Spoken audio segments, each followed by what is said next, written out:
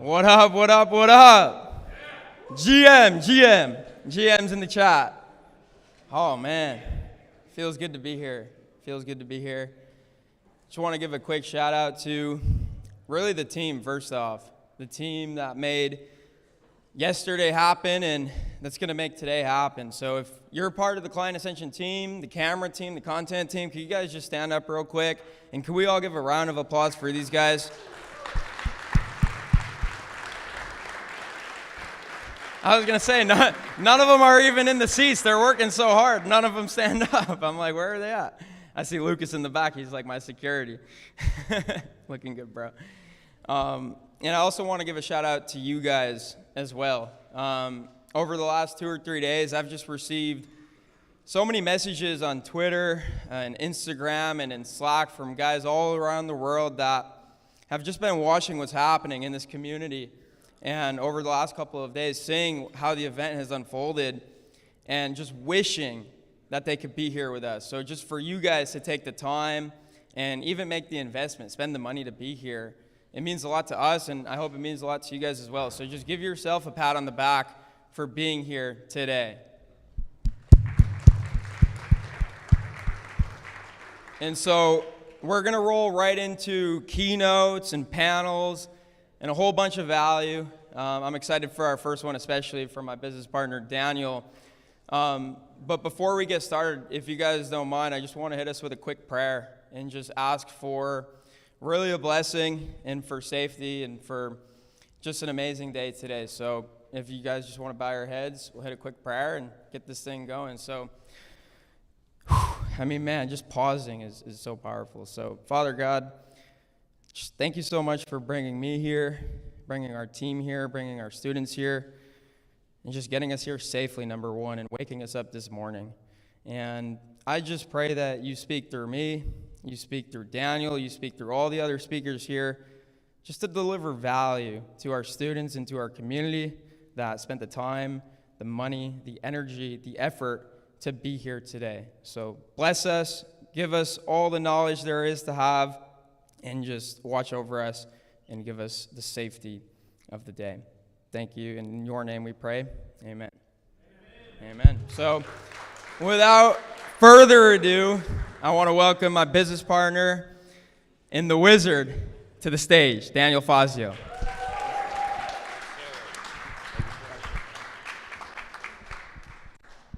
Is this on? Yep, there it is. No, I don't need that. I got the Tony Robbins mic. What's up? All right, I'm going to talk some shit today. We're going to Web Summit in 2 weeks. And I have to do this in front of 11,000 people. And we're all in the Slack with like Oliver, Christian, Dan, and Andre. And they're like, so who's gonna do the presentation? I'm like, I'll fucking do it. You know the Goofy meme where it's like the psycho Goofy? Where it's like, I'll fucking do it again. That's me. But anyway, I don't have slides. I just have like a bunch of stuff written in my notes, and it's definitely not going to take 45 minutes. So if you guys want to like think of some kind of like, at the end I'm going to take questions, some kind of like meta concept questions that could be particularly useful to a large group of people. It'll probably be Eamon. But that would be dope. So first kind of concept I want to go over is if you let's say you have some offer, it has some promise, you have some landing page that says whatever, your VSL says whatever, your sales ability exists at some level. That's an instance. Like it's just an instance of reality where it's like that's your capability at that one moment. And you look at guys like, I don't know, like me, like Eddie back there, he's made a bajillion dollars.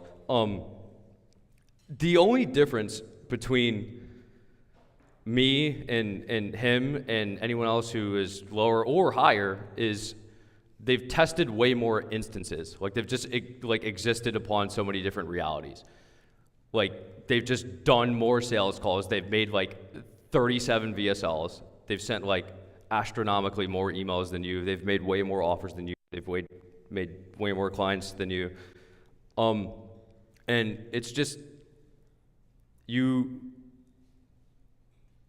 there's a direct correlation. The only thing that is the difference between you and people who make a shit ton of money is it's literally actually just experiencing a vast array of capabilities.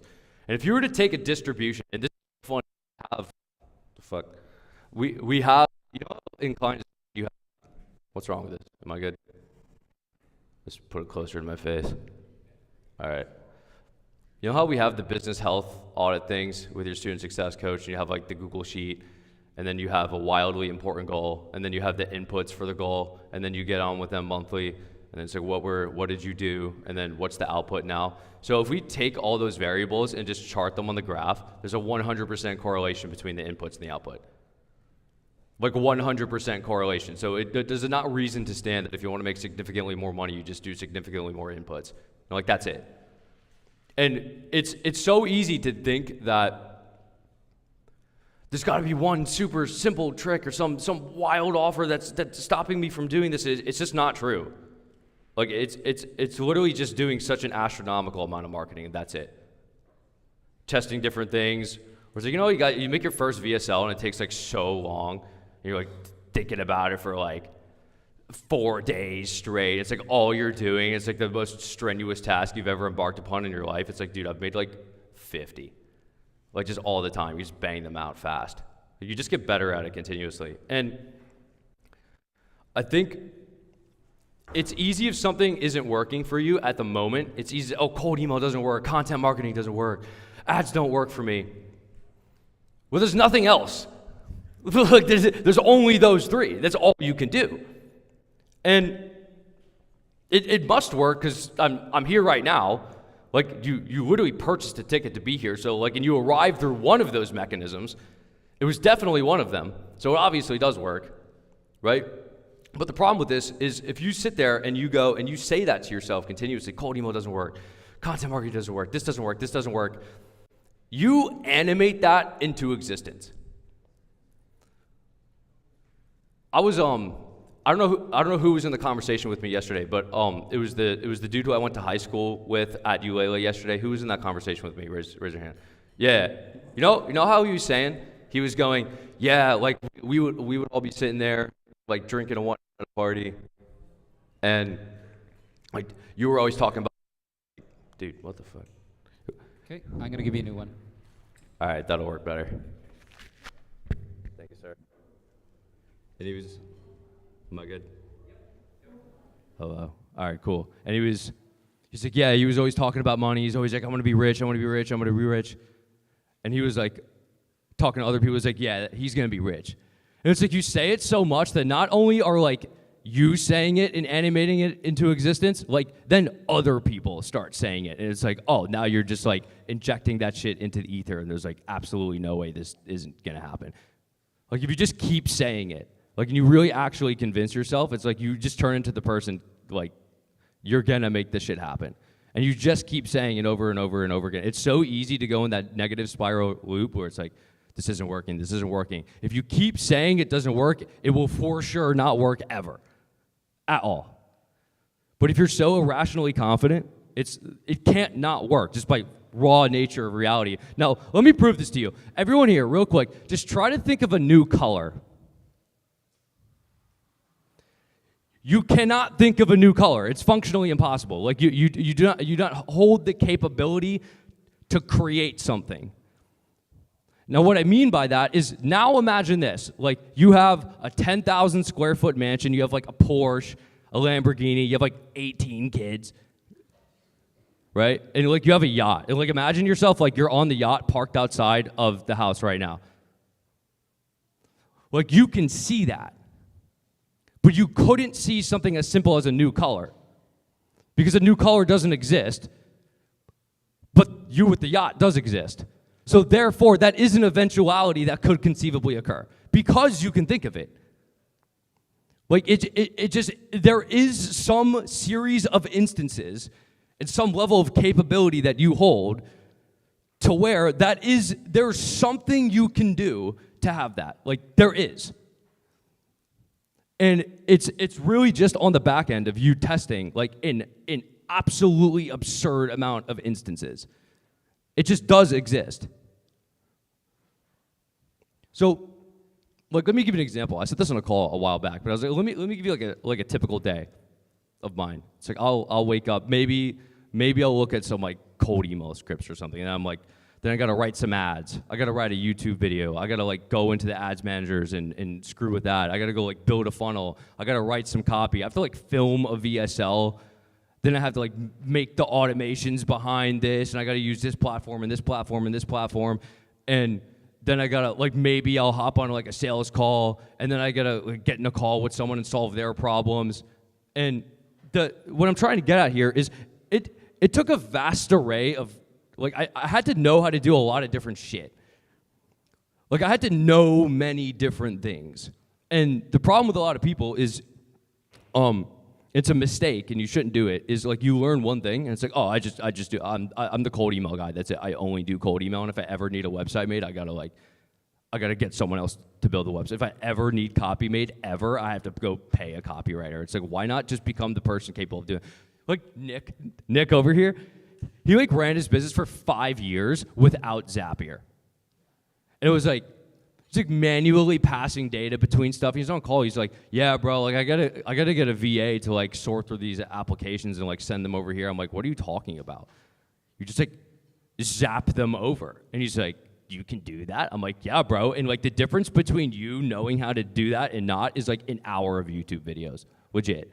And that's exactly what you did. And now you just like automate it. And it's like, it's like so simple. Like it's so wild because people would be like if you don't know how to run ads, for instance, or like you just don't, like you go into like a different UI, like you go try to make like Google ads and you look at it for the first time, you're like, dude, what is going on here? Like there's a lot. And it's like the difference between you knowing how to use that platform and not is like watching 2 hours of YouTube videos at 1.5x speed. Like that's it.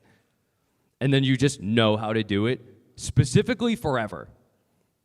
Because when you learn new things, you know how like, you ever hear this? Like if someone, like chess grandmasters, and they're in a tournament, they burn like 15,000 calories. Like, and they're like exhausted at the end of the day. You literally use calories thinking. So it is the equivalent of working out if you go learn something new, because you're literally wiring new connections between your neurons. Like that takes caloric energy to do it, and it is the equivalent of you going and like trying to hit a squat PR. Like it's hard. It's like actively difficult. So what happens is you probably sit there and you're like, oh, I don't want to go to the gym today. And it's like, well, you don't want to go learn other things too, because it is as equivalently calorically necessary. So what I'm trying to get at is if you only know how to do a couple things, you're going to be severely limited with how many instances that can actually elapse. Like, all I know how to do is cold email. It's like, okay, cool, but what if, like, someone comes to you, and for whatever reason, they're like, let's say a common offer with cold email is like, hey, we do $250 per call booked. It's like, okay, but what if you made a bunch of ads for them, and you were getting the calls booked for like $100? Does it not make sense to also sell those calls for $250? Like, does it not make sense to also do that? Or for instance, this is a good example. I was talking to these one guys, and I was like, you guys should sell UGC ads as a service and sell it to e-com brands. And they're like, well, we don't know how to do that. And I was like, if I told you I'll give you $10,000 right now for 70 ad creatives, how fast are you going to figure that out? They're like, oh, in like 24 hours. Then like, then why are you letting any other 24-hour period elapse without you just knowing how to do that? Like, oh, and he's like, yeah, I gotta go like set that business up. It's like, but you just told me if I give you $10,000, you can figure it out in 24 hours, right? He's like, yeah. Then like, why wouldn't you just go pitch it right now and like actually get $10,000 for it? And he's like, oh yeah, that makes a lot of sense. And it's the amount of work it's really just not as difficult as you think it is. Like I say this all the time, oh, it's so simple, but it's like, it actually is so hilariously simple. Like, if there's 1 million locks in existence, there's 1 million locks with treasure behind all those doors. And 100 unique keys, it is useful to acquire one new key to a very large degree of leverage. Because one additional new key will unlock 10,000 more opportunities. You see what I mean? Because there's only a finite amount of skills that you could ever acquire. Like you learn how to use copy, you know how to do automations, you know how to send cold emails, you know how to do sales calls. If you don't have the capability to do any one of those, there's a very vast array of doors with treasure behind them that you are incapable of accessing. Like it's just a huge mistake for you to not just go acquire a shit ton of knowledge. So, I think a useful question to ask is, I see this all the time, and people, I have an offer problem, bro, like no one wants this offer, like no one's buying this for me, and I'm gonna use like cold email lead gen as an example, and they're like, maybe their landing page says something like, oh, we help our clients get leads. And it's like, all right, cool. No, let me ask this question. Would you sign yourself as a client? And then it becomes very clear to you, like, what would be necessary for you to qualify them as a client. So, like, for instance, what are you going to tell them? It's like you need a quantifiable offer, you need a risk reversal, and ideally you need case studies to back up the claim. Right? So does it not make sense for you to also employ that yourself? Like, oh, you sell ads or something like that, and you do ads for info marketers, and you know that like the best info marketers are the people that got like a very unique kind of maybe unique mechanism. There's a risk reversal behind it. They got some case studies, and if you don't have that, it's like it's extremely hypocritical because it's very simple flow chart. Like, would you sign yourself as a client? No. Why? Then take those whys and be like, okay, then just do all those whys. If the answer is yes, I would sign myself as a client. All right, congratulations. Other people will also buy that. Dude, you guys know Brian Moncada? Like, I love Brian Moncada. He's the best. And he was telling me, he's like, I'm trying to sell my mastermind. Like, what would you think about joining? He's like telling me what's inside of it. And I was like, I don't want that. What I do want is I want ad creatives, because I bought ad creatives from him before. He scripts it, edits it, and produces it, does all that. And I was like, dude, you need to, if you want to sell your mastermind, like you have to appendage this very specific deliverable or like quantifiable result behind it. It's either like, if he wants to sell his mastermind, it's either like you got to promise some specific revenue increase with a guarantee, or you need to give some tangible deliverable on it. I was like, start appendaging like 5 done-for-you ad creatives on top of it, and I promise it's going to sell. And he hits me up like 5 days later. He's like, dude, this shit is selling. I'm like, I fucking told you. I'm always right. I was talking about this a lot yesterday, but you guys really need to do content marketing. And like the best way for me to explain that to you is I made a new VSL. And when I was switching it out, I was looking at the Wistia stats of the old one, and it had like, over like 6 months or something, it was like 22,000 views. And I was like, dude, it only took like 22,000 views on that VSL to make like 3 mil. Like literally 3 mil elapsed through that VSL. I was like, that's kind of insane. And then I'm scrolling on YouTube, and I see like Iman Ghazi video. It's a VSL, like just on YouTube. It's like 5 million views, and I'm like doing the math in my head. I'm like, oh my God, that's so disgusting. That's so wild. And there's so many people sitting behind their computer, like, I want to sign clients. I'll do anything to sign clients, except post a YouTube video of yourself. Like, you do anything but that. And it's interesting because a lot of people might be like, I'd love to do something like client Ascension, like own a client Ascension. But a lot of you guys, like, you're like, oh, look at Daniel up on the stage. And then like you have to get up on the stage. You're like, oh, I'm not doing that. And it's like, well, that's what's required in order to run something like this. Like, you got to get up on stage and like speak to many humans, like astronomical amounts of humans. So I think Most people don't make content because they're scared. But let me ask you something. Just raise your hands. Have you ever gone to a club by yourself? Have you ever gone to a club with one person, like specifically a nightclub, just you and one friend? Just raise your hand if you have. Have you ever gone to a club with 20 people and got like 2 tables? Raise your hand.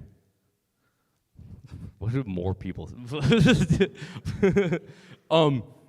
So let me ask you something. If you walk into the club either by yourself or with one friend, how loud are you? You're not very loud. Because if you start drawing attention to yourself, it's risky. Like it's literal risk to draw attention to yourself. But if you walk in with 20 people and you got 2 tables, you are loud. You're making noise. You're drawing attention to yourself. Like very much. You're taking the maximum amount of risk. And if you're just sitting in fucking Kansas and you got Evan and you don't know anyone, or you're not in like any kind of community or something like that, and you post a YouTube video and you get a mean comment, that fucks you up for like a minute. Imagine you're at the club and it's just you or one friend, and like some dude tries to like, I don't know, he comes up and like starts talking shit to you. It's like, you're like kind of like, oh man, like shit. But you're with like 20 people, it's like, I don't care. It just doesn't matter. Because there's this force behind you. And it's the same thing as if, like, you guys ever get, like, angry cold email replies or, like, dumb comments? You just screenshot it and put it in client Ascension. Because you're, like, upset about it, actually. Like, it does screw you up. But then you put it in client Ascension or, like, any other community. You just screenshot it, and then you got, like, 4 other people, and they're like, yeah, that guy's a dickhead. And it, like, immediately solves the problem. You just don't think about it anymore. It's like that's the resolution to the problem. Like just show it to other people and just make fun of them, and you're like, oh, you're good now, right? And you don't want to be. You ever like that kind of club example where it's like you ever go out with a squad and maybe there's just like the one dude who's sitting on the table. He's just like not really talking to anyone. He's like not saying anything. Like, don't be that guy in the group. Like, participate in the group. Like, actually. So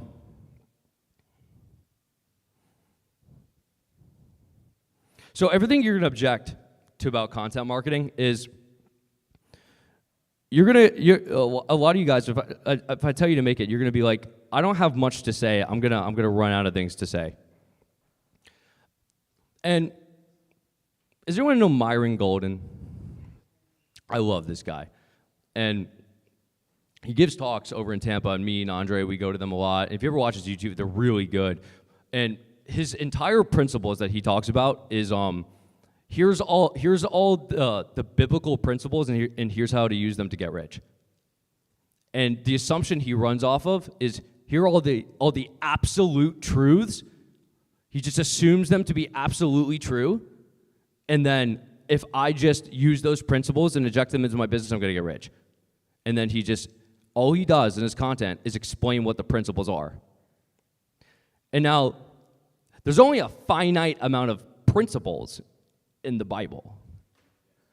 There's only so much stuff in there. So, what he does is, I'm going to take just like a random number. It's like 10 things. Right? Assume you guys all, I do marketing in this capacity, and there's like, let's say there's 10 principles, right?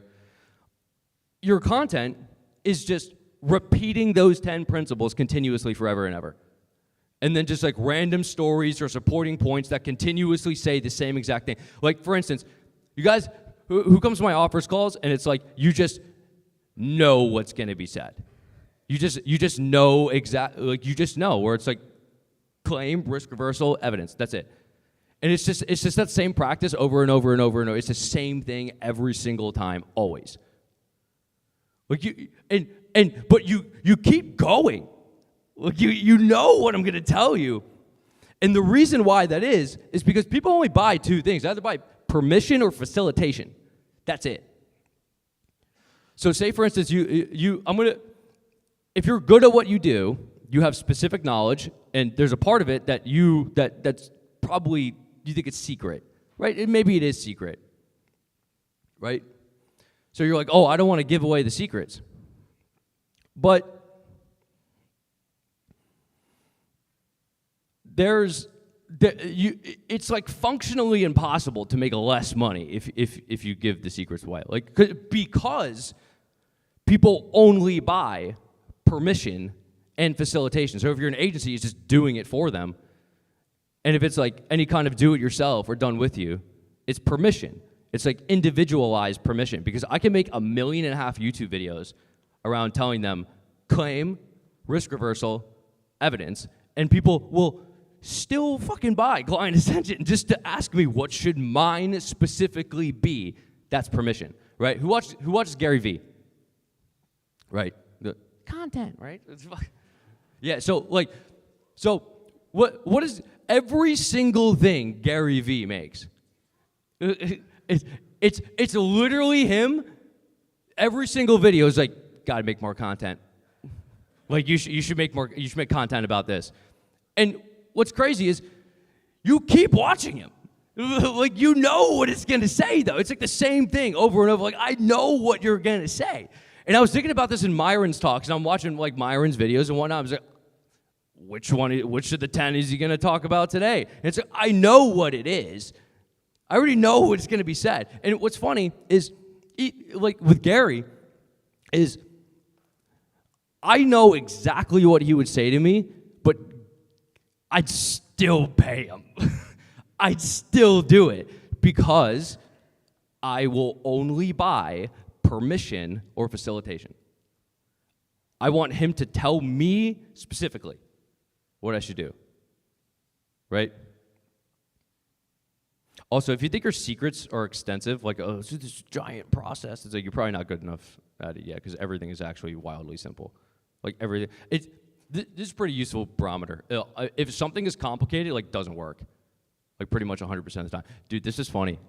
We had for like our placement offer, there was a problem, and it was a lot of people were coming in. So it's like a recruiting offer. You pay up front, you get a commission-based cold emailer, and people were coming in, and they were like, I thought it was commission only. I didn't know I have to pay. And then like, you're like, oh, how do I solve this issue? I gotta like refilm the ads and like say it different. And I'm like, oh no, I'm just gonna go on the landing page and just like put that there's an upfront fee, and that's it. Solve the problem immediately. It's like, all right, cool. The simplest possible solution is like always the best one. So anyway, or if you think about like Alex Hormozy. He says he doesn't sell anything, but he's like, oh no, you're giving away equity in your company. It's like the most expensive thing you could ever pay. it's like, but still, I would consider doing it. But I already know everything he says. Like $100 million offers, $100 million leads. And all he would do is tell me what's like in the books, like for sure. But it's still like a considerable offer, because it's like I would buy individualized permission. People, if it's info, kind of like agent, they only buy permission or facilitation. It's very interesting. So I want to talk about why bullying is the best marketing strategy of all time.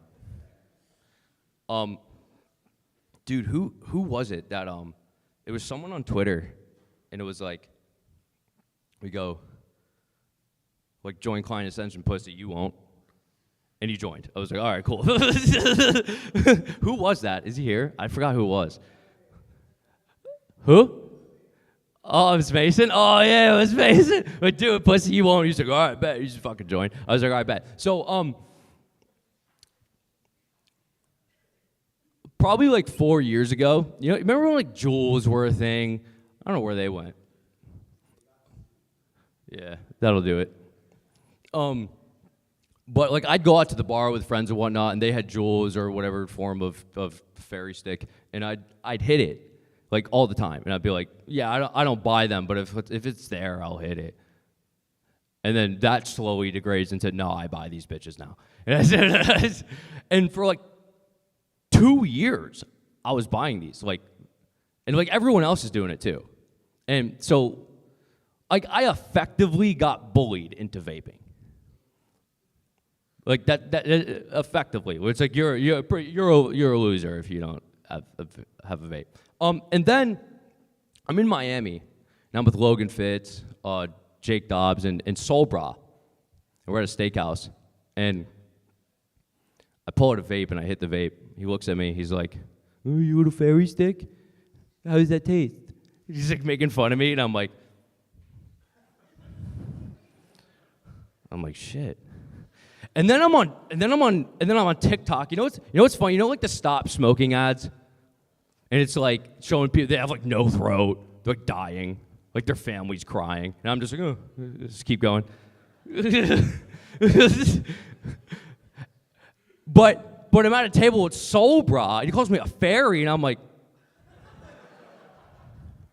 so, and then I'm on TikTok, and you know the one meme where it's like he's at 10, but I saw like some baddie on TikTok. He's at 10, but he vapes, and I'm like, oh shit. And now I'm sitting here and I'm thinking, so that happened with Soul Bra, and then this girl said that, and now I'm thinking about it, and I'm like, that's really interesting because the bullying was more effective of a mechanism than the prospect of death. Like the fear of death was less convincing than being bullied by people. I'm like, damn, I'm gonna bully the shit out of some people. This is gonna work. And that's how Mason's inclined Ascension. But yeah, that's all I got. Eamon, I assume you have a question. All right, who's got something for me? I wanna spit bars. Hello, Nikia. How are you? Yeah. So one of my fears was, if I started doing YouTube videos or more content, how do I not box myself in? So I think my fear is not that I don't like what I'm doing, but I have this fear oh my god, I'm gonna be stuck talking about lead gen. Yeah. All the time. So how do I? Because I'm not just one thing. Yeah. All right. So, I actually should have made slides. I'm a dickhead for not doing that, but. Imagine there's a circle. It's like individual squares around a circle, and there's 3-5 smaller squares in front of it, and those are supporting points for a specific. So lead gen. I don't know. For instance, it could be cold email copywriting is one. One is setting up the tech. One is LinkedIn automation, what to say in LinkedIn. So there's copywriting tech, and then there's response handling, and then there's sales processes, and then there's others how much volume you should send. There's all these random little supporting points around something. So there's this giant circle, and then you have examples or stories that support the point that I am correct. And that's kind of the frame you have to, you can't, if you make content, or just, even talk to anyone, trying to sell something, it's you can't be well, I think this will work. It's no, I'm correct. You see what I mean? And all these stories can, piece together, or they'll make, a bunch of unique combinations continuously over and over again. And it's you could make, an infinite amount of content if you just have, 20 examples of stuff. That's it. And you just interchange them, elements for money. All you're doing is you're literally picking a square, and it's I'm gonna prove myself right about this today. And then you just use an example to prove yourself right about something. That's it. Yeah. Anybody else got anything? All right, give it to me. All right, so Daniel, when you talk about problems, you always talk about business problems. Something's wrong with your offer, something's wrong with your emails, or something's wrong with the content or whatever. But I feel a lot of us also have maybe personal problems in our lives that might be holding us back in business too. Could you talk about that a little bit? Maybe what are some common personal problems you see in your students or in your peers, and sort of how we should navigate those? All personal problems stem from you feeling like you're not good enough. Where it's I don't know, let's say for instance, you're with a girl and she cheats on you or something. If you like think so highly of yourself, it's like, oh, whatever. Like, you know how people will be like, oh, well, like, you're the prize, but it's like, oh, sometimes you're like not. And like, if you just like accomplish so much, and like you know how capable you are, it's just like it doesn't matter. It's like, I don't care. You know what I mean? Like, and it's not like you're saying I don't, like, you functionally do not care. Like, you just don't. Like, you're incapable of caring about something like that. Where it's like, dude, you know how like, you start tweeting, you get like a bunch of like dumbasses, people start talking shit like all the time, right? Maybe, and you see you got like 3,000 followers or something like that. People like comment dumb shit and they just say dumb shit sometimes. It's like, imagine what that's like when you have 130,000. Dude, it happens like 8 times a day. Like, legit. Like, people would talk shit to me, and it's like, I don't care. But it's not like I'm acting like I actually don't care. It's people will be like, oh, this guy doesn't know what he's talking about. It's like, oh yeah, of course, yeah, definitely. And then you just see what I mean. So this is people. You need to be confident in yourself, but it's like, well, like sometimes some people, maybe you're actually not a good bet, but you just become the person who is a good bet. And that kind of stems back to what I was just talking about, like, like a vast array of capabilities where it's like, I've done so much and I know so much and I can facilitate so much, right? And it's like, it's just indisputable at that point. I think Rosie talks about this, where it's like, just, it's not that you have to like act like you know what you're talking about. You just like do know what you're talking about, and then that's it. You got something, Eamon? You on the mic?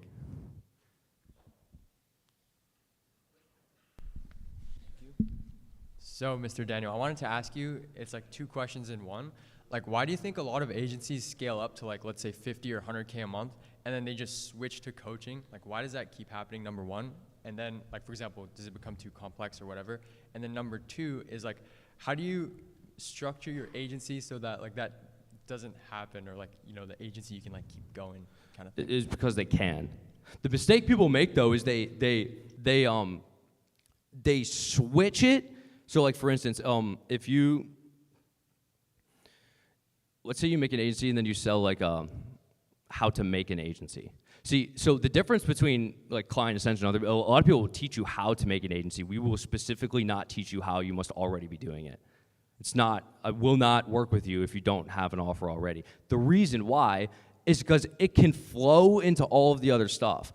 So like, if you imagine the funnel, it's like, we're gonna have the low ticket scripts funnel soon. And then you have cold email mastery, we have Client Ascension, we have the Client Ascension Mastermind, and like random events, and then we have List Kit. And what's interesting about that is you can enter, and the placement offer, you can enter at any point and logically proceed to any of the others. So there's a category of people where it's like, oh, the guy runs a coaching program, he couldn't make the agency work. Yeah, for some, but some it's like, oh no, this is like a very deep funnel where it's like you're gonna lead somewhere else. Like, there's a reason for this. So it's like, for instance, the function of a cold email mastery is to get people for the placement offer. It serves no other purpose, right? And like the low ticket scripts funnel, the function of that is to get List Kit customers, where it's like, this is really interesting too. Sometimes you have to make your TAM. Like, your TAM is too small. So like, if people try to sell to like internet marketing type coaches and consultants or whatnot, like, dude, I'm like tapped out, like can't really like get past 100K a month. It's like, bro, because there's like 10,000 in existence. Like, it's very small and they all know each other. It's like, it's very, very, very small. Like, what you actually should do is, in that instance, make a biz op to create your TAM. Like, for instance, Vince teaches people how to make coaching programs and then sells them content marketing as a service on the back. He's making his TAM. He's literally making it. And typically what happens if you introduce someone to a biz op, like, they don't even know anything else exists ever. And they kind of just like, they tend to stick in your funnel. It's very, yeah. So if you do make one, it has to lead to something else. You see what I mean? So like, for instance, you could be like, oh, they run a video agency and they like outsource the work to you. Or it's like you do like a recruiting offer where you place video editors in other people's video editing agencies.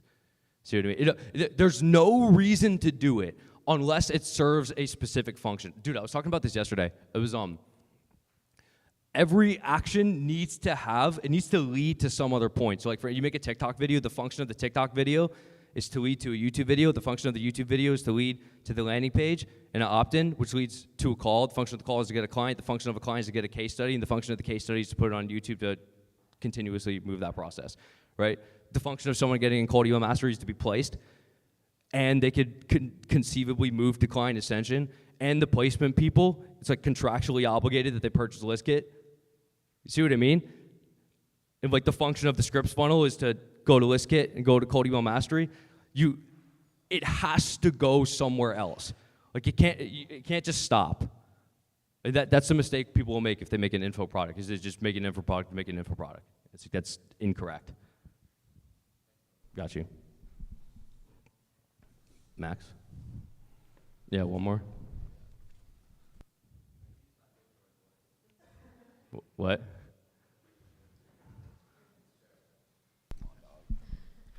I love bullying.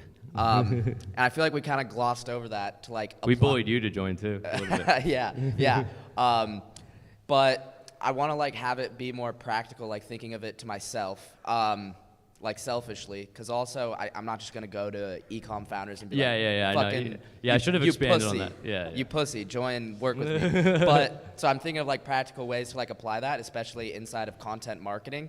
And so I'd be curious to hear your thoughts, like what I think is like kind of attacking people that aren't doing like the new way of like the ecom funnel, like like kind of bullying people into being like, if you aren't doing this, like you're a boomer. And these are all the like not like obviously saying that, but kind of being like the new thing. And it's like, if you aren't doing it, like you're just a boomer business and like shit like that, and like subtly mentioning that. I'd be curious to hear your thoughts on how you can incorporate that into like targeting towards like founders and like subtly bullying them. Yeah, like FOMO and fear mongering. Yeah. Effectively around like, this is my way of doing it, and it works so wildly well. And there's going to be a point where if everyone who isn't doing this, it's just not going to work. Like, who's such a good example of this? It's funny because Taylor Welch is going to be here later, but he taught Cole, and Cole made it like very mainstream. You have to have a setter, which is like kind of actually true to make ads work. So like we have YouTube ads running right now, and both our setters are here, so they're like obviously not calling the leads. Where's Kendra and Antoine? Yeah, they're just chilling. And I open up the Google ads, I'm like, why did my cost per call double? I'm like, oh, the fucking setters aren't working. That makes sense. But yeah, kind of like giving evidence around like, if you don't do this, it literally will not work. Like the market is shifting. Like if you don't have this, like here's evidence. Like I did it with this client. Look at this. Like FOMO, fear mongering. Yeah, that's how you do it. Got you. Is it even working? Is it on? Hello? Oh boy, here we go. Hello, sir. Sir. One of the things you said earlier was the instances and like, hey, you need to learn this skill. And I was thinking about this. I thought it'd be a useful question for everyone. What skills though are just not worth it to learn? Like, where is it you're doing something and there's no need for you to learn that skill? And I have a part 2 to that. Like coding, like developing. Okay. Yeah. Yes. The word, like we got Oliver over here as the CTO. He's like, no shot I ever learned like any form of like. Yeah. Like, I'm just not doing it. So I saw with everyone doing. Yeah, AI. but the problem is that like it'll be something so simple, like using Zapier, and it's like, bro, the leverage around taking an hour to learn how to do this versus not is it's so outweighed. But like pretty much every like integral skill, you know, there's people like, oh, learn a skill, sell it as a service. Like all of those, you should know how to do all of those, right? Copywriting, sales, like cold email, you should know how to write ads, you should know how to build funnels, like you should specifically know how to like use every site. It's funny because they're all the same too. Like if you walk into Go High Level or ClickFunnels, it's the same thing. Like any website builder, it's basically the same thing. If you just functionally understand how each like category of thing work, you could just immediately figure out. And that you got to become the person capable of learning things. Let me give you an example. So I have like this like touch sink at my house. It's like battery powered. It just died. And I was like, oh, fuck. I don't know how to fix that. Just go on YouTube and figure it out. And like, I couldn't find the exact model, but it's like, oh, you just do this and this. And I'm like, I'll fucking figure it out. And I just did. Like, it's like some people are like, no, I gotta call the plumber or the electrician. He's gonna pay like $200 and wait like 2 days, have no sink. It's like, no, just figure this shit out. Like, and that's the equivalent of you like not knowing how to just write some copy. Where it's like, oh, you gotta go hire a copywriter now and wait to just, you just know how to do it. Like, it's just faster. Like, it just makes your life significantly easier. There you go. Do you know Mad Dog Mattis? Who? The general, Mad Dog Mattis. So the United States general, like fucking 5-star general. And he was saying that effective leadership is accomplished at 70% understanding of the topic. So you only need to understand something to 70%. What's your thoughts on that? Yeah, I mean, I don't think you have to be like a world-class copywriter to just make a VSL that actually works. Yes. So how do you know? How do you know when you're at like the competent amount of level of understanding? You put it up and someone buys from it. Beautiful. Yeah. These aren't my questions. Let's just ask useful questions. Yeah, There you go. What's up? All right, let's do one more. Or the thing to Ori. It's the last one though. We gotta move.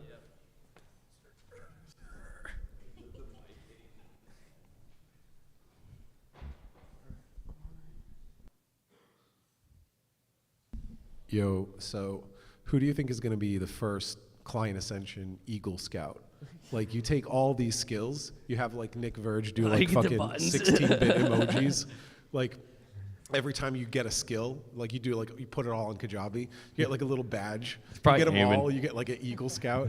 Like, why don't we just do that shit? Just gamify all of it. See who gets there first. Eamon's like a machine. You just tell him to do something. He's like, okay. Fucks off for 4 days. He's like, all right, I did that. I'm like, oh, cool, all right. It'll make it. Oh, dude, this is actually like so important. It's like totally cool if you're like, I don't know, you have like some kind of like mentor, or like I don't know, and you ask them hella questions. It's only annoying if you don't do what they say. Eamon is not annoying because I tell Eamon to do something. He's like, all right, got it, just does it. Like zero delta, like zero lag between that. Like, just fast. Yeah, Eamon's an Eagle Scout. Congratulations, brother. All right, guys, we're moving on. Thank you very much.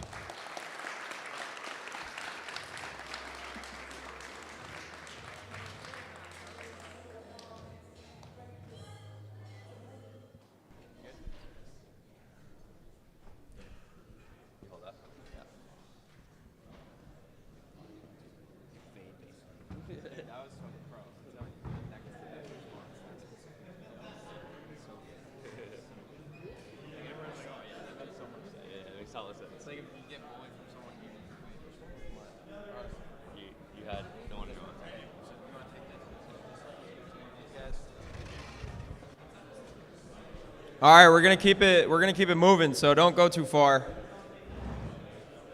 Don't go too far. Christian, the prospect of death. Thank you, sir.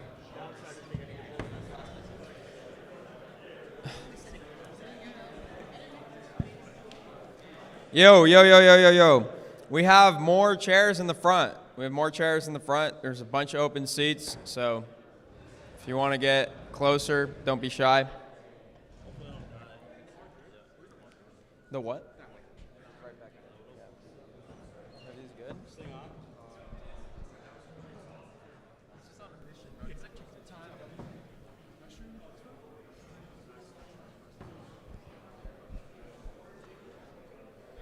All right.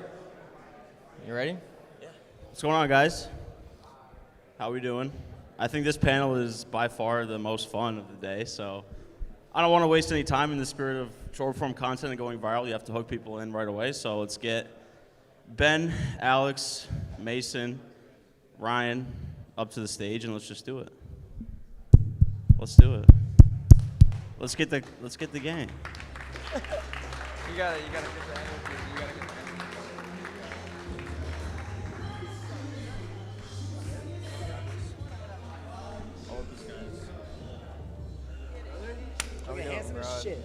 Shuffle in there. What's up? Let's go, bro. What up? Crush it, bro.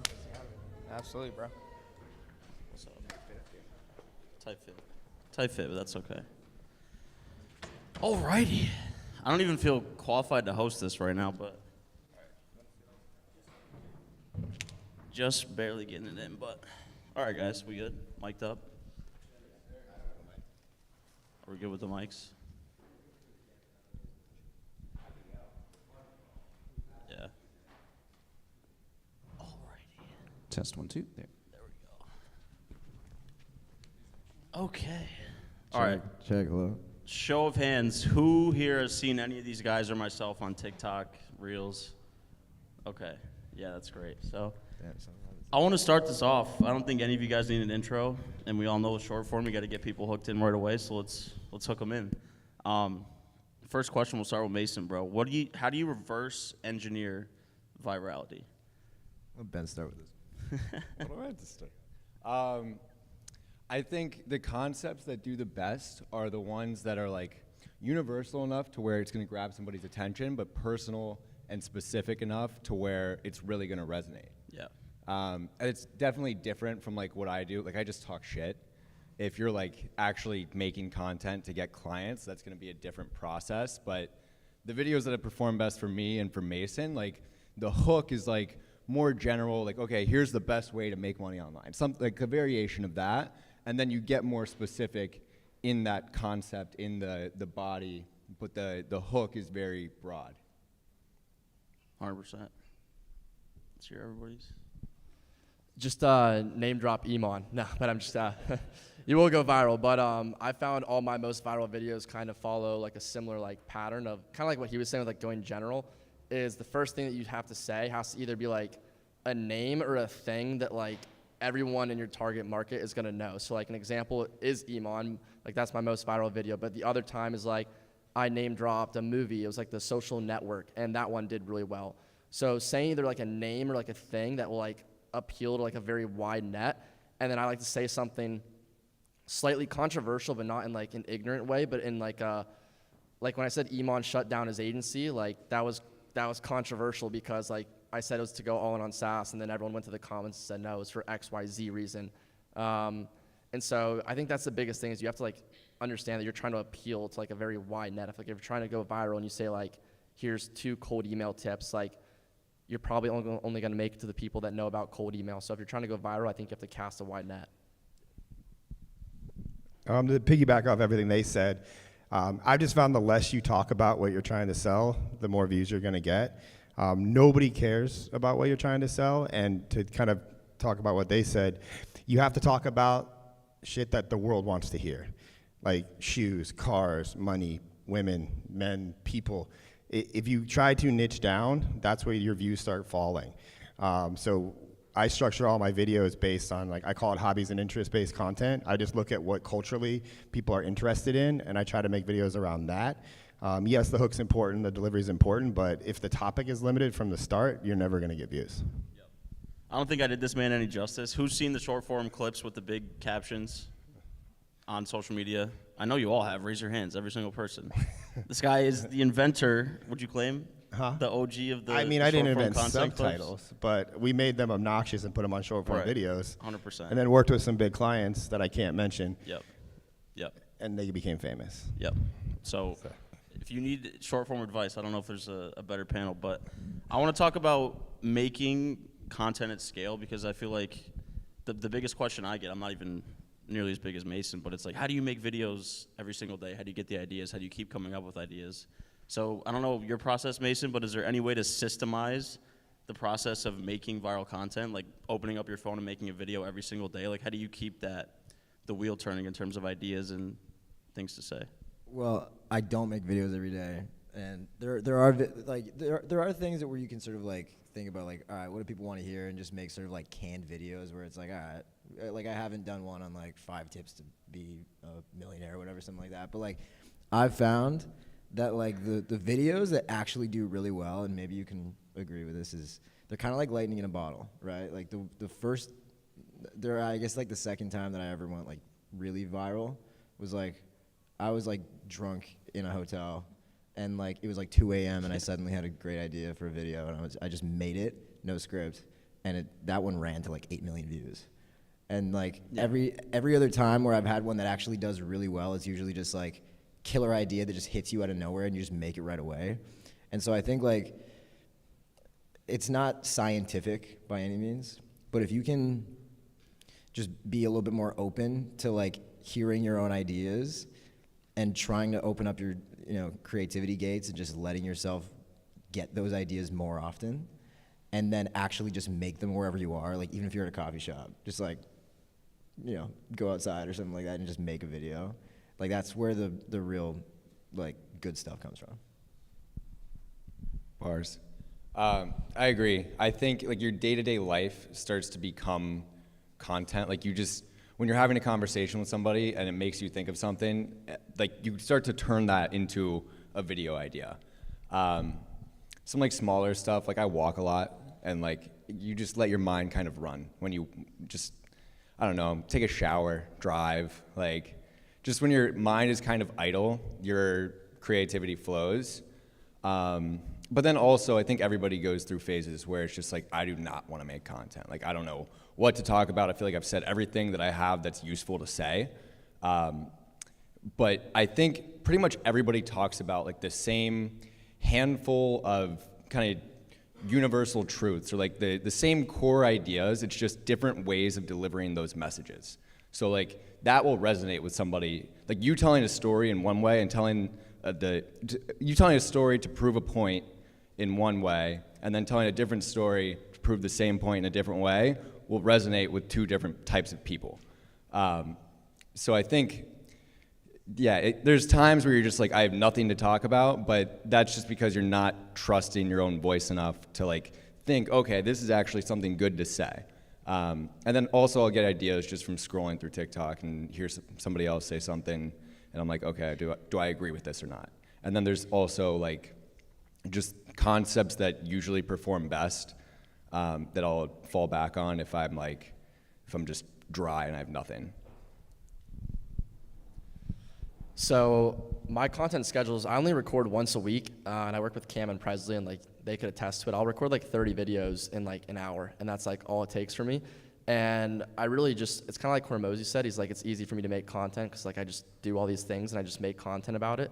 So I would say like half of my content comes from that, of just like random things that I learned this week across the different companies. But then the other things, and I forget where I saw the statistic and exactly what it was, but it was like most of your followers actually like don't see all of your content, right? And so like most of the time you're putting out content, you're actually like, it's getting to new people.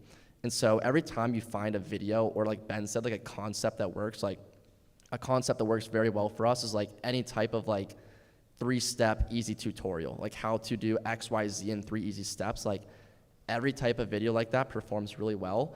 And so when we find a concept or a video that works really well, we kind of just like obnoxiously run variations of it. And it's gonna perform every single time, and you're not gonna like annoy your audience because they don't even see every single video that you put out, or at least most of them don't.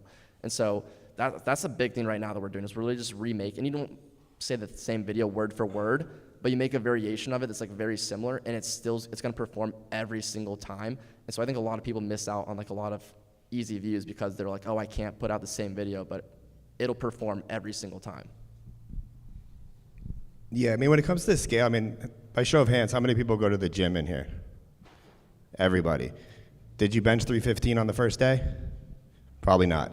So when it comes to making videos, like bulk filming is your friend, but most people, it's like a muscle. You can only film, like, you know, he's got up to 30 videos in an hour. Like, you didn't start there.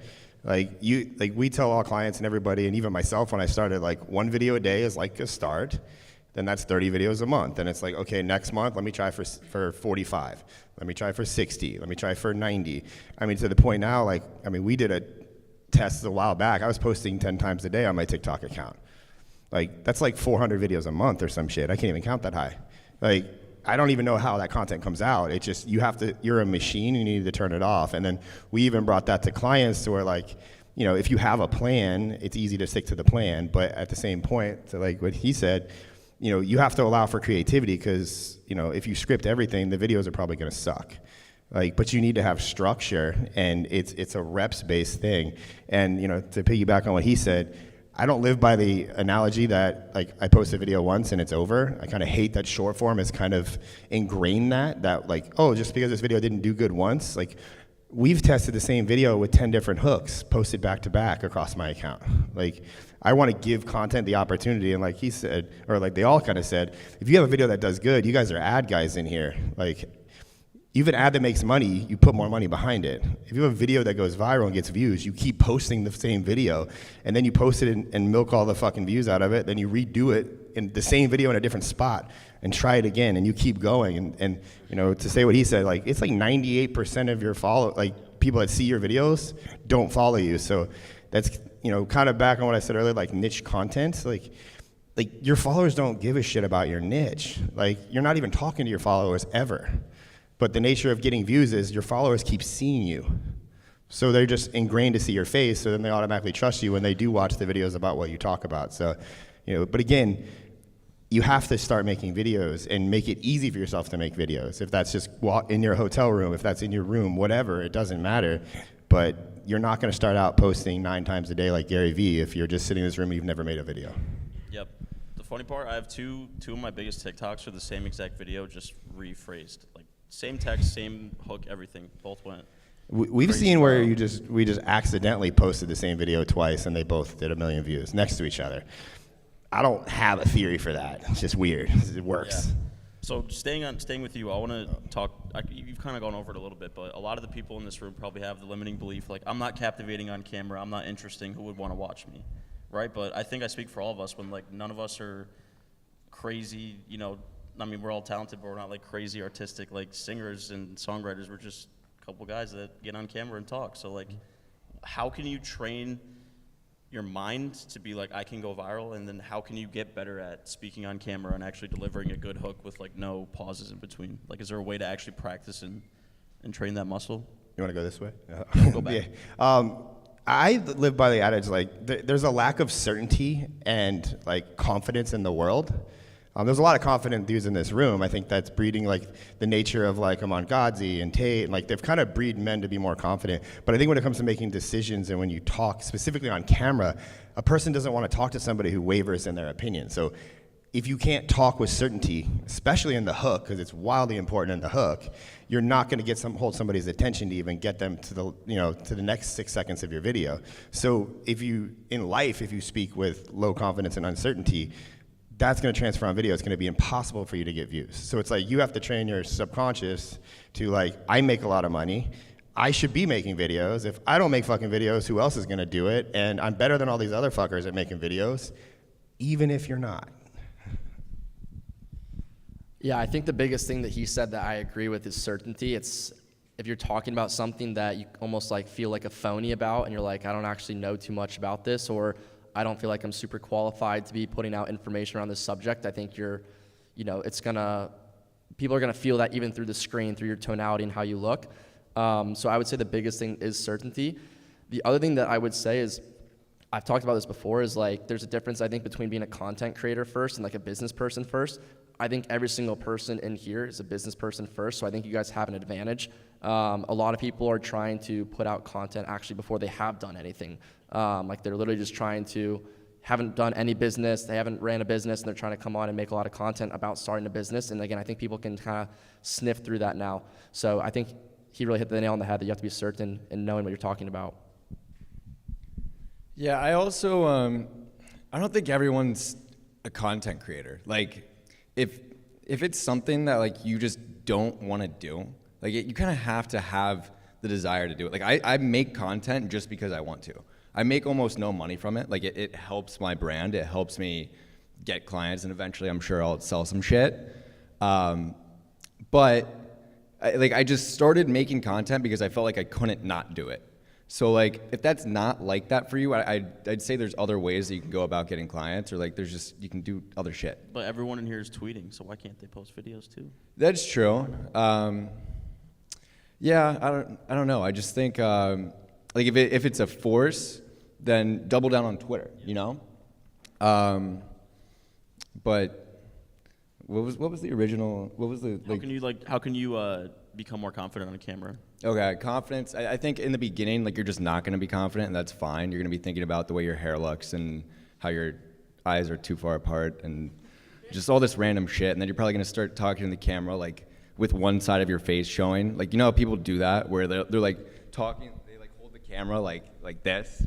So it's just like, because you can see that they're insecure about the way that they look, so they're like positioning themselves weird. So you go through that phase, and then once you get through that, like then you go through the stuttering phase, and then eventually you just kind of forget that you ever sucked. Like, it's just reps, it's anything. It's gonna be awkward. There's gonna be a learning curve. You're gonna suck at first, and that's fine. I agree with Ben. It's definitely something you kind of either have or you don't, but that doesn't mean you shouldn't try. Like, everyone kind of starts off, you guys all know like the YouTube accent, where it's like you're a little too excited to be like on camera right now, but it's like totally fake. Like, what's up, YouTube? Like, no one actually makes content like that. But you start off sort of at the extreme, and then you like slowly over time, as you become more confident, just become yourself. I remember you told me to talk to the camera like I'm talking to a friend. Like, when I first started making videos, they sucked. And you were like, Ben, stop being an idiot. Like, just talk normally. You don't talk like that. And I did, and then it started working better. And now you talk to the camera like you're talking to the love of your life, bro. It's very intimate. You ever watch a Ben Bader TikTok and you're like, oh my God, like, you feel it, you feel butterflies, bro. What was my point? Oh, it's kind of like writing, right? When you start writing, you're kind of writing like a copywriter. Like, you're using like the buzzwords, like demolish this, whatever mechanism. And then, like, once you start to become more confident, like, you use your own vernacular and you use your own language, and it just becomes more you. But you have to go extreme first and, like, basically do, like, the default one, like, everything, like, the TikTok voice, because it does work. But to build a real audience and to build people that actually trust you, like, you will become yourself sort of along the way. Growth. Yep. Pass it. And also, too, kind of to go on what he said, like, TikTok videos and like reels, like, you have to amplify your energy to a bit once you get comfortable. And, kind of go on what you were saying, you guys in this room are probably smarter than all of the content creators, or 99% of the content creators on the internet right now, because you actually understand the fundamentals of running a business and agency and making money. Most people start making content, and to go what he said, they're not making it to start out to make money. And I think that framing is different for most people, that they're like, if you are literally gonna say, I need to make this video and I need to make money, you're not gonna make money. Like, it has to come from, you're a content creator first, business owner second. Right now, you're business owners first, content creator second. And when you make that shift, like, understand that content is a fucking job. Like, I don't know how many videos these guys make, but I'm sure it's a lot. You don't get a following. Like, we posted like 1,300 videos on my TikTok to get me to 300,000 followers. Like, that's not fun anymore. Like, and it won't continue not to be fun, but I do like the money and the shit that comes from doing it. So, looking at it like a typical 9 to 5, like, yeah, I need to make money, I need to fund my agency, I need to sell products, and to do that, I need to show up on camera. And nobody wants to listen to a boring dude show up on camera. And I think it's that decision that you guys can make in your mind, and a lot of that confidence that you might be lacking could also come from, like, what have you done in your actual life? Like, there are a lot of younger people in this room. So, like, I'm 40, I'm old. Like, I've done a lot of shit, and I have a lot of confidence talking about it.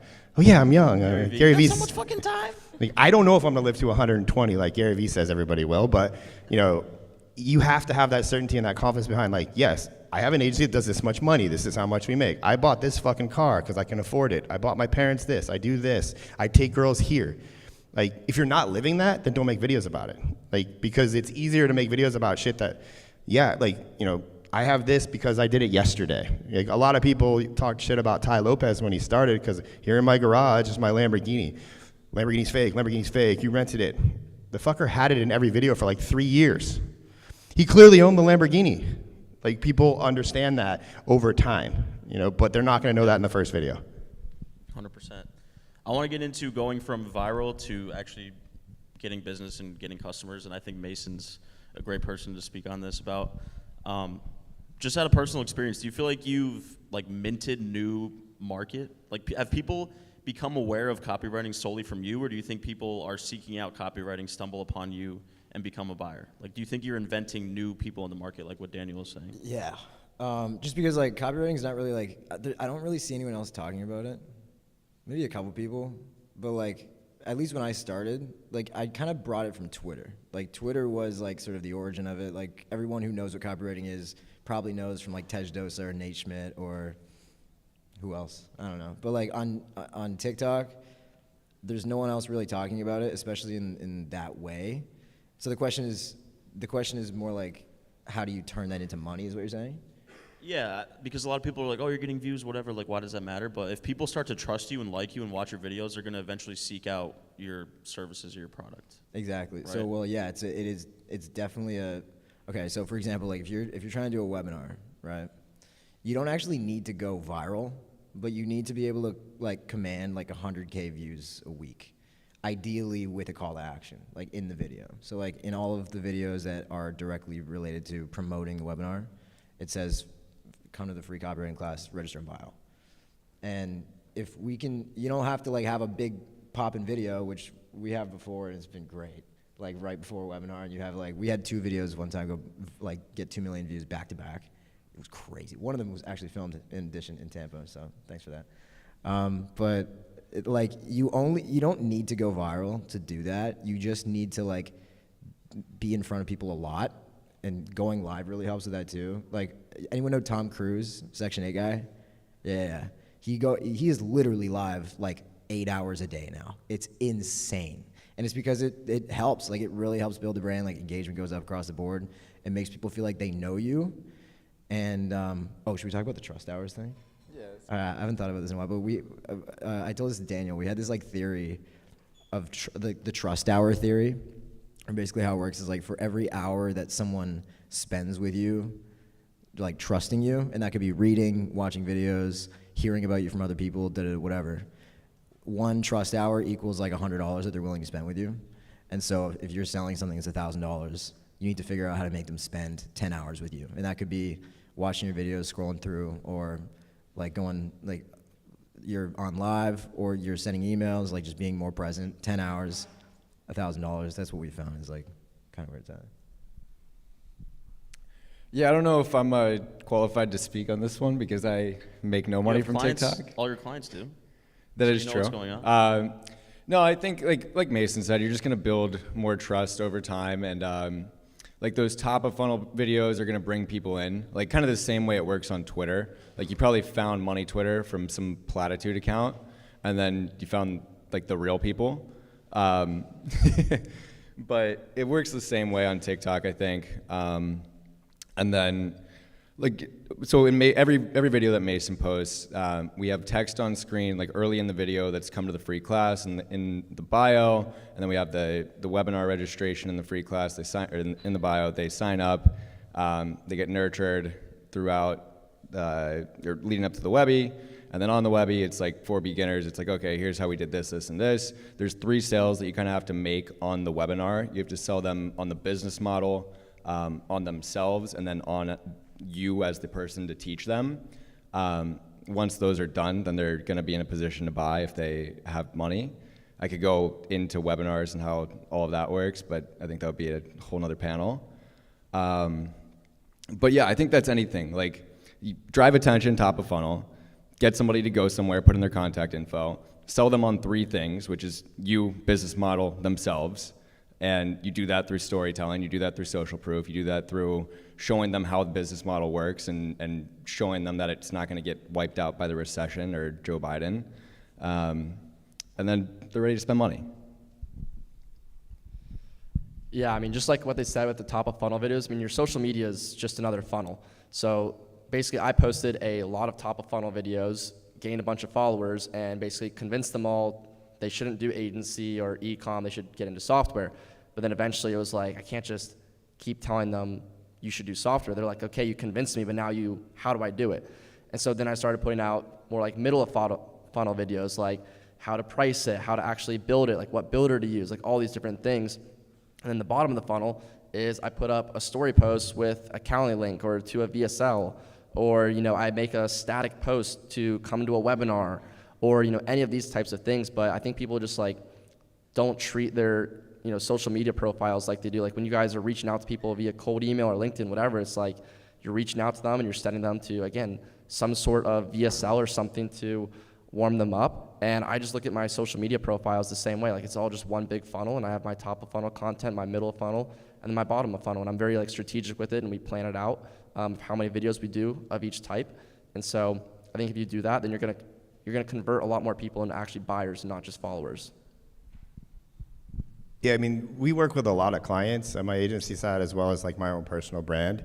And I sell 2 separate services and like coaching. And my, social media is a funnel for that, as far as like I show it in 2 ways to help people to make money. To bring agency clients, I don't ever tell people I have an agency. I just continually show screenshots of my views from all my accounts. And I don't even show from my clients' accounts because most of them are so big that I have NDAs that I can't share their information. So I have to use my own results to drive clients. So it's very easy to sell somebody to help them get views if you're consistently showing screenshots of millions of views. So one, that's a lot of pressure on me to always be performing on my videos, which makes that even more of a job. And like, I'm sure these guys have equally as impressive screenshots that they can share. Like, and I share all that on my Instagram story.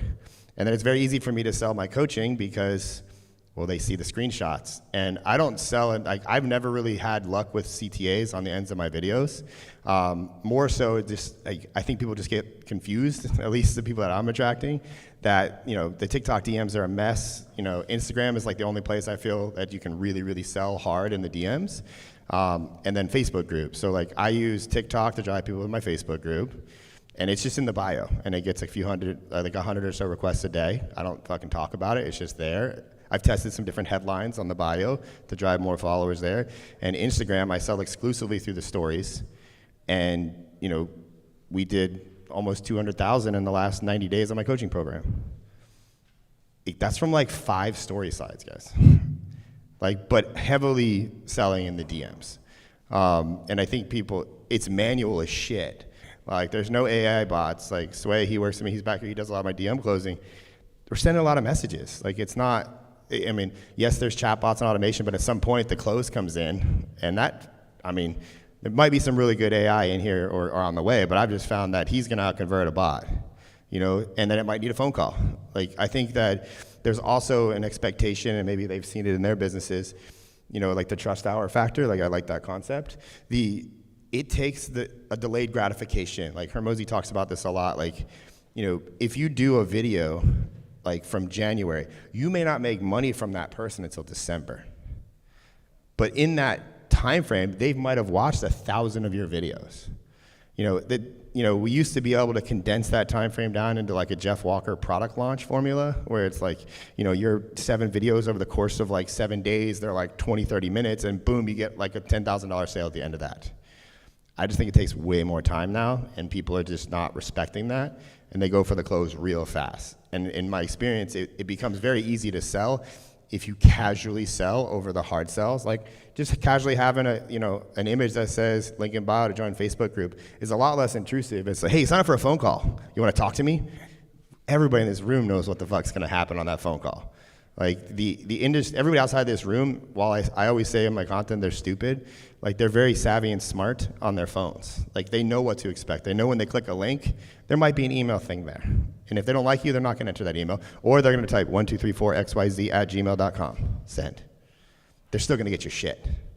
If they want to follow you, they will. Like, I never understood the follow, like, say, follow me for more. Like, does anybody in this room need instructions if they like somebody to hit the fucking button? I don't think anybody outside this room either, but people feel the need to put that in the videos. I don't know. Like, just not my thing. I did that once.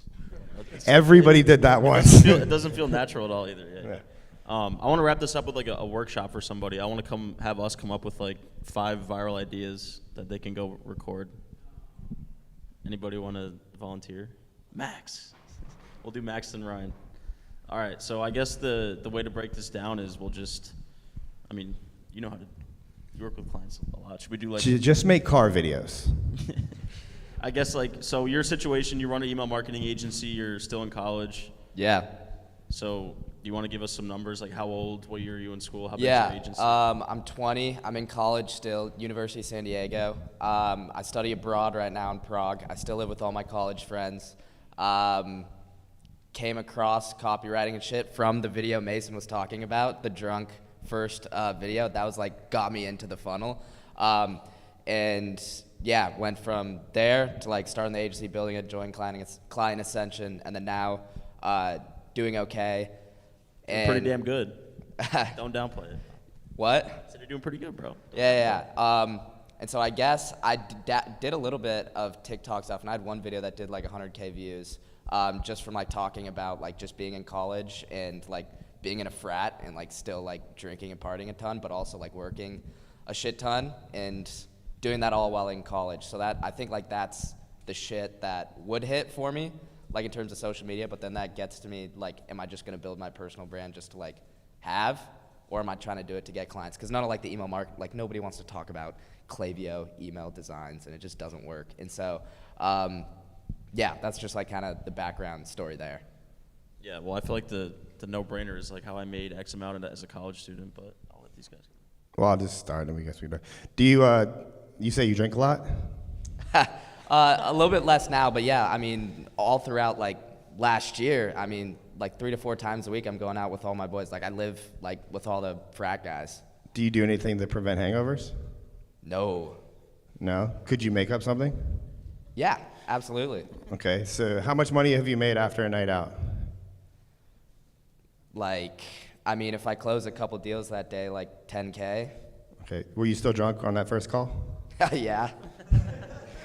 So you made 10K in the day, or like 2,000 a call for 5 calls? Just like closing like 3 deals. Okay, so 360. We'll say 3,500 a sale. Yeah, so I mean, your hook should be like, I made $3,500 while still drunk on a sales call. Here's how I did it without being hungover. Fire. Yeah, that's good. You said you saw Mason's video. Yeah.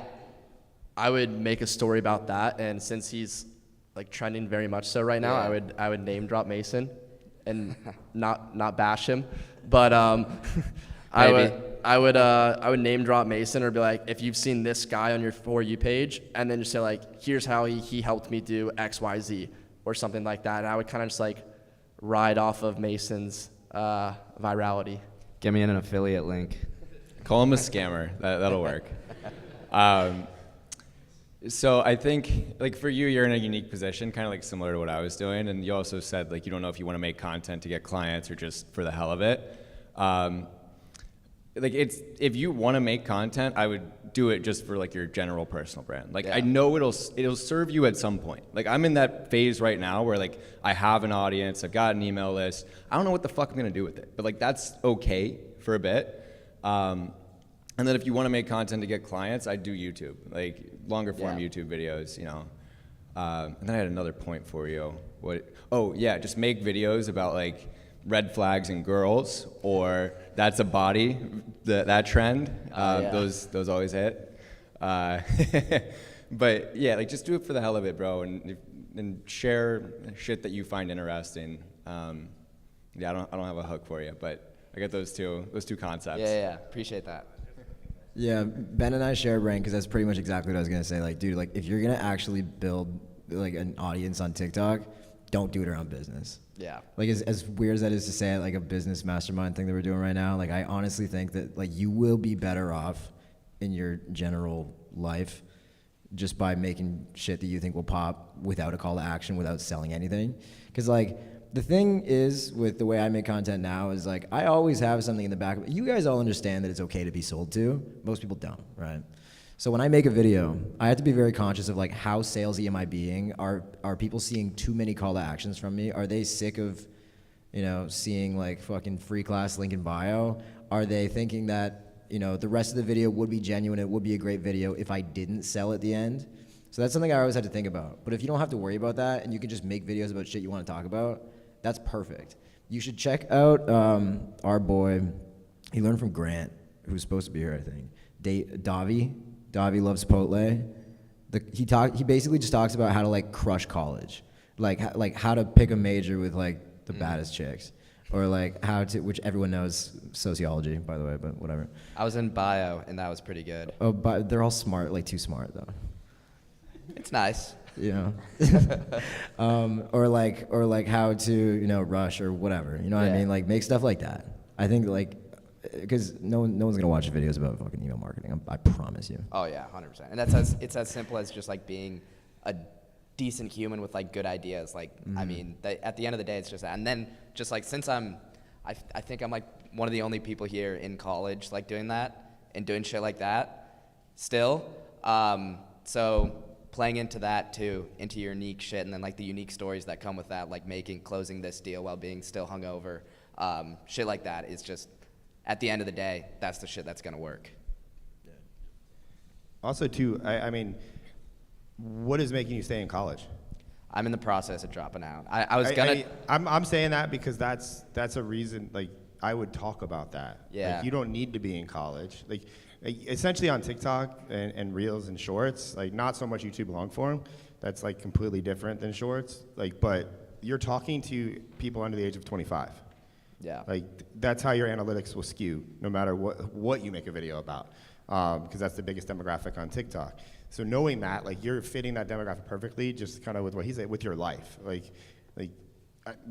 like to put things inside like little buckets, if you will, or whatever terminology. It's just like you have college, that's a bucket. So if you need to make 30 videos a month, okay, let's make 5 of them about college. Gotcha. What kind of car do you drive? 1999 Toyota Camry. I would definitely make videos about a Camry because it's the most popular car, like for poor people. Yeah. And I know you're not poor. It barely runs. But car videos like crush. And if you're making money or still driving a Camry, that's endless content to talk about there. Yeah. Then I would have like, what do you do for fun besides drink? Work. Besides work, that's watch, not fun for most people. Sports, basketball, Okay, gym, shit basketball, like, yeah. Gym. Do you see how this like? Yeah. Like write all this shit down. And if you have like 10 buckets and you want to do 30 videos a month, you do 3 per bucket. Yeah, and then if you want to do 60, then you do 6 videos per bucket, and then every once in a while you slide in, hey, I'm able to do all this shit because I make money writing emails. So if you're interested, shoot me a message and I'll talk to you about it. It's pretty boring, so 98% of you are probably gonna hate this shit, so don't message me. Nice. Fire. Damn, that was good. Are we good on time? We have one more? Okay. Nice. Appreciate it, guys. Appreciate that. Let's give Ryan a breakdown. Oh, this is going to be a good one. He's been to like a gazillion countries. My name is Ryan. I've been to a gazillion countries. And my partner, Tony and I, business partner, not romantic partner, we do workflow automation and operations consulting for businesses.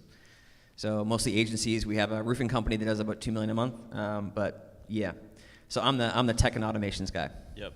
How many countries to be exact? 61. Okay. So I would just say how I've been to 61 countries running my own business online, but this guy's going to have some sauce for you. I don't even know there are 61 countries, so I'd want a list of which ones you've actually been to. And just for Braid, I mean, and if you're looking at, like, I focus more on educational videos with an entertainment style of twist. Like, I can do entertainment, straight entertainment. Like, I can talk to people on the street about how many girls they've fucked. I can, doesn't matter. Like, I can say anything to get views. But at the end of the day, this is a business. So I want to drive, I don't believe in, like, bringing all the wrong people into my world, but at some point you have to make videos to get views because you're just not going to attract anybody into your world. So I think there's a misconception, especially with the, I make followers, or I make niche-based videos, because niche-based videos in my world, like about making videos and getting views, get like 4,000 views. So 4,000 people isn't enough for me to change anybody's life. So with what you said, I would do videos about, what's one specific country you've been to? I live in the country of Georgia in the post-Soviet Union, so I live there. Been to Kosovo, been to Morocco, been in lots of places. You can make Laos. You can make general videos about here's what I experienced when I went to Laos, or here's weird things people from Laos do. Here's how much money it costs to have dinner in Laos. Here's how much I spent on my flight to Laos. You can take each of your countries and make videos about, and at the end of the day, people watch enough of your content and be like, how the fuck does this guy go to so many countries? What does he do for a living? In my experience, you want people to have a mystery about you. How do you when you start getting those messages, and I don't know if you're getting them yet, it's a good sign, how do you make money? What do you do? That to me was okay, time to sell something. Because that means there's traction around you talking. And that's an indicator for a personal brand to be okay, I've hit a little bit of a critical mass to now it's okay, let's throw up a story and be here's what I do. If anybody's interested in learning more about this, shoot me a DM that says, travel. Like, and then you can start funneling through to do that. But like, you've been to 61 countries. That's a minimum of like 200 videos right there. You know, now again, I wouldn't urge you to be a travel guy. Like, you don't want to only make videos about that. But like in your case, because I talked to you in the back, like you make automation. So it's like rip apart big companies' automation funnels. Like do phone calls, call their salespeople, like chat with their chat bot with a camera behind you on the screen, and you're talking through what's happening. Like, you can get traction from big brands. Like, every one of these, you know, guys up here said brands and recognizable people gets you views. So like Best Buy, Kylie Cosmetics, like rip apart fucking the Kardashians chatbot. Like, I guarantee you're gonna get views from that, because Kylie, I don't know why people like her, but they do. Yeah, if you wanted to make a video to get more clients, I would say something like, if you're a business owner, here's 3 automations to make more money or save more time. And I would put a specific number with that, like save 20 hours a month or make an extra $10,000 a month, like whatever's realistic, put a number on it. And then I would say like that I bet you haven't heard about. Like, that video will probably do well. And if it doesn't, it probably won't go viral, because like I said, it's a little niche of like business owner and automations. But the people that see it obviously are pretty inclined to like reach out to you at some point. And then exactly what he said, I was literally thinking the same thing. It's like, go find a business that everyone knows about and be like, if I were this business, here's 3 changes that I would make for their, you know, automation workflow to be more efficient. Something along those lines, just exactly what he said. Just break down a bunch of really big businesses that everyone would have heard about. Even not like changing anything, could you just point out like, here's why Apple makes so much money at the store? Yeah, Stuff exactly. like that, yeah. Like, you don't even have to say automation, like in your hook at least. And then you could like, that could be your hook, and then you could actually like kind of like flex your own expertise and say it's because they have XYZ automations. And then again, have some sort of resource in your bio, something those people are going to convert over some time horizon. Yeah, kind of like they're saying, like I just do a mix of more middle of funnel videos like that, where it is about business, and then other stuff that's like top 5 countries to travel to if you're in XYZ position. Like, that would rip. And yeah, I'd say just talk about your life and like what you enjoy doing, and the right people will find you. I wouldn't worry too much about being super niche. I know some people, like, I see that a lot with a lot of people that just like take this approach to like, I'm gonna be super niche, I'm gonna be the go-to guy for marketing automations. It's like, bro, okay, like that's sick, but nobody knows who you are. And I think it's a more of a long-term thing too, if it's more of a personal brand and not a marketing automations guy brand, because then that you can eventually pivot to something else. Like then maybe eventually you have a travel course. Like, who knows? But I think that's the approach. Just go more broad, mix in the more niche targeted videos, and then you'll grow and get business from it. Yeah. I think, do you know who Vukum is? Watch guy. Anyone here know Vukum? Yeah, dope. One of my favorite creators. He's a backpack watch dealer in New York City. Young kid, 21, 22, making crazy money. And he's got a great brand on TikTok. Everyone knows who he is. He's crushing. And the cool thing about his stuff is that his like actual work integrates perfectly into TikTok. Like, everyone wants to watch someone haggle in New York over a date just or something like that, where, you know, this guy's trying to like make 30 and this guy's trying to pay 25. Like, everyone wants to watch that happen. And so for him to like use content for his business, it makes sense. I struggled for a while to try and find something like that I could use for my thing, because I was like, well, I mean, watching me write copy is not that fucking exciting. Like, it's really boring, actually. Like, I just look like a psychopath. But if you can find a way to make it work, like the hook I've been trying lately, and I'm just gonna keep doing this, and I hope it's gonna pop. I think it might. Is like, I write an email, like I did one for Hayden. Here's how I made, you know, $500 in 40 minutes writing an email for this person, and then I'll write the email and then just narrate it and like try and say something stupid or funny to drive comments. So you could do the same sort of thing with your thing. Like, if you just want to like do your work and narrate over it with something else, so like it's kind of relevant, and just find a way to integrate your actual work, like your real day-to-day, into content. It's a challenge, but like if you can make that work, then like you can do it for anything. You know what I mean? But I think I wouldn't rely on it for lead gen. Like, I don't think it's gonna be like a crazy like floodgates type approach to just getting a bunch of clients, but I mean, it'll be fun. and it'll allow you, like, another thing too for content is like just connecting with other business owners. Like, the amount of people that Ben and I have met, and Hyde as well, I'm sure, actually no, you especially, because like your shit's really business. But the amount of people that we've met just because we make content kind of about business, it's pretty fucking cool. You know what I mean? Like, it's not money in our pockets, but like, you know, I think some of that can be more valuable. So You've probably gotten DMs of like dudes in Miami, like, let's talk shop, but they're not like the pick your brain types or like the we're already huge types. yeah, like we spent some time in LA with a bunch of male models. Which like it sounds like less fun than it actually was, but like it was actually great. Tom Cruise is another one. Tom Cruise, not the real Tom Cruise, but the Section 8 one. Yeah, and does anyone? Nah, no one knows who that is, but that's all I gotta say. Just do it because you like it. Do it because you're gonna make friends. Don't like count on making money with it. Yeah, just to piggyback on that, like, content will open up doors that you don't even know you could walk through yet.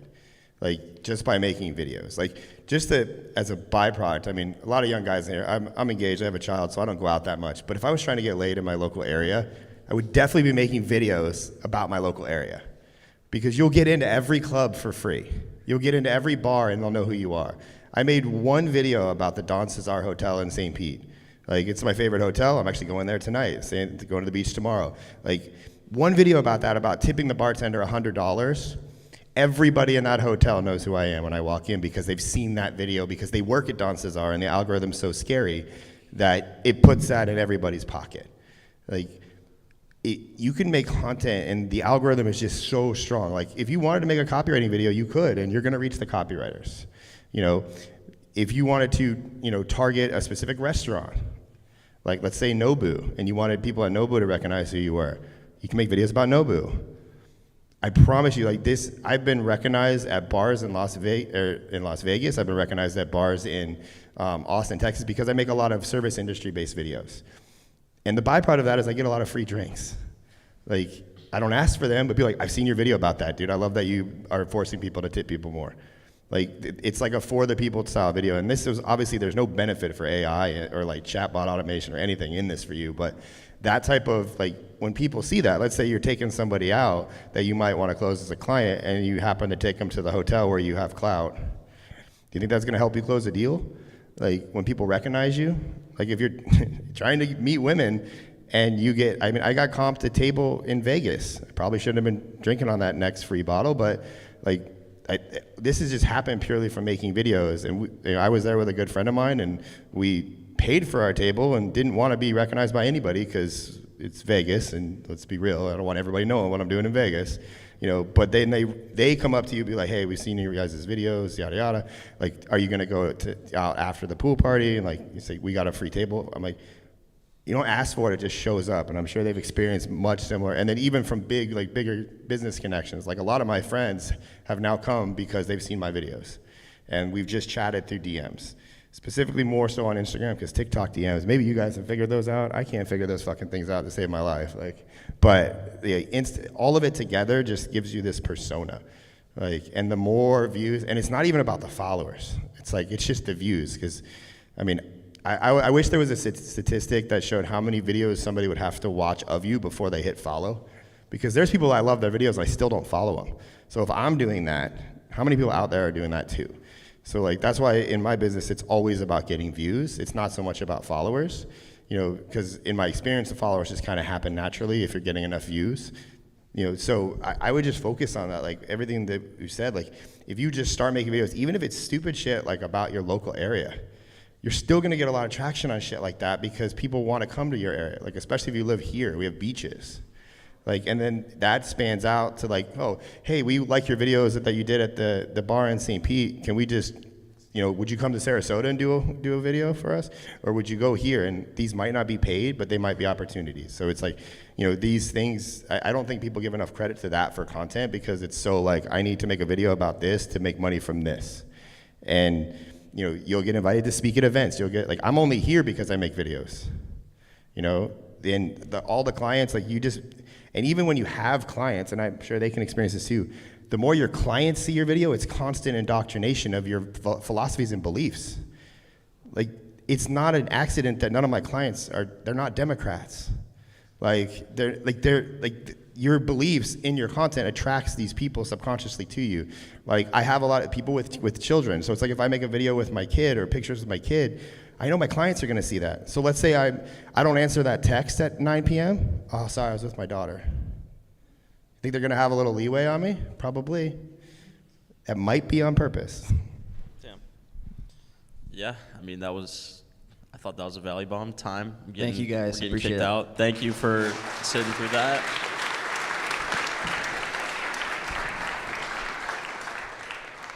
Huh? Can we get a photo of us?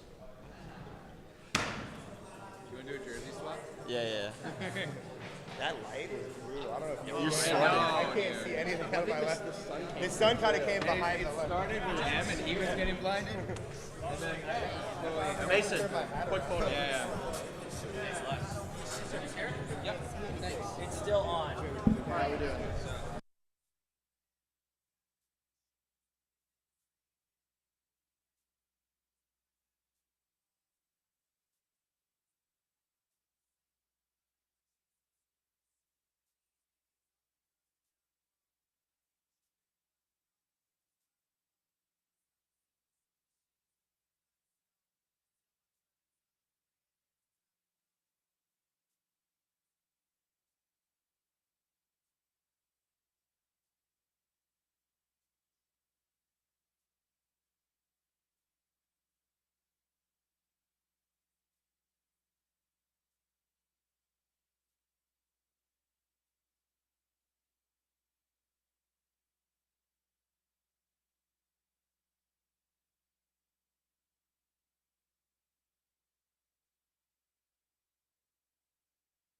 Does this work? Yo, oh my God, that was loud. We're going to have 30 minutes for coffee break, so have some conversations, and Trina's got some badges to give out, so we got about 30 minutes before the next panel.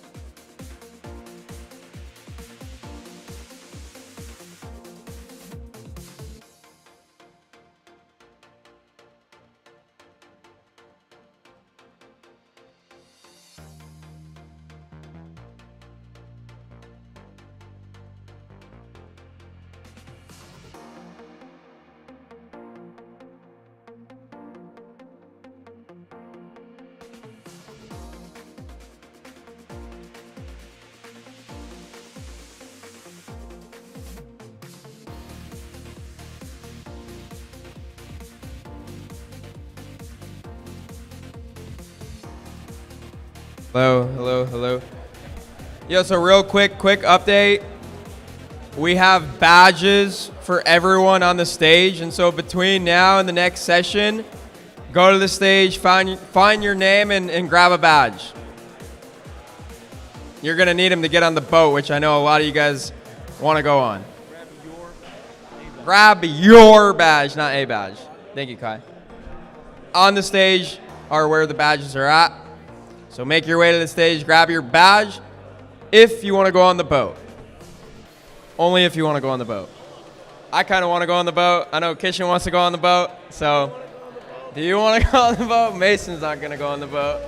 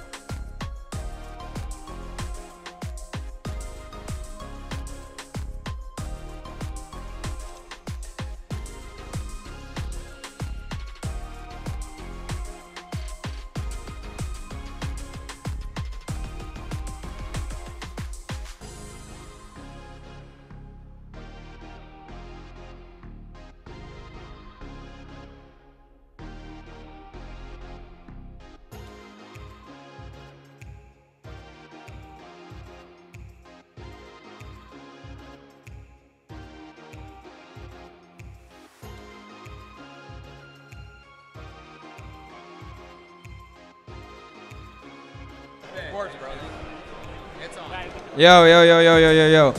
There's still some badges on the stage. Again, if you want to go on the boat that apparently moves later tonight, come grab your badge. It's on the stage.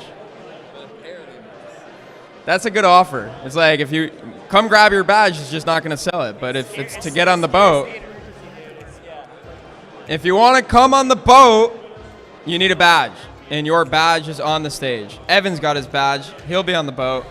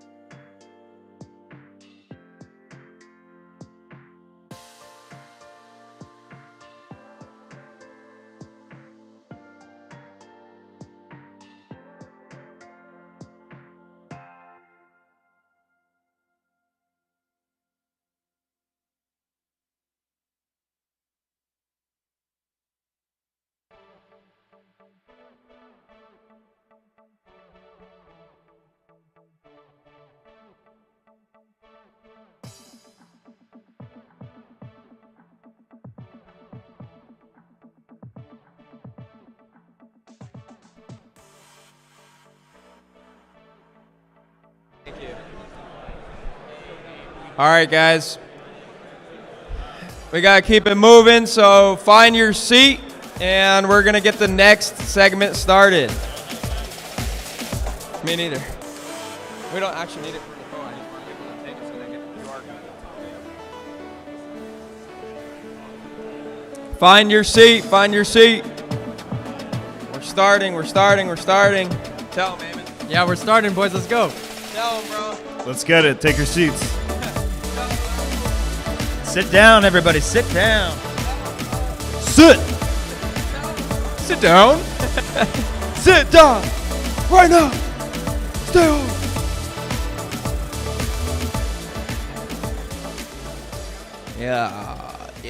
Yeah. Should I sit close to you? Come here, sir. On your lap? I put all the ones right over there.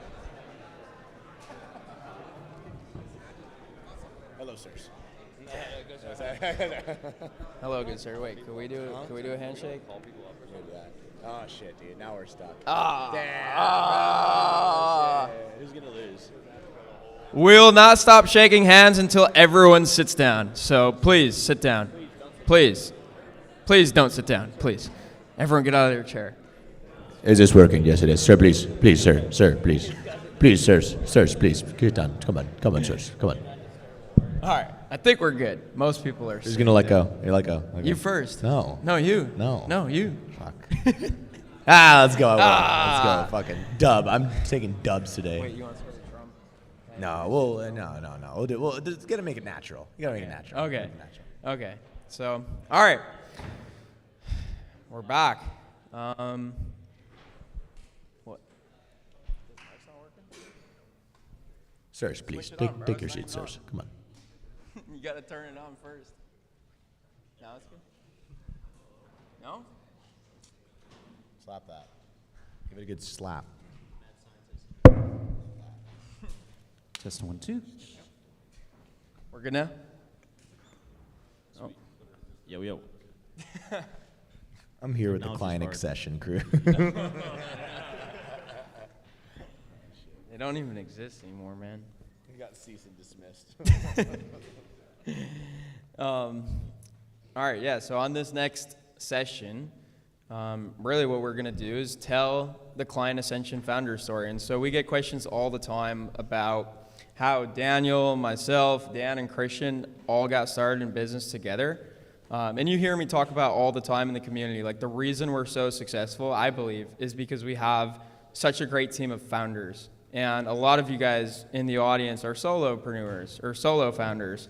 And I'm going to do a panel later specifically on how to find a business partner. But this panel is going to also inspire you guys just to hear and know more about how this partnership works so successfully and how it all got started. And no better person to interview us than the man that led the marketing campaign for the boat, the man himself, Nicholas Verge. Give it up for Nick.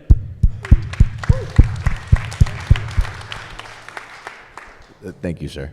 Appreciate it. Of course, bro. So I was thinking about this, and I was like, how do we start this out? And what I thought was interesting is that you have 1, then going over Daniel, 2, 3. You guys have an origin story together, and then Daniel has an origin story. And so I figured let's start with you guys, like to take it to the beginning. Like, how did you guys meet? Because you met before Daniel. Like, how did you 3 meet? Yeah, so Dan and I met because we're cousins, and everyone knows this because we look so similar. I'm just a little bit bigger than he is. That's the only difference. And so we're cousins, so we grew up together. We come from a family of entrepreneurs, so we just grew up, like my dad, who's in the back there. Shout out to my dad. Appreciate you being here. And so he was a huge inspiration to me. My grandpa, Dan and I's grandpa, were a huge inspiration to us just being an entrepreneur. So we're always growing up together just talking about business ideas. Similar to what Daniel said earlier, like he talked to his friend that was saying 10 years ago, Daniel's just a guy at the party saying, I'm going to make a bunch of money. Like we're at the family, gathering saying we're going to, make the next big business. And so Dan and I grew up together wanting to build. And then Christian and I met in college through what, like an MLM scam? So do you guys know like the Facebook groups to find a roommate for college? I joined one and I met Andre and he's like, I'm an entrepreneur. I'm like, whatever, dude. This guy's a dork. Next, but no, we followed each other. We followed each other on Instagram, right? And it was like June before college. I was working, actually had a really cool job at a VR arcade where I would just get paid to play video games. But he posted a story. He's like, if you want to like make money online this summer before school, swipe up. He'd like the OG CTA, so I swiped up. Turned out to be Forex, and that didn't exactly work out, but we became friends. Got to school that fall, connected in person, just hit it off right away, started a podcast together. The podcast transformed into a local web design agency that I got looped in on, and then Knowledge X was like our first agency as us three together. And Dan transferred from Miami to New York for college, which is, that's sad. You're usually supposed to go the other way around. Out. Yeah, you're supposed to go to Miami, but I'll let Dan talk about how he loops in here. Yeah, so like Andre said, we were kind of always the kids of the family trying to come up with the next big idea. Like we applied to the Teal Fellowship while we were applying to college, and we had all these different crazy things. Teal's Fellowship. Oh shit. He's like, we can only apply if you don't go to college. We had all these crazy ideas, like how we could eliminate like change from the world, like just get rid of coins because they were so inconvenient. Just like a bunch of crazy shit. And like when me and Andre first started working together, and like actually making online money, it was through Instagram loop giveaways, which I don't know if you know what this is, but like Kylie Jenner would post a picture with a bunch of like Birkin bags and Louis bags and be like, I'm following 50 people in order to enter the raffle to get one of these bags, follow these 50 people, right? So we would sell slots to be one of those 50 people. Now, Andre was doing this with some pretty big people. He was a middleman, so he got cut out. So we're like, okay, we'll just source our own creators, which led us to working with like Wide Neck, who was famous for being in a mugshot with a very wide neck. Supreme Patty, who just squirted lemons in his eyes. So we were working with all different types Ghetto of Spider-Man. Ghetto Spider-Man, who was just the guy dressed as Spider-Man. And Long Neck. Don't forget Long Neck. Long Neck, too. Proud client. But we just had a good time working together. We didn't make a ton of money. But just, I remember being at the University of Miami and, like, everybody's out and about at the pool. I'm in a Starbucks, like, grinding cold calls because we paid $5,000 to get these giveaways set up, and we're only at, like, $3,200 in cash collected. And I'm on the phone, I'm acting like I have like 3 calls coming in. I'm like, there's one more spot left. Like, you got to move on this now. And just like, I don't know, taking money from people and giving them a few hundred followers. But it was just like a taste of internet money. And then a couple things happened. I ended up transferring back home. And this is where we met Christian, who had already started the podcast with Andre. And like you said, we kind of got looped in on that first local marketing agency. It was kind of just full service, bunch of different types of services for different businesses. So then a Daniel was born. And Daniel, sir, what was your origin story? So, I was at Florida State. Shout out Charlie, he also went to Florida State. And the very last week of college, like last week, I saw a video on YouTube. It was how to make $10,000 per month with Amazon FBA. I was like, oh shit, I'd like to do that. So I went to the dude's channel, just watched every single video, and like 5 days later, I was at the bank wiring like $6,800 over to China. The lady's like, are you sure this isn't a scam? I'm like, I promise you it's not a scam. It wasn't. It was indeed a scam. First product hit. It was like 8K profit in like a week the moment it hit the Amazon fulfillment center. It was wild. I was like, bro, what the fuck? And then I thought I was smart, got a bunch of other products, lost the money. I was like, damn, I gotta find a way to produce money without using other money because I don't have any money now. So saw like Ty Lopez stuff, and dude, I bought so many courses. I did everything. I did drop shipping, I did a Facebook ads agency, I did some like Google ads, I did like LinkedIn automation. I've done literally every business model ever. I tried to make like e-com brands and whatnot, and then the one that hit was the Instagram growth agency when Follow Unfollow used to work. You guys remember that? That it worked, and it's so funny. It works so well. And Xavier's right here. He was one of my first clients, right here. You know, I tell you guys where it's like I got 5 people and did it for free. He was one of those. So I had 5, got like the before and after screenshots, then just started cold emailing fitness coaches, and just got like a shit ton of clients. That got destroyed in a day. But then what I was left with was the ability to cold email people and acquire clients. So sold that as a service. And then doing that for a little bit. Now at this point, I'm like Russell Brunson and whatnot, and I'm like, oh shit, funnels. Like let me make an info product and like funnel them up to this service. So I made Cold Email Wizard on Twitter, and dude, that shit fucking popped off. Who on here was on Money Twitter in like the summer of 2020? Yeah, it was just me. It was like, you know how like it went through waves where it was like, oh, this person's big and this person's big. I dominated all of it. It was like absolutely disgusting. Just like giving away free consulting calls in exchange for a testimonial and like retweet it like 30 times. It was like disgusting. It was wild.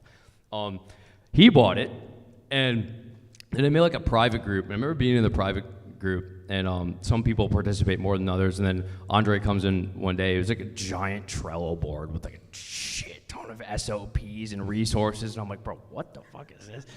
And I was like, dude, this is like really useful. And just like started talking to him, and then I think it was probably like a year later we made client. Well, the first thing we did did anyone buy the Vault? Remember that, the Vault? Yeah, that did like 100K in like 8 days or something. It was like disgusting, and I was like, holy shit! Like, and then we're like, that was when we really trusted you, because we had built out high ticket group coaching programs before from our previous agency before KnowledgeX. But then we're like, okay, who is this guy? He's a wizard, like, ain't on profile. Yeah, it was like routed through my Gumroad too. You guys were like, I hope he sends the money. yeah. And then like we're like, oh god, this guy's audience just buys the shit. yeah, like, bro, that was wild. And then we were like, dude, remember we were thinking about making the sales vault instead? It was like, it was either like, we're gonna make the sales vault and then client ascension. I was like, nah, let's go straight for client ascension. It was such a pain to get people to sign off on like using their call recordings. Yeah, you guys know those, like, you have the recordings of sales calls that won in client ascension, like in Kajabi. That was that. We just threw it in there. Do you have to pay some people for the rights or something? No, we didn't pay anybody. Yeah. We just emailed it like 50 people that I closed, and then like 6 of them were like, yeah, it's cool. Yeah, and then made client ascension. And Oliver over here, who's the CTO of Liskit, he was in. We let 12 people in, just like what?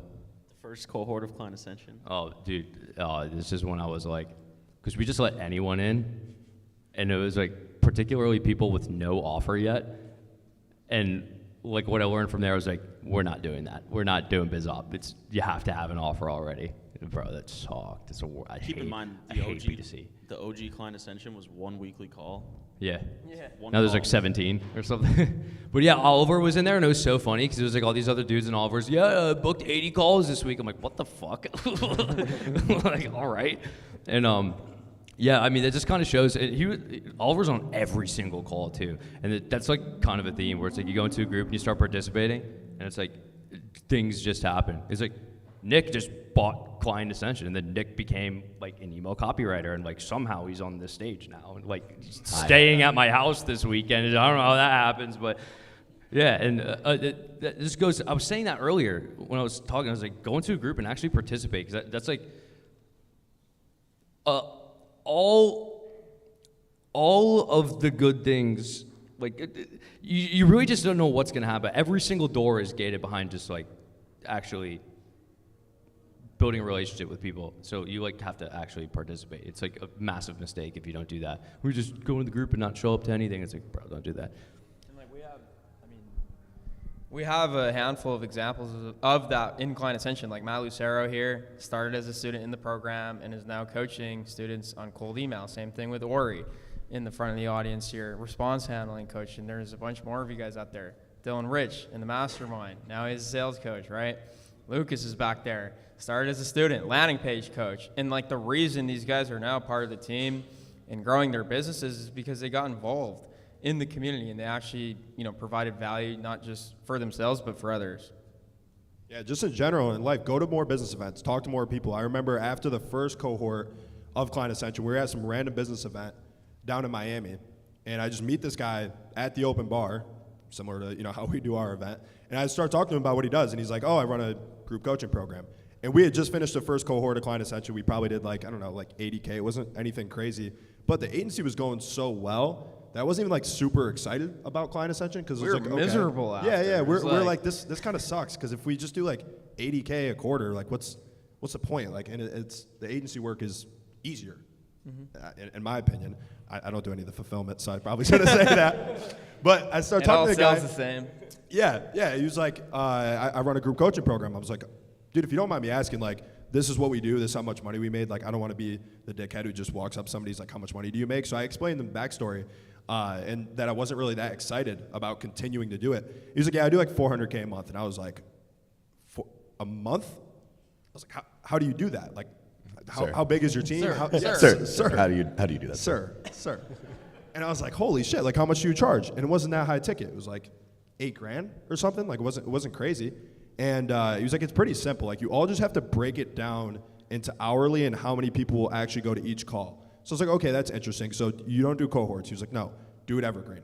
I was like, okay, so how do you source these people? Because, like, I mean, I wouldn't know how to go out and hire somebody for a coach. Like, I guess you could recruit them, but how much do you pay them? How does the structure work? How do you kind of like make sure not too many people are going to certain calls? He's like, dude, it's super simple. You just use people that you know and trust already, and a lot of times it's going to be your own students that become the coaches. And just like look at what Client Ascension is now. It's basically exactly what that guy was doing. It's evergreen. It's completely like unrelated offer, but a lot of our coaches are just people that we've known from the agency world, from Twitter. But it's like a pretty close-knit group. We're not bringing in like any outsider for like sales, right? We're not bringing any like outsider for copywriting. It's guys that are like already in our group. Most of them already were Client Ascension students. But that would have probably happened like 4, 5, 6 months later. Like, we wouldn't have come to that realization if we didn't go to that business event and just talk to these people, right? The thing I thought that was interesting is like how many different offers it took to get to Client Ascension. We've talked about this with the VSLs. It's like 50 VSLs that have gone through. So I think this would be something interesting. So like by a raise of hands, how many of you guys hit it first shot on the offer? First try. Look around real quick. Just like turn around. Look. No one's raising their fucking hand. Second try. Third try. Got Matt in the back, my man. Fourth try. Now more people are starting to do it. Fifth try. Like, I'm not even at 10 yet. And it's like, that's how much it takes. I think this is something really interesting that you guys are really good at, is adapting. All of you guys adapt in your own way. I think that'd be something interesting for you guys to each talk about, like the process of adapting Client Ascension and changing it over and over again. Yeah, I think it's just testing and iterating, right? Like, we ran the first cohort based on what we thought would serve students the best, and we quickly found out that just wasn't the best way to do it. And so what do you do when it doesn't work? Well, you go back to the drawing board, and where do you get the insights from? Not just the team, because obviously we didn't know how to do it the first time. How are we going to know the second time? You just go to the students. And so, like, the target market has all the answers. And I just think speaking to your audience, speaking to your customers, and figuring out what they actually want is the secret to all of this. It's like every time we roll out a feature in Client Ascension or a new coaching call, everyone's like, oh my God, like, I've been needing this. And it's like, yeah, I know, you've been telling me. And like, now it's here. And they're like, well, how do you know I wanted it? It's like, because we're reaching out in the DMs with surveys. Like Oliver was talking yesterday about for ListKit. Like, I didn't just think like ListKit would be cool to build, so let me just go and build it because I think it'll be cool. It's like, this solves a problem. And I know it does because I speak to enough agency owners and cold emailers to know like they're struggling with these things. So if I could build a product that solves those exact pain points, we're in business. And I just think a lot of us and a lot of you guys in the beginning, the reason it takes so long is because you're building what you think is going to serve the audience, not what they know is going to serve them. So talk to your customers. I remember we first added the guarantee. It was like, bam, all-time high immediately. It's you know, it's wild because I've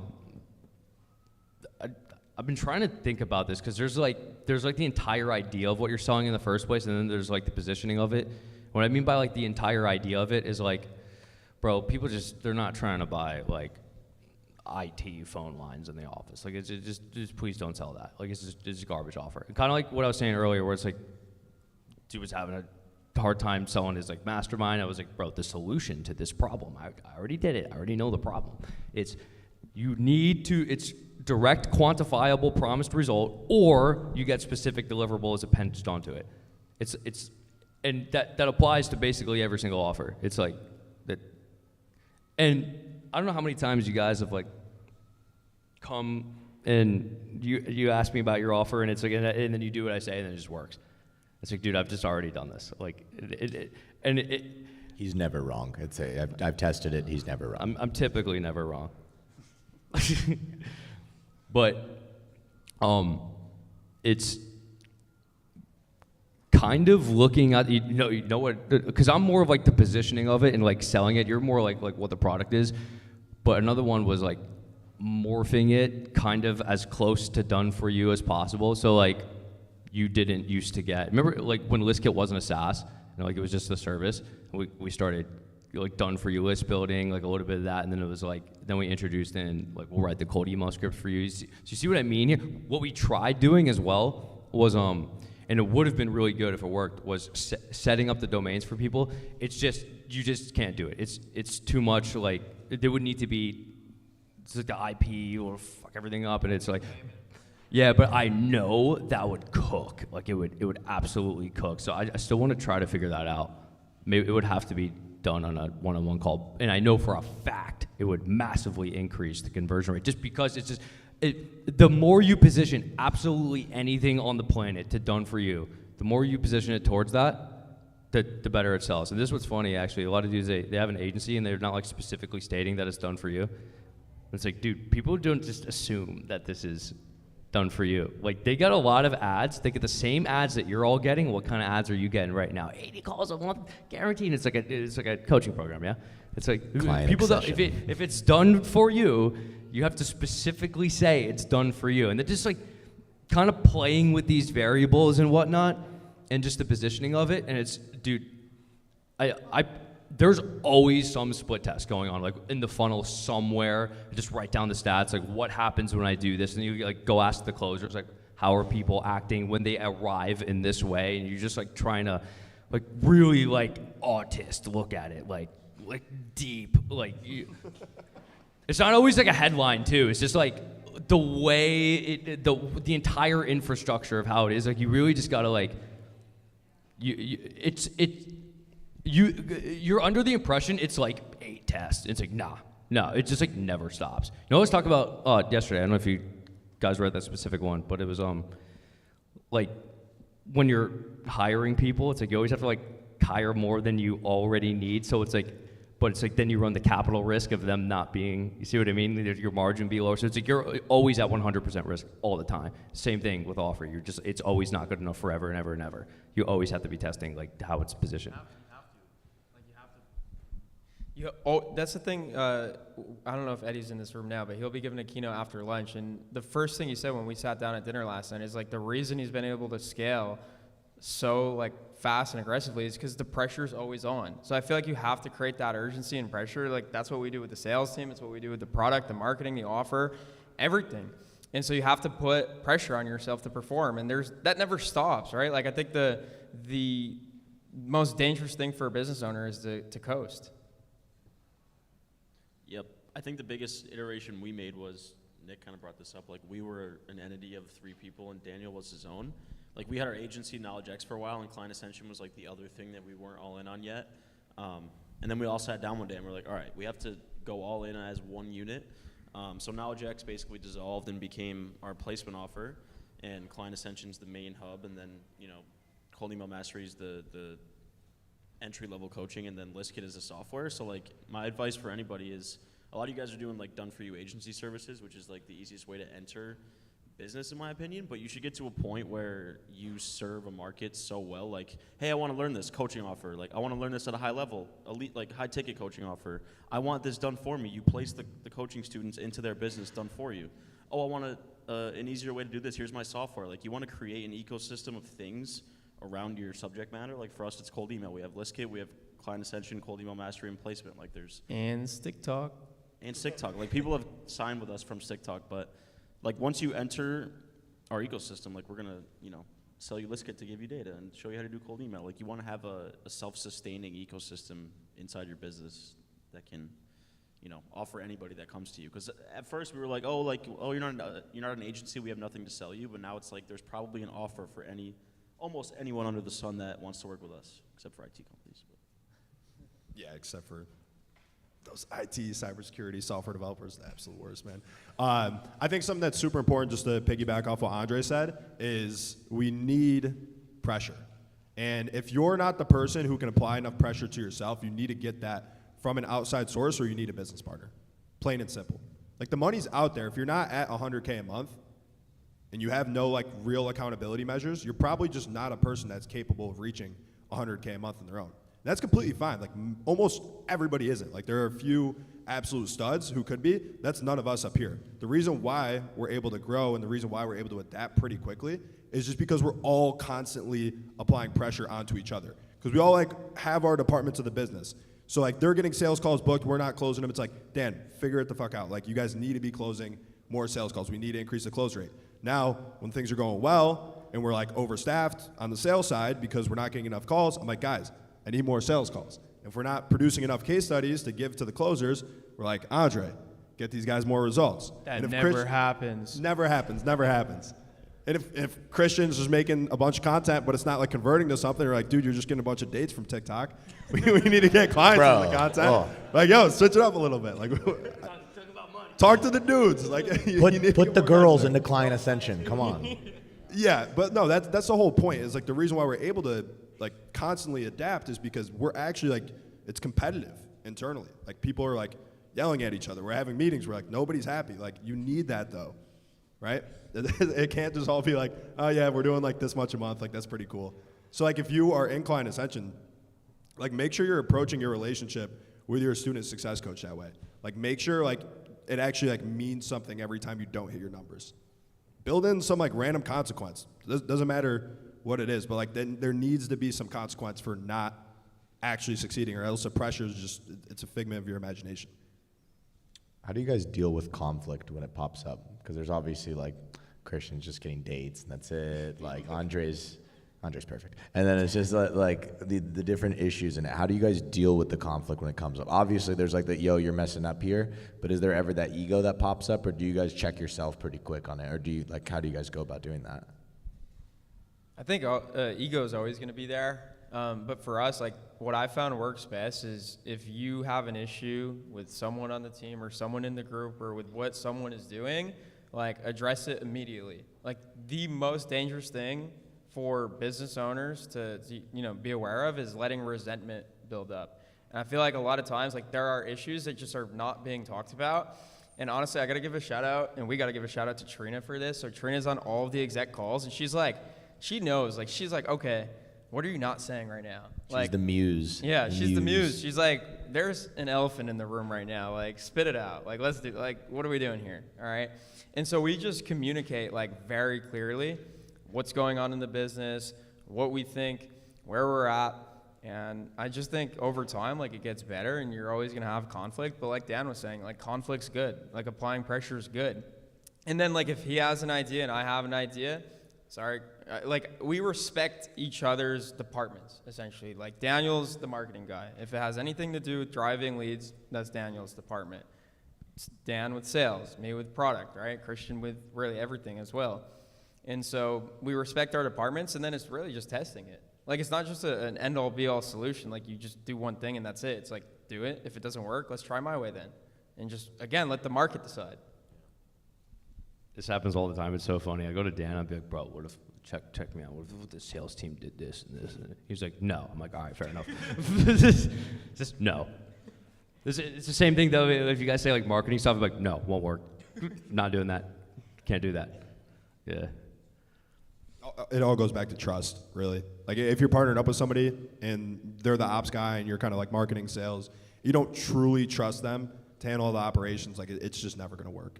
So. You got anything to say, Christian? No? All good? I think, I don't know how it works, but like, Daniel's the crazy marketing energy that just like runs wild, and Andre just like cages him. He's like, no, back. And then it's just like works perfectly every time. Sit. Like, Daniel just goes on these crazy rants about getting more business, and it works, and Andre just like silos that energy. It's like a nuclear combo. You know? Yeah. How much more time do we have on this one? You know? Wise, what are we at time-wise? How much time we got left? Okay, solid. We got time.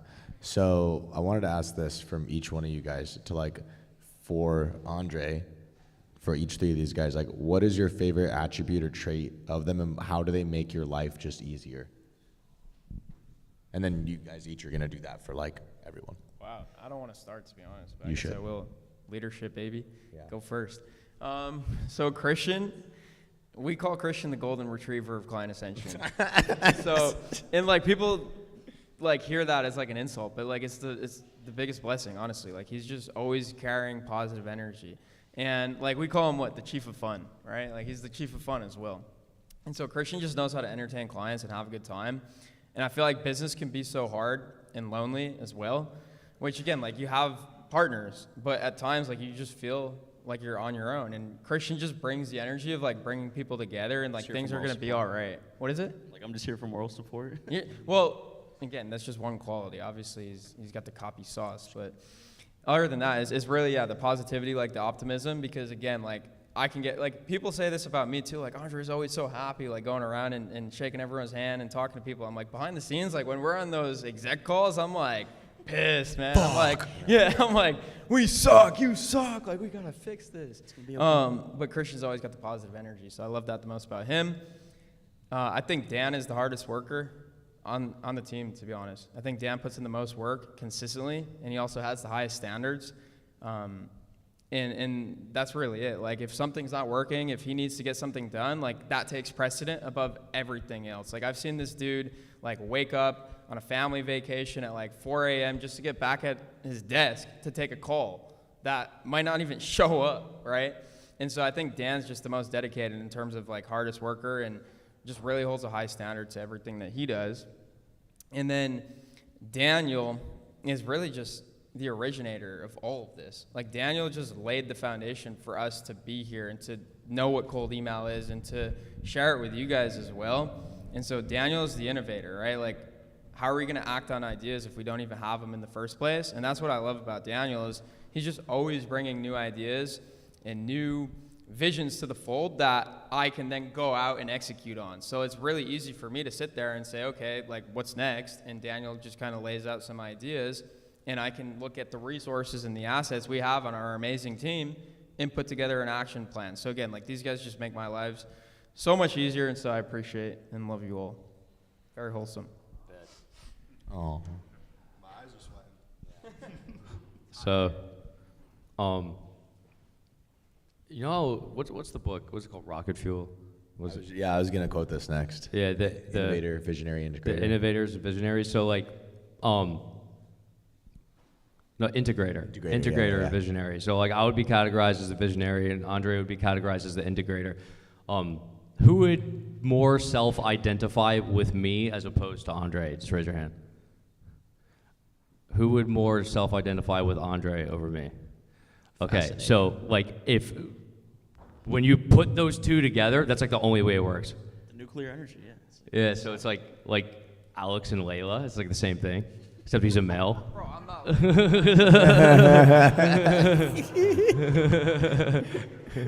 No, it's like the same thing though. It's like you don't want to put like two visionaries together because then it's like all your clients churn, you get 0 results. I mean, like you want to be capable of doing everything, but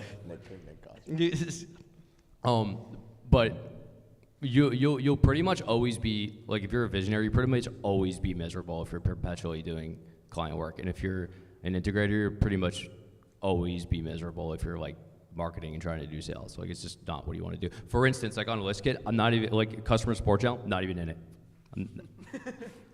I am not in that channel. That's not. I don't need to. I'm not concerned with anything. I'm not in the. If there's any bugs, don't know about it. Did you say there's like a moat to get to you? There's like 6 as far pages. as I'm concerned, there's never been one complaint ever. That's all. You set up like a 16-page type form or something to get to you, or what was it? You were telling me in the car last night. What? That like if someone has a complaint on ListKit, that like there's a on the no, it's at the placement. Like if there's a problem with like someone on the placement offer, you have to like fill out a type form and like a form to even like request my insistence at all, or it's like if it's a problem, or it's like if it's an offer problem, it's like no, you got to go to this form and like give me all this stuff and then I'll go do it. So how does this? So what's the traits? No, what I'm saying is that Andre handles all of that, and it's just like it's there's no shot I could ever be successful to the capacity I am right now without an Andre. It's literally functionally impossible. Couldn't work. It just wouldn't work. Dan actually is the hardest worker on the team, like 100%. Indisputably, yeah, like probably like consistent 15-hour days and shit.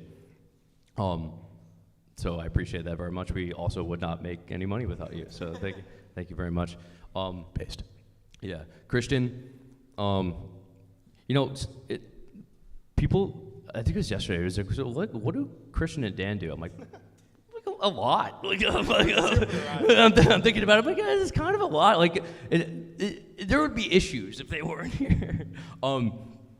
No, Christian, like you also do like hella client work. You're like very good at helping people get results. So like you kind of morph into the Andre role.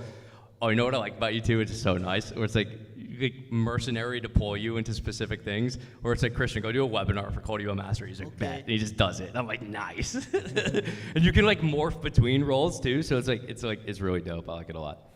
Yeah, I was gonna say I have one of the coolest scenarios ever where I can exist in like several different capacities, like front-end YouTube videos, webinars, back-end client fulfillment, cold email stuff, content, TikTok, Twitter, where like Dan, he's got the sales covered. I don't need to worry about that. I've never taken a sales call. Well, I've taken one sales call for Client Ascension. Piffed it. Piff. Daniel, like if we need more leads, he just cranks up the YouTube spend and we get more calls on the calendar. I'm like, oh shit, calendar's booked, good shit. And then Andre's the integrator, so I kind of exist like in every aspect in some capacity. So these guys handle everything, and I get to just like exist as a golden retriever, just running around and doing work. So, I mean, yeah, I wouldn't trade this for anything because I don't want to sit there and do zaps. Daniel can do that, and I just want to write copy and help students. Zapier. So that's what I get to do. Love it. Zapier. I mean, most of you guys don't even know who I am. And you're still here. So that's why I love these guys in a nutshell. Is like they're the reason that we have people to sell on our team. So like they give me a ton of opportunity. They give all my team members a ton of opportunity, which means a lot. Like it's super cool, especially with sales.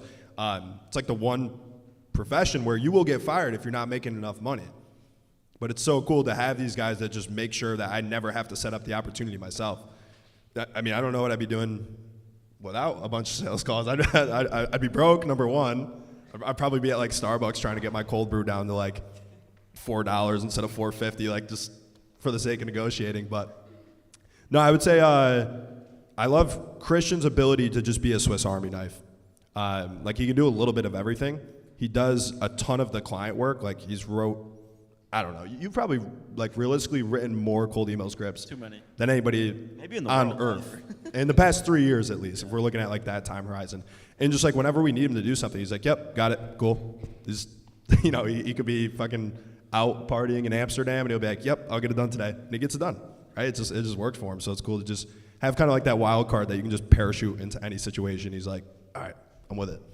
I mean, Daniel just has that sauce that a marketer needs. Like that's super rare. Like Mason was talking about this earlier on your panel. Like you kind of just have it or you don't. So like being partnered with somebody who kind of has like that weird.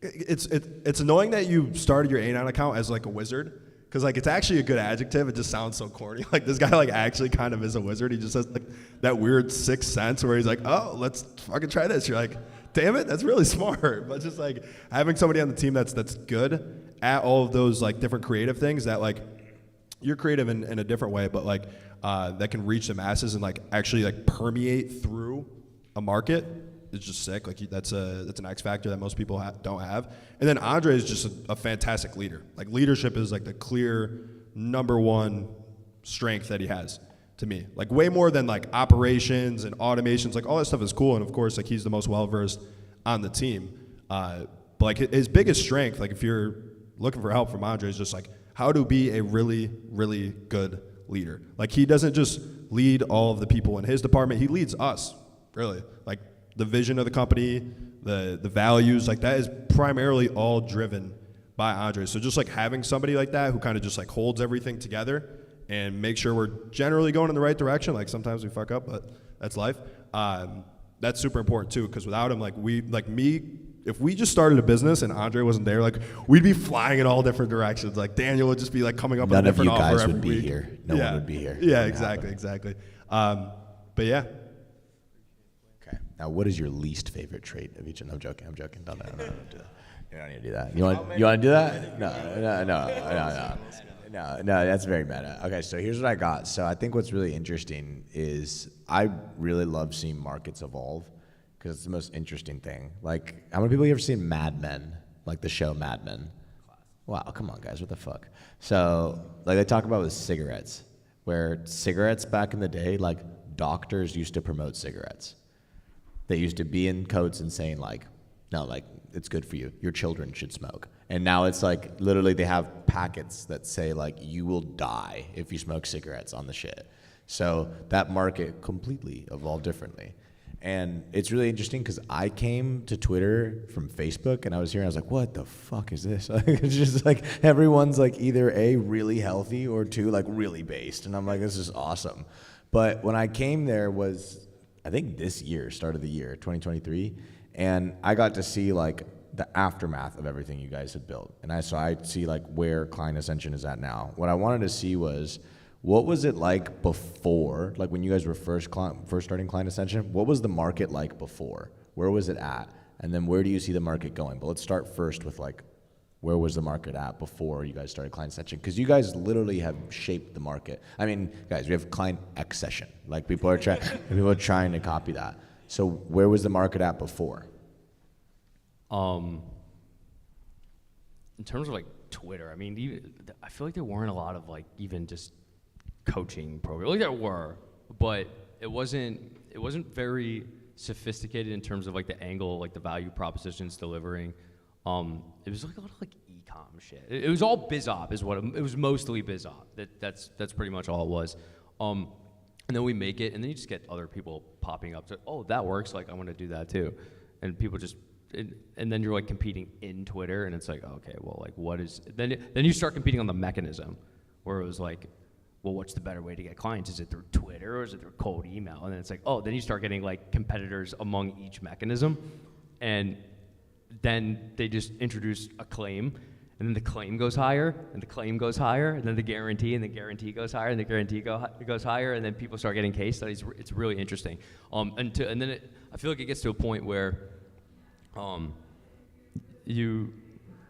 shit, it's a banger. You get to a point where it kind of all degrades into like case studies and personal branding. I feel it's still in like wild guarantee area, like 100K a month. Yeah, guaranteed. Yeah, you need a boat. Yeah, we should get boat guaranteed. You get a boat or you don't pay.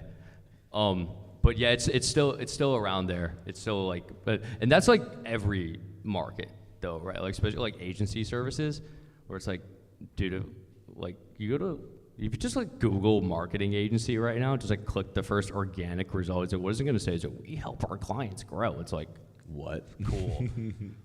Like this would never work on cold traffic. They sell like ever. $80,000 like PR packages, and they get you onto Forbes for like $200. And they charge just a stupid amount. Yeah, it's dumb. But yeah, I mean that's just what I'm seeing. It's like, dude, you gotta like if you by definition, like if you're on cold traffic, you have to be better than the other option. Like if you're using cold emails, like bro, they're getting like 8 cold emails a day. Like I get 8 cold emails a day, and I've got like 2 good ones in the past like 6 months. It's not even that hard. Like if the offer is good, it really is not, because they show up at that small of a frequency. They're all garbage. None of them have like a quantifiable promise. None of them have risk reversal. None of them have case studies. And it's like this is all. And if you just have that, it's just so easy to win. And it's like that's just where the market is right now. And you just have to play the game where it is. I have a little bit. I would disagree with that as the sales guy to a certain extent. Just because like when we first started, if you just had a straightforward offer that had good data coverage, and you just sent cold emails, like it was going to work. No, this is different though. No. I'm saying like when we first implemented the guarantee, like rocket ship, like just right to the top. Then we started getting on sales calls for Client Ascension specifically, and like the other programs started to have guarantees. So then the claims just started getting out of control. And like there's a few of our competitors that I'm not going to mention them up here, not my style, but like they're struggling now because they kind of like saw a couple crazy months. They had this guarantee that they couldn't hit, and then they kind of take a nosedive down, right? So now it's getting to the point where like, okay, now people are having guarantees, and it's like, get you 30 calls booked, I'll get you 60 calls booked, I'll get you 100 calls booked, I'll give you my firstborn son if I don't get you this many clients in this many days. Like, it's just getting kind of crazy. Now I feel like it's just reverting back to proof. Like, show me that your shit works, right? So I think now like the biggest difference isn't just like having a guarantee, but it's also just having an abundance of proof that your stuff works. Like, use that to market it, use that to sell it, use that at like every step of the way. Like the guarantee should just solely be like a risk reversal. They're like, hey, we have this in writing that like, you know, I understand you just met me and there's a lot of bad actors in the space, whatever it may be. But yeah, I feel like that's kind of like how it matured, was like everything worked, just sent cold emails, and it was like you need a guarantee. Now it's like a lot of people are also having guarantees, but it's kind of getting out of control. And now they're like, okay, I just want to make sure this isn't a scam and that it actually works. I'm going to go off completely on a different tangent than both of you. I think we're moving to a place where you need to have a personal brand to win business. Like back in the day, you could make a claim and you would sign the client, but now it's like, I want to work with Presley for clips because I see him on Twitter and he's funny. I want to work with Ben Bader because he works with everyone in Miami and he's really good at webinars. I want to join Client Ascension because I saw how cool the event was and how often they do these in-person events that no one does. Like, eventually the claims, like they said, are going to get so outlandish that they don't even matter anymore. Yeah. And people are going to pick the guys that they resonate with on a personal level and trust. So I think like personal branding mixed with a service and an outcome is like the hybrid that you need moving forward. Dude, like having an optimized personal brand is like a differentiator in and of itself, because there's so little people are actually willing to do it that it just entirely puts you in a different realm. Like, it's like you just, that game I was just talking about, you just exit that game. You just don't have to do that anymore. It's like, whatever. Like, you can work with me or you can't. I don't care. You have like 1 million YouTube subs. It's like, bro, it's just. It's the condo. We were at those at the Heron yesterday. It's like the equivalent of owning those apartment buildings right there. Yeah. Yeah. Because we were up in the tower yesterday. I was looking at the condo building. I was like, if you have even like 30,000 YouTube subs or something like that. So you guys see that condo building? They're like, yeah. I'm like, it is as equivalently a good asset as that. It will cash flow the same. Like, actually. Yeah. And it's like, you guys just aren't, you're not, it's literally digital real estate. Like, you just have traffic. Everyone, to the point where actually people buy ads. Yeah, they're buying eyeballs.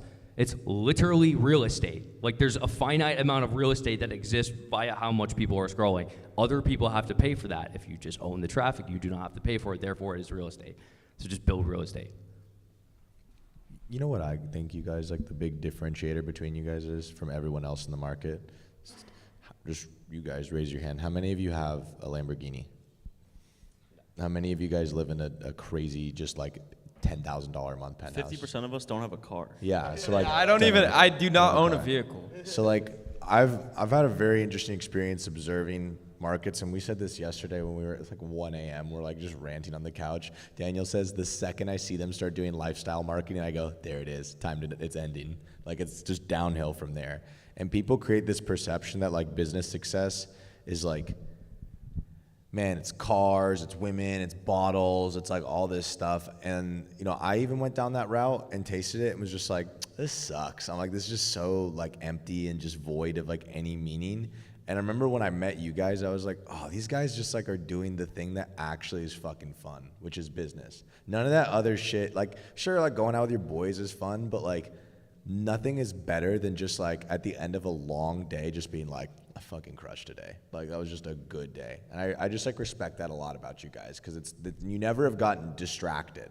There's never been like Daniel's like, guys, 4X or anything like that. Like, that's never happened. I think it's interesting. Can you guys speak to that a bit? Because your ability, I think what I see the most to like summarize that is your ability to stay focused is what's most impressive to me. Because I'm a little bit of the golden retriever, but if it was a little retarded. So it's like, you know, a little bit like ADHD golden retriever. Yeah, this kind of is the same answer I'd give to the last question. I think the biggest missing piece for a lot of you is community, right?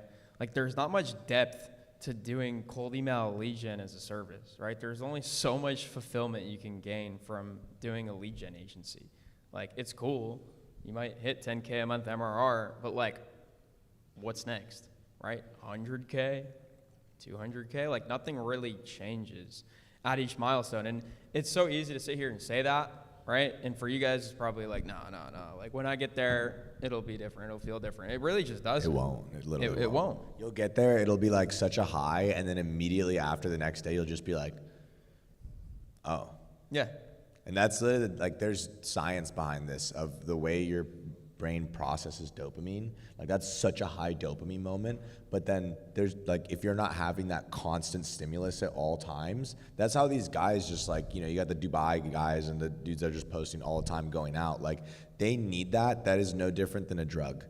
Like, they have to have stimulus, otherwise they can't, like, function. If you took them away and put them, like, in a small town, they would just, like, collapse entirely. Like, they couldn't live that life. Yeah. So it all goes back to community for me. And I heard this on a podcast by Ed Milet, and the way he broke down fulfillment, right? Because that's what everyone's really after, is feeling fulfilled, living a happy, joyful life. And he said that you find fulfillment by using your God-given gifts in service to others. And that's exactly what community gives you the opportunity to do. And that's really why, like someone asked a question earlier, is like, why did you start Client Ascension? Like, why did you go from agency to coaching program? And the agency continued to grow and scale, and I feel like that's why we can deliver such high-level coaching in Client Ascension, is because we're doing the thing that we're teaching.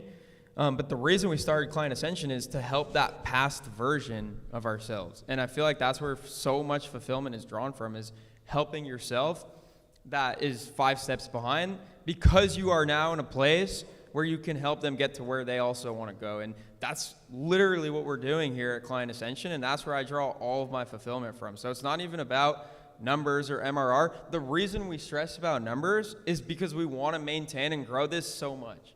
Not just because we want to hit certain benchmarks and buy the Lamborghini or whatever else there is to buy. It's because we want more of this. Like the energy this week, I've gotten like 4 hours of sleep in the past 4 nights. And you're chilling. Like, you're And straight like chilling. I'm just feeding off your guys' energy. Like that's it. Like that's what we do this for. So appreciate you guys being here. No, I need neuro, man. Yeah. You ever hear how like there's like a 75-year-old dude, he's still working, and then he retires and he like dies 3 months later? Yeah, so I'm just trying to not die. And no, what I mean by that though is let's say you make like a bunch of money and you like theoretically like literally could just sit there and live off like dividends for the rest of your life, like just public markets, you don't do anything. You're like, and you like watch TV and like you don't like do anything. Like you are the effective equivalent of dead. You're literally dead. There's nothing to do. And dude, I think it was Marcus Aurelius in his book. It's really funny. It's like, do the bees not rise in the morning till, I don't know what it was. We was talking about bees, and it's like they just. That's Ecclesiastes. Yeah, something like that. It was like they just make the honeycomb. Like they just build the nest. Like they just do that. It's like you break the nest to just build the nest. Like you just do that, right? And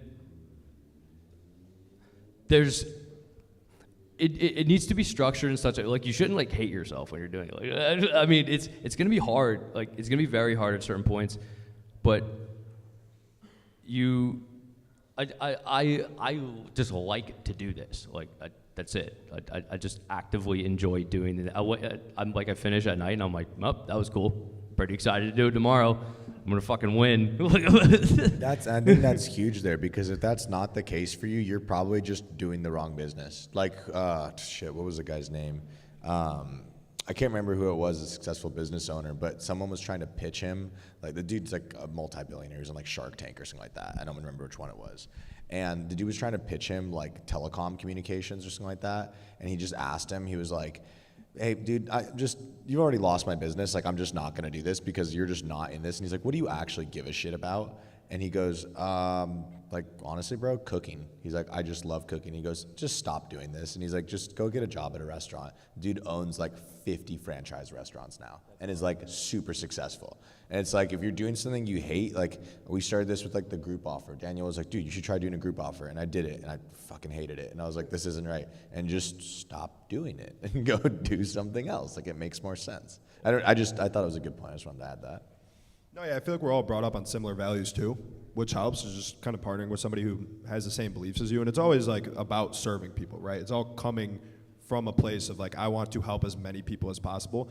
And I feel like the whole thing with the Lambo, like, yeah, when I was younger, that's exactly, like, precisely what I wanted. But then you start to make, like, a little bit more money, and you kind of hit, like, these different benchmarks that you have in your head, and you realize, like, nothing really changes. Then you also, at some point, realize, like, if I have to get the Lambo in order to make myself feel good, I don't respect myself at all. Because if I need to supplement me with the Lambo to seem like a person that I would think is cool, you're probably kind of like a loser, right? Like, you just need to kind of look in the mirror and be like, okay, like, what else can I change about myself that's like actually of substance? And I feel like the last thing is business in general.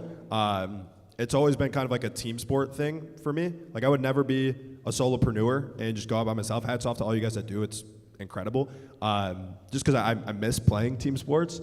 And like in this, like, I guess the revenue is kind of the scoreboard, but I'm trying to run up the revenue for the sake of just doing it, because I think we're capable of doing it. It's not to like get a Lambo. It's not to, you know, get the girl. It's playing the game. Yeah, it's just to play the game. It's like what can our high score be? Like this year, what's the high score going to be? Just for the sake of doing it, because like, why not? Like, what else is there? There's nothing else to do. Kind of like Alabama with that just streak where they won the national championship just like 6 years in a row. Like, Yeah. Klein is in same colors too as well. Like, Yeah, and if you asked any player on the team or anybody that went to that university, like, did it get boring after a while? Like, fuck no, it's No, we super win. fun. That's it. Yeah. It's awesome. It's awesome. So yeah, no, I feel like you start to mature, and like, it wasn't always that way. Like, we weren't always like, I don't know, the way we are now. But like, the more you grow, the more you realize that all that other stuff isn't as important, or you don't, and it kind of just consumes you altogether. Yeah, I would say the people are, it's about who we work with in the community, like Andre said, like helping, you know, people in here have left their 9-to-5 job to run an agency off of what they learned in the program, or, you know, someone in London, I'm not going to name him, but came up to us like basically crying because his business was completely revived and he could like afford his house again and like take care of his family. It's like shit like that is what keeps you going, you know? I made that offer. Yeah. You're always right, bro. But it's like, yeah, like, He's always right. I feel like the money in the cars and stuff is like a frivolous pursuit, because no matter how much you make, there's always someone that's gonna have more, and you're always gonna be like, oh, I got $1 million, now I need 10, now I need 20. Like, someone's always richer than me with better cars. Like, there's never an end game for that.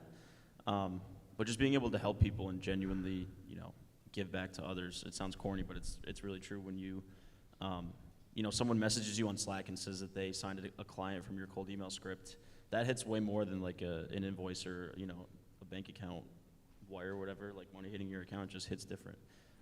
And I always say, like, relationships. We did a podcast, Andre and I, like 4 years ago, where some billionaire was on with us. He's like, I'd give every last dollar to like have my family back, because like his wife and his kids left him because he was working so much. 100%. You can't And you can't take it to the grave. You can't take the money to the grave. You can't take any of that shit to the grave. I was also like, I was in Costa Rica recently, and I was like shocked. People lived in dirt huts. Pura vida. Yeah, they lived in dirt huts with their families, and they were happy as could be. And I was like, wow, like how? It's because relationships and the people around you. That's basically it. Yeah, I mean, some of you still want the car, and I'm like, I want the car too. But the way I kind of think about it is, if you know what I just hated as a kid, it was like I worked in a grocery store, like in the Publix. I worked in the bakery, and I had just to like scrape shit off the floor, and like, dude, I hated that. So I hated it. So it just made me so angry. Like, I just hated it so much. And then I did like customer support for Apple, and just like talking to like me trying to describe what button to click, and they don't even imagining you on these calls, like just click the button, like right now, it's do it. Right I'm never there. wrong. Like, Yeah. it was like the worst thing ever. And I think I could probably equate, like what I do is like, I just never want to do that ever again. While simultaneously being like, all right, what's like winning? It's probably like a bill. And it's like, all right, how do I get a bill? It's like, obviously it's through like a shit ton of capital growing in and of itself. So it's like, now I sit here and it's like, yeah, I could go buy a Lambo right now. But it's like, but then the compounding effect of getting to a bill might not occur by the time I'm done. So I gotta like keep it so I can throw it over here and like make it go faster and faster. Bro, I'm at a casino. I'm gambling. It's awesome. I'm just winning. It's dope. That's how you should think of it. It's like, yeah, it's like really cool, except you can influence the odds. You just change around like what the slot is paying, and like the odds. It's really that's how I think of ads. So I'm like super addicted to like going to the ads manager. I'm like, what the fuck we doing today? Like how many calls? Looking like right now. I'm like 10K a day. Let's go. Elias, how much time we got? 4 minutes. One more what? We gotta get there in 4 minutes. Where? Oh, we gotta get there in 4 minutes. Okay, gotcha. Okay, so are you guys cool if we just go completely left field and just stop talking about business now? Please. Okay, craziest conspiracy theories, go. You want to go? Whoever goes first. Go. The pyramids were made by aliens. There we go. Let's start there. Daniel's like, he's processing right now. I just want a banger. Like it's like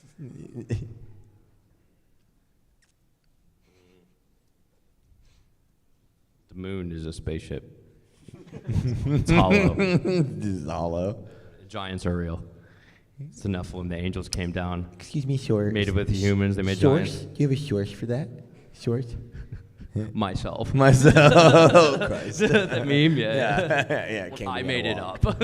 Yeah. What about Q&A? I feel like we should open it up. What's up? Some Q&A. I think so. That's probably more productive than that. Anyways, guys, who's got some questions? Any questions about giants or Any Nephilim? questions about giants?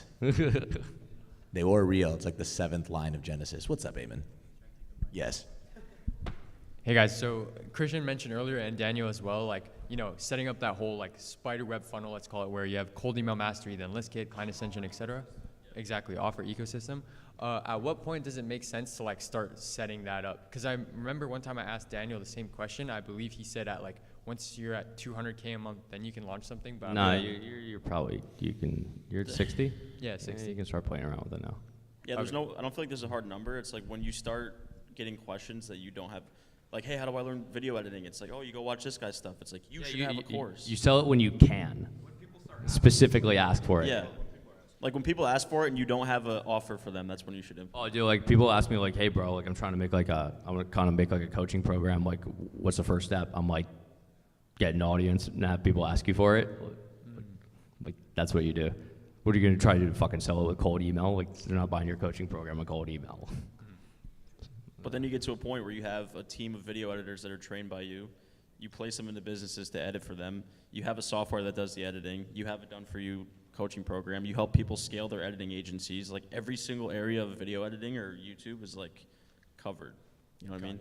And one quick follow-up question to that, like, do you think doing some sort of like biz op where it's like teaching people how to start content agencies, like that's bad, right? Like I should avoid that, right? Okay. You will hate your life if you go to B2C. Okay. Go out, don't talk to Brady. But I think as a piece, as a cog in the system, it makes sense, though. That offer would rip. I just don't think you'd be happy. I think a placement, no one's done this. No one's cracked placement for video editors. If you crack that, bro, that's a fire offer. Like, that would work really well. So I'll think about it. Wait. I just want to recognize Eamon, guys. Like, this guy is an absolute killer, and like he never stops asking questions. Let's go, Eamon. Let's give it up for Eamon. There's a reason. I think Daniel tweeted this or like put it in the general chat in Client Ascension. He was like, guys, if you want Eamon type results, you need to have Eamon type inputs. Like it's plain and simple. Like this guy never stops. And like I'm like the only one up here of the co-founders that's not super involved as a coach in the community. Like I'm not the sales coach. We have 2 other sales coaches there. So I don't have like a direct line. Like a lot of people never hit me up for help, which I love. Like I just don't like the whole customer support side of the business.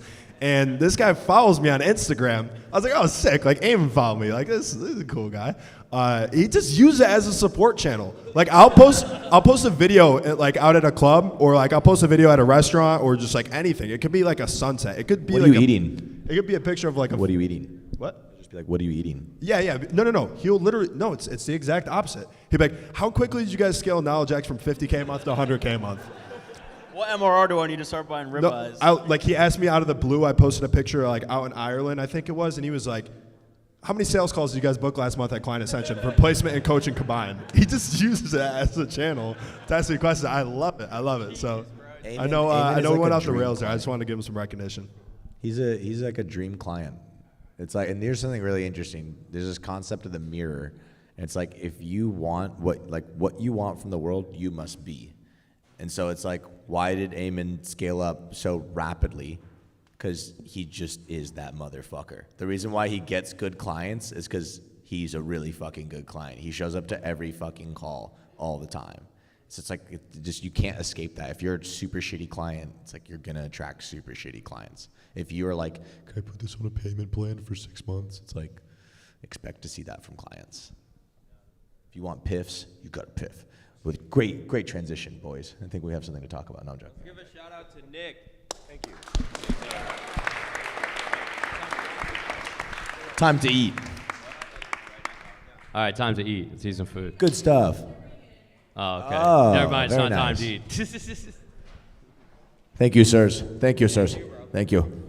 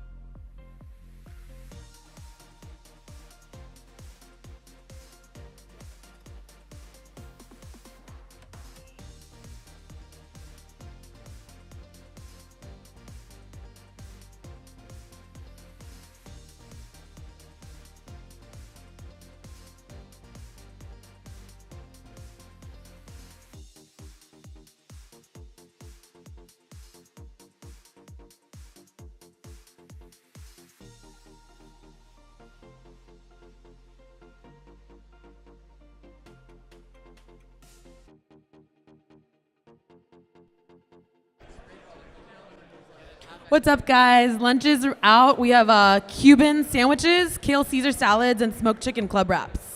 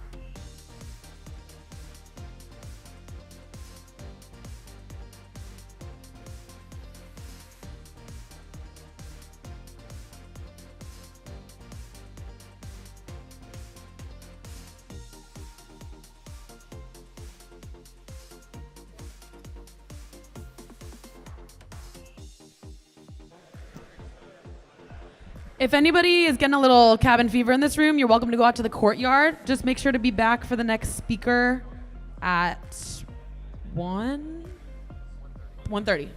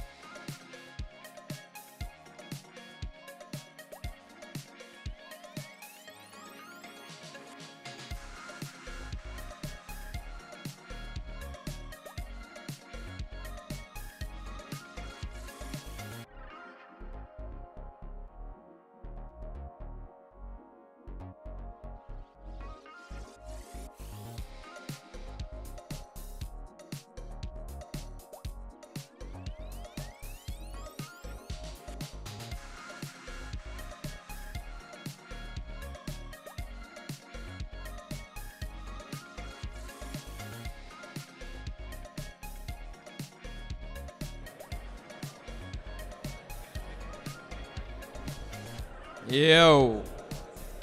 Quick update. So, two things. We're going to get started with the afternoon session in about 10 minutes here. And if you haven't picked up your merch yet, there's a table in the back with shirts, hoodies, and hats. And so please go help yourself. Take one of each and represent.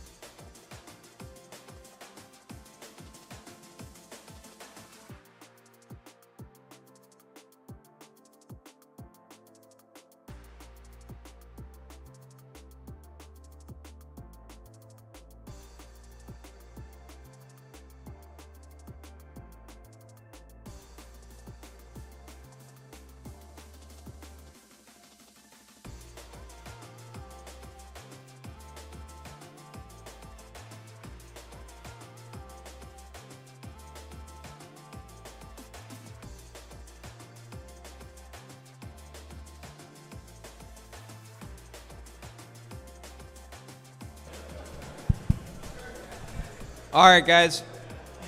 We're going to be starting in just a few minutes here. We're going to need that door in the back closed. And so either you're in or you're out. And you're going to want to be in because this afternoon session is absolutely stacked. And so get in here, find your seat, and let's get this thing going. Let's go, let's go, let's go.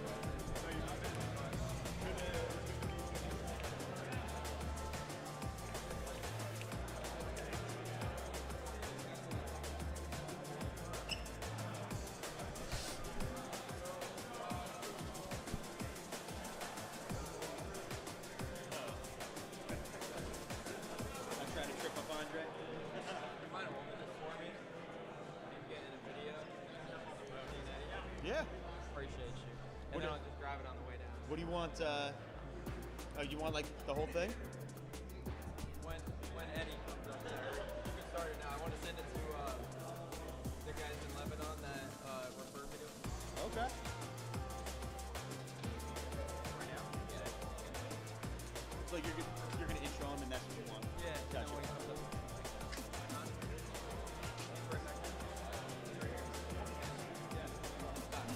Eddie, we're gonna get you mic'd up. Just so you have from the footage too. All right, guys, find your seats. Find your seats. Just look at that screen right there. Just look at what it says. Who wants to know what those things are? Yeah, me too. I don't have an 8-figure agency. I want to know those 4 things. So hurry up, get in your seats. Let's do this thing. We need urgency.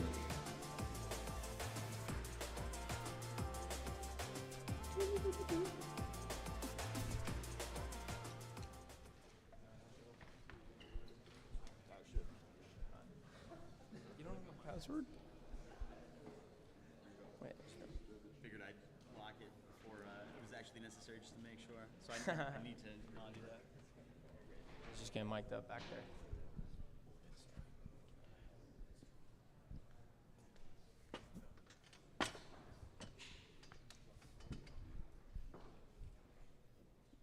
Huh? Oh yeah, take notes. Get your notepads out, your pens, your iPhone notes app. That's what I'd be using, but this is one where you're gonna be taking notes. You'll see me in the corner. I'm gonna be writing down notes for this one. Because again, like, just look at that screen right there. 4 things you need to do to build an 8-figure agency. I can't tell you those 4 things because I've never done it, but we got Eddie here to tell you. So we'll be starting in a minute here. How's lunch? Good? Cubans? Fan favorite? Yeah? The cookies at the beginning, bro. That's that default Kings, bro. Joey's like, nah. Oh, man, we're good? We're mic'd up? Yeah? All right, can we probably close that door in the back?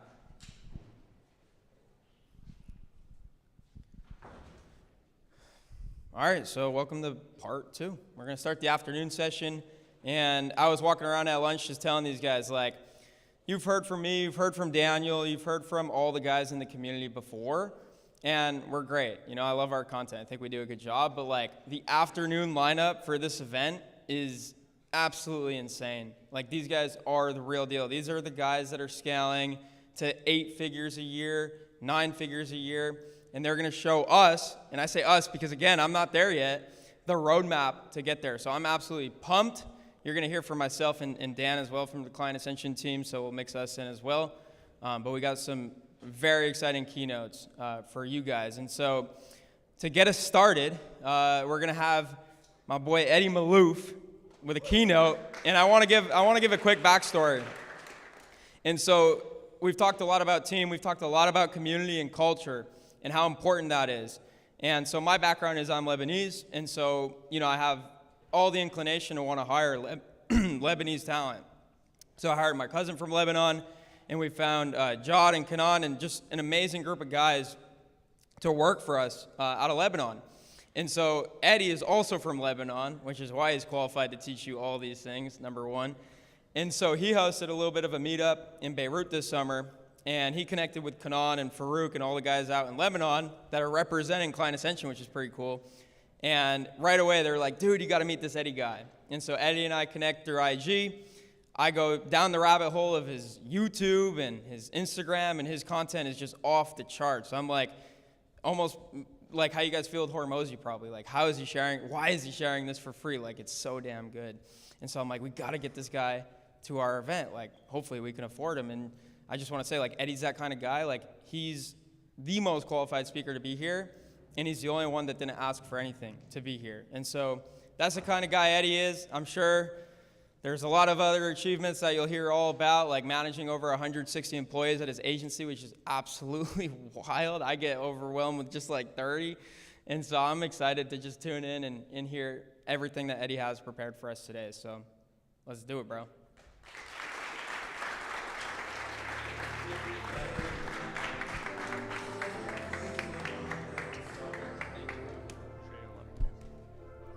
How's everyone doing today? It's the kind of energy I need for 45 minutes, okay? I want to survey the room just to understand, because I tweaked the presentation a little bit this morning because I talked to some of you guys yesterday, kind of figured out where everyone was at. Could you stand up if you're doing over 100K a month in your business? Stand up. Stand up. Okay, if you're doing, stay up. If you're doing 50K a month or more, stand up. 25K a month or more, stand up. Stay standing, please. And then 10K a month, stand up. Awesome, cool, thank you guys. Thank you so much. I just need to get a gauge on the room to understand exactly how to cater this. Some of this stuff is gonna be, you guys are gonna learn a bunch of tactical stuff from a bunch of other people. I figured, like, if I were talking to myself 4 or 5 years ago, when I was, doing maybe like 25, 30K a month, what would I need to know back then, like, just to simplify it down to get to the point where I'm at today? For reference, we're at about a 20 million run rate per year. Hopefully by next year we'll get to about 25 plus. And just like Daniel was saying this morning, let me just real quick, this is the intro slide. I go by Dada, first and foremost, my beautiful daughter, my wife. And as you guys grow up, you'll understand this is actually the priority. When I was in your seats, it was all about this bottom stuff, CEO, founder, how much money I'm making, blah, blah, blah. But I'll tell you, as I get in richer circles, this is what people respect a lot more about me, and so it's always up there, number one. Number two, I'm the owner of Bad Marketing. I already kind of told you a little bit about it. We have 180 employees as of right now, this moment I'm standing up here. We work with some of the biggest brands. I'm not gonna put their names on here. You can go to our website. It's not what this is for. If you want, follow me on Instagram. I highly recommend it. I put this on this morning because I was listening to Daniel talk, and he was saying the only difference between me and you guys is time and reps, and it's 100% true. So I tried to pull some old screenshots while I was in the back of the room today. This is me in August 2019. I'm in my parents' bedroom, super diligent. There's like 3 notebooks in front of me, all filled with notes from speakers like myself, who I used to listen to at the time. And I was literally doing nothing. I was maybe making like 10K a month, 15K a month max, working out of a bedroom. 2020, January, me, my now wife at the time, she was my girlfriend, my best friend. This was the entire team, January 2020. By the end of 2020, we got an office. We could only afford 3 double desks, so we fit 6 people in that office. By then, we're still doing like sub 50K a month at the time. Sorry. Then I couldn't find any photos between 2020 and 2023 in time. So for what it's worth, between this time of having like a team of 5 or 6 people and now, which is exactly 3 years later, we've grown to over $1.5 million a month and about 180 team members as of today. So I've done this all in a 3-year span, and it's because I spent so much time sharpening my axe before I swung it, is how people like to put it. And so today I want to share with you, as simple as possible, the 4 things that you actually need to care about in your agency to get to the point where I'm at, okay? And I know at a high level view, we all understand the agency model. It's get more clients than you lose, and you scale up. But I'm gonna break it down a little bit to certain metrics that we track in our company, which has allowed us to jump so quickly in just the past 3 years. So 4 things you need to build an 8-figure agency. Write this one down. Customer lifespan. This is the most important one. How long does a customer actually stay with you? A lot of you guys are just focused on getting a customer, and I think now you're starting to understand how much work it takes to get a customer, and the easier part is just keeping the customer. But we spend so much time trying to figure out how to get the customer instead of how do we keep them longer. If I have a customer that leaves every 3 months on average, then every 3 months I have to find a new customer. If I have one that leaves every year on average, I I have to do 4 times less work to find customers to grow my business.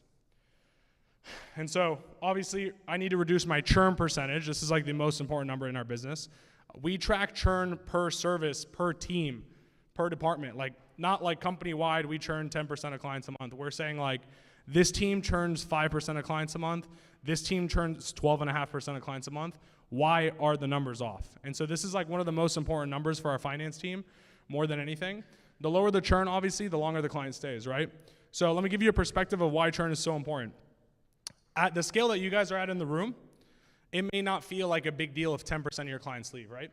If you're doing 100 a month and 10% churn every month, that means every month you lose 10K of customers, okay? Which is kind of easy at that scale to go get 10K more customers every single month.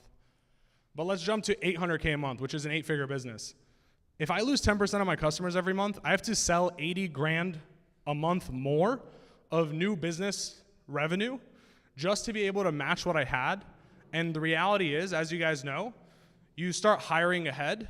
And so really I'm at a loss if I close 80K more. I actually got to close like 100K more a month as I grow to be able to compensate for this. Does this make sense? We're on the same page? And so at one point I remember sitting down when I was like at maybe like 50, 60K a month, and I drew out if we have like a 10% churn and we add 30K a month of revenue, how many months we could keep growing before we finally hit a ceiling. And if you guys really sit down, you take the number that you're at right now, you put it on the board, and you put like a 10% churn rate next to it, and you say, okay, every month we're gonna lose 10%, but we're gonna add 30K of customers. Then we're gonna lose 10%, then we're gonna add 30K of customers. You'll realize in a matter of like 6 months, your business stops growing. It's physically impossible for you to acquire 30K of customers and grow. And so this is one of the most definitive numbers in the business. And it all comes down to one thing. I was talking to Ryan McGinn earlier. We were kind of talking about this. And I gave him this solution, which I'm about to show you, which pretty much solves all of his business problems. So real quick, if I told you guys that if you worked with me, I would double your agency in 60 days, would you be excited? Can I get a hands up if you got excited about that? Okay, cool. If I worked with you for 60 days and instead of doubling, we only ended up growing by 20%, how many of you would be excited? Raise your hands. Look at the difference in the room. Most businesses can't even grow 20% a year. But because I set the expectation that we're gonna double in 60 days, there's 80% disappointment in this room if we grew by 20%. And this is what most of you guys are doing with your customers when they sign up. In the sales process and the onboarding process. You're promising them up here, you know you're gonna hit right here, and even though right here is fucking amazing, because it's not right here where they were sold on, then they're disappointed, okay? And so I want you to re-tamper the expectations. You need to set better expectations on the sales call and in the onboarding process. You need to reiterate it over and over again. I'll give you an example. I was talking to Ryan, and he's like, bro, biggest problem is all these clients want me. They want me to fly out. They want me to be on a video. And when I put Luis in front of them, Luis is the mastermind behind this whole thing, but they just bitch and they say, oh, we want Ryan. We didn't pay for Luis. We want Ryan here. We want Ryan to do that. And so it's making it hard for him to scale. And after talking to him, we realized he doesn't set the expectations well enough on the front end, and he doesn't make Luis look like he's the guy. And so if from the beginning the sales team is edifying the account manager that's gonna be involved rather than the founder, now you're passing that baton off and that credibility. So for example, when someone signs up with us, I'm like, hey, listen, if I'm signing them up, I'm like, I want your expectations to be straight. Number one, we're not gonna sit here and make you $1 million in the next 30 days.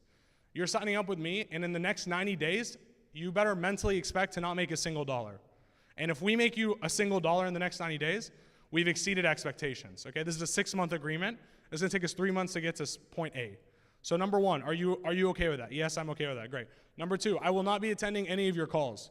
I will be working behind the scenes, but in order for me, Eddie Maalouf, to strategize and to bring value to your business, I cannot be on every single client call in my company. Therefore, I can't be on yours. But Christian is actually our lead strategist, and he's the mastermind behind all these accounts that we have online. All the names you see that we work with, all the case studies, it's because of him. It's not because of me. And so everyone comes in super excited. They never talk to me about problems anymore. They have expectations that it's gonna be okay. If I don't make anything for 3 monthly payments, we're gonna be in a good spot because I'm gonna make it before the 4th. So when we make money month 1, they're thrilled. When we make money month 2, they're thrilled. When we make money month 3, it's at expectations. Does that make sense? Now, you guys may think this is gonna hurt my close rate. Oh my gosh, blah, blah, blah. Totally cool. Because when you actually look at your numbers in the agency space, most of your cost is upfront, okay? Most of your cost is acquiring the customer, paying the sales commission, setting everything up. Like, this is where most of your cost is. After month 3, your cost goes down dramatically in the fulfillment side. So in reality, what you're doing is you're selling a bunch of people who are leaving at the point where you have the highest cost versus staying long enough to make it longer. I would rather close half the people and keep them for 6 months than close double the people and keep them for 3. Does that make sense? Very important. And as you guys grow your company, you guys may not be thinking about this now at the point you're at because you're trying to make money. At some point in the future, you're going to want to sell this company. And this number that we're looking at is the first number that they're going to look at in the entire business. They're going to see how involved are you, how dependent is it, and how long is a customer actually staying with you, because that tells me how good your product is. Are we on the same page? Okay, cool. Is this too far in the clouds for you guys? You guys on the same page as me? Cool, great. So better expectations in the sales process, better in the onboarding process as well. Recurring AOV, this is number 2, super important. Average order value. How much is a client paying you on average? Can you put your hand up if a client pays you $1K a month or more? Just put your hands up. Keep them up. Okay, put them down if the client doesn't pay you $3K a month or more. So keep them up if they're $3K a month or more. $5K a month or more? Nice, I like that. That's a lot of hands. $10K a month or more? 2 people, 3 people, 4 people? Nice. Okay, solid. This is the most important, this is like the second most important number here, okay? I'm gonna show you how we took our business from nothing. So on the local side, we were servicing local business clients. We were doing Facebook ads for them when we first started. We were doing about $950K a month average ticket value.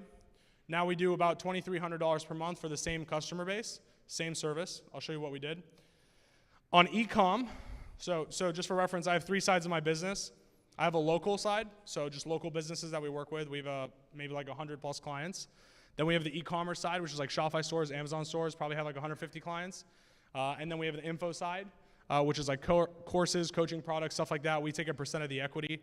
We have about like 25, 30 clients on that side.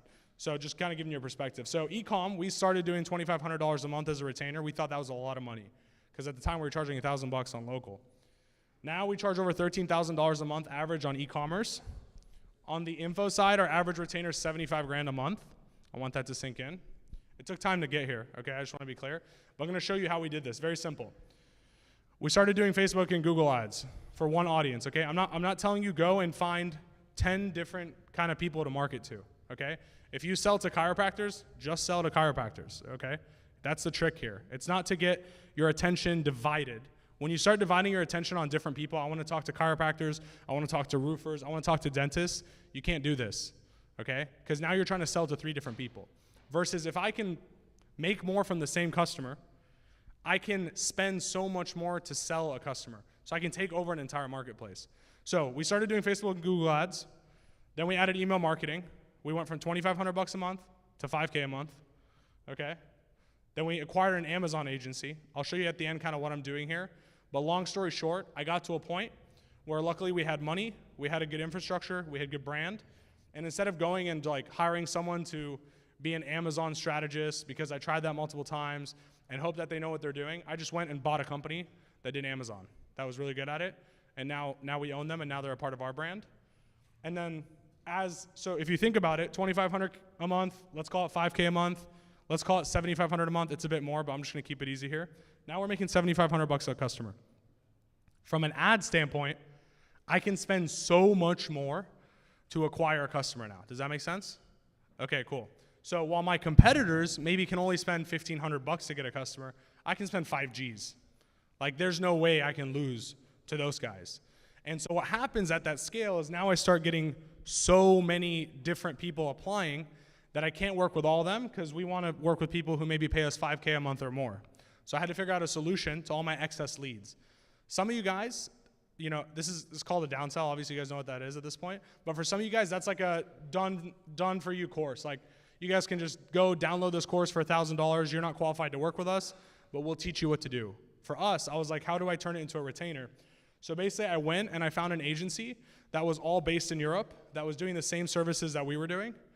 And because their staff was all in Europe, I could charge half as much as I was charging in my main agency. So now I just took 90% of the leads that we're all turning away because they couldn't afford us, and now I had something else to sell them, this added a few $100,000 a month right away to our business. Does that make sense? Yeah? Cool. I'm seeing enough heads nodding, which is what matters. And then this next thing that we did is something that all of you guys can do in the room right now.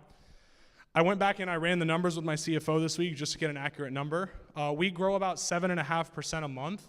Think about our size, okay? We grow at 7.5% a month just from this one thing I'm about to show you.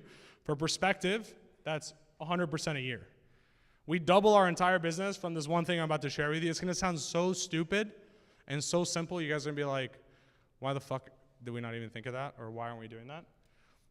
And I commission all my account managers for upsells that they bring to the table, just like a salesperson.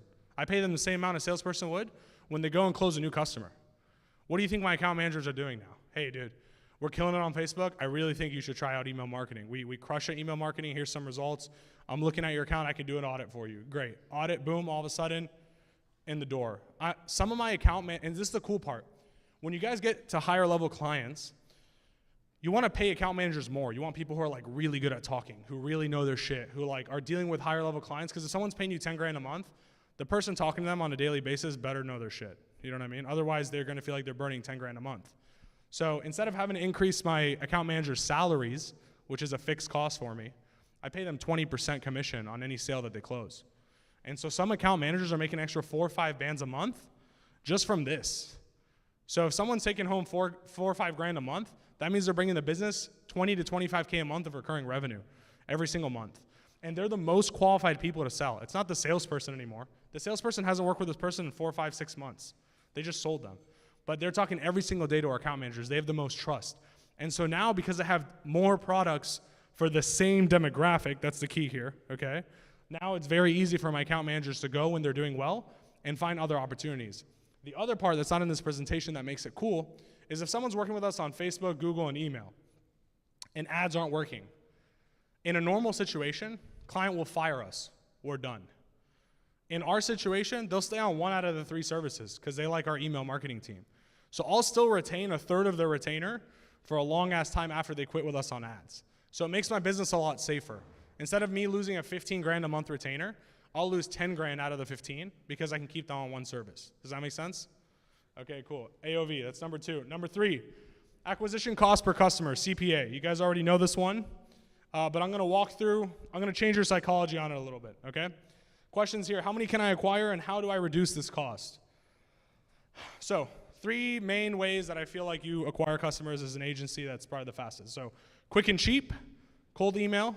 All of you guys, raise your hand if you do cold email. Hey, a round of applause, I like that. Thank you, Client Ascension team. Social outreach and cold calling, okay? These are the cheapest. They basically cost virtually no money except for maybe like $100 to pull a list, whatever it is. And you can do these all day long. This is how I started my agency as well, okay? What's the problem with quick and cheap? Can anyone guess? What is it? Scale, not the answer. What else? No. Someone else guess. Everyone can do it. Quick and cheap, everyone can do it. You're competing with Johnny in his bedroom at home. You're also competing with corporate companies that make $1 billion a year. You're competing with both sides of the spectrum. Quick and cheap is cool to get started, but it's not cool to scale because it doesn't give you a moat. My man Taylor Welch back there loves his moats. Quick and cheap, no moat. Everyone can do it, okay? Number 2, quick and expensive. This is a little bit harder to get into, right? Because you're gonna fork out money. So you eliminate some of the competition. Paid ads plus a great offer, okay? This is level 2 to acquisition, quick and expensive. The faster you can do quick and expensive, the better off you are. I'd recommend getting some clients in the door through email. As soon as you have them take all that money, figure out paid ads as quickly as possible. Because you can only do so much with the cold email strategies you guys are doing. You can't go and put a closer full time with cold email because you can't fill up 40 hours a week of demos. So you're not gonna get a savage closer because he doesn't have enough demos. So that's why you gotta start getting into paid ads, because paid ads will fill up enough of your calendar on top of the emails to be able to bring in a savage closer and be able to close more people. Does that make sense? Okay, cool. Number 3, slow and expensive. The hardest one, the one most of you guys in this room are not doing, which is why you can't compete with me, because I built a slow and expensive brand. Okay, this is organic content on YouTube. This is going out to events. This is everything that is not tangible, from just outreach and paid ads, okay? This is the thing that takes time. This is the thing that takes money. This takes the most effort, and it has the slowest return. But when it starts returning money, you are on your own moat. People can't compete with us. I'm not competing with the same people I was competing with 2 years ago, not to be cocky, but because we have a brand.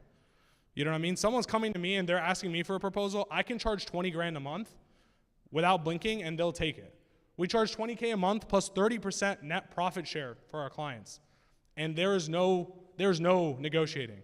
And I have some of the biggest names, people who would never think to give a percent of their business up. All of them give us a percent of their business because we built brand.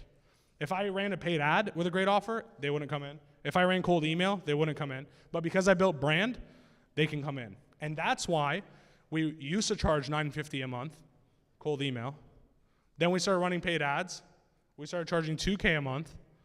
Then we started building brand. Now we can charge 20 grand a month. Does that make sense? Yes? Cool. Building brand, building referrals is obviously going to reduce your CPA over time, but here's where I want you to shift your mentality a little bit. Is it easier to reduce your cost per acquisition, or is it actually easier to get a customer to just spend more money with you every month? Something to think about. Both is the right answer, but if there's one, it's actually make more from every customer, okay? You already have the customers. You don't have to go find them. You don't have to convince them they're there. So I'll give you an example. If it costs me $1,000 to get a customer and I charge them $2 grand a month, my spread's $1,000, okay? I could reduce my CPA in half, 50%, which is like fucking hard, right? Like I could cut this thing in half and I would still only make $1,500 per customer, okay? Or I could get the customer to give me $1 grand more a month by providing something else, a different service, in the same area that I'm doing.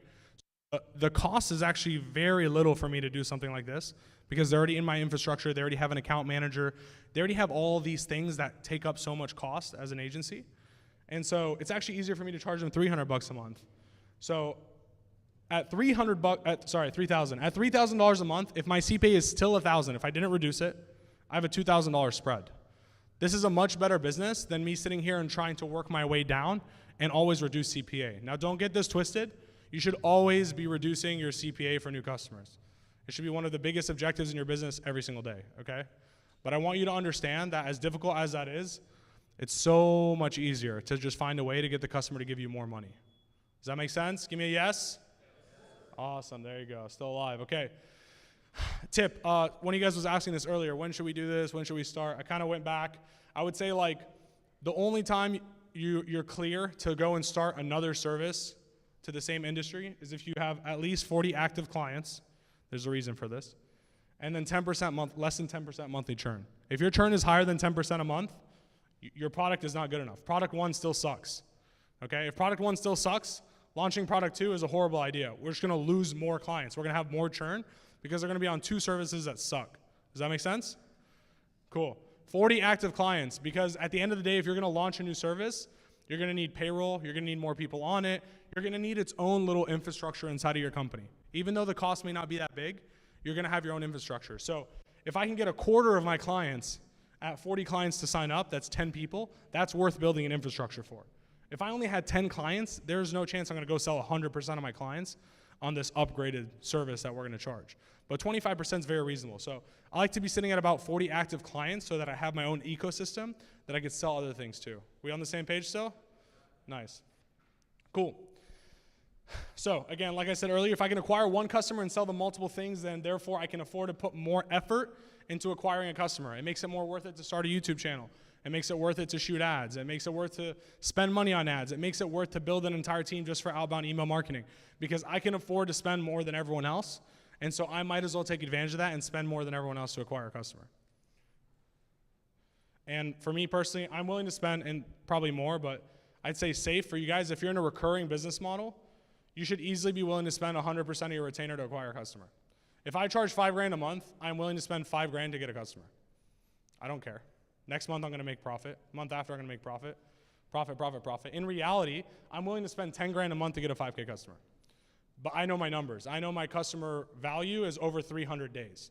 So on average, a customer is gonna stay with us for over 10 months. So I don't care. I could spend 2 months of cost.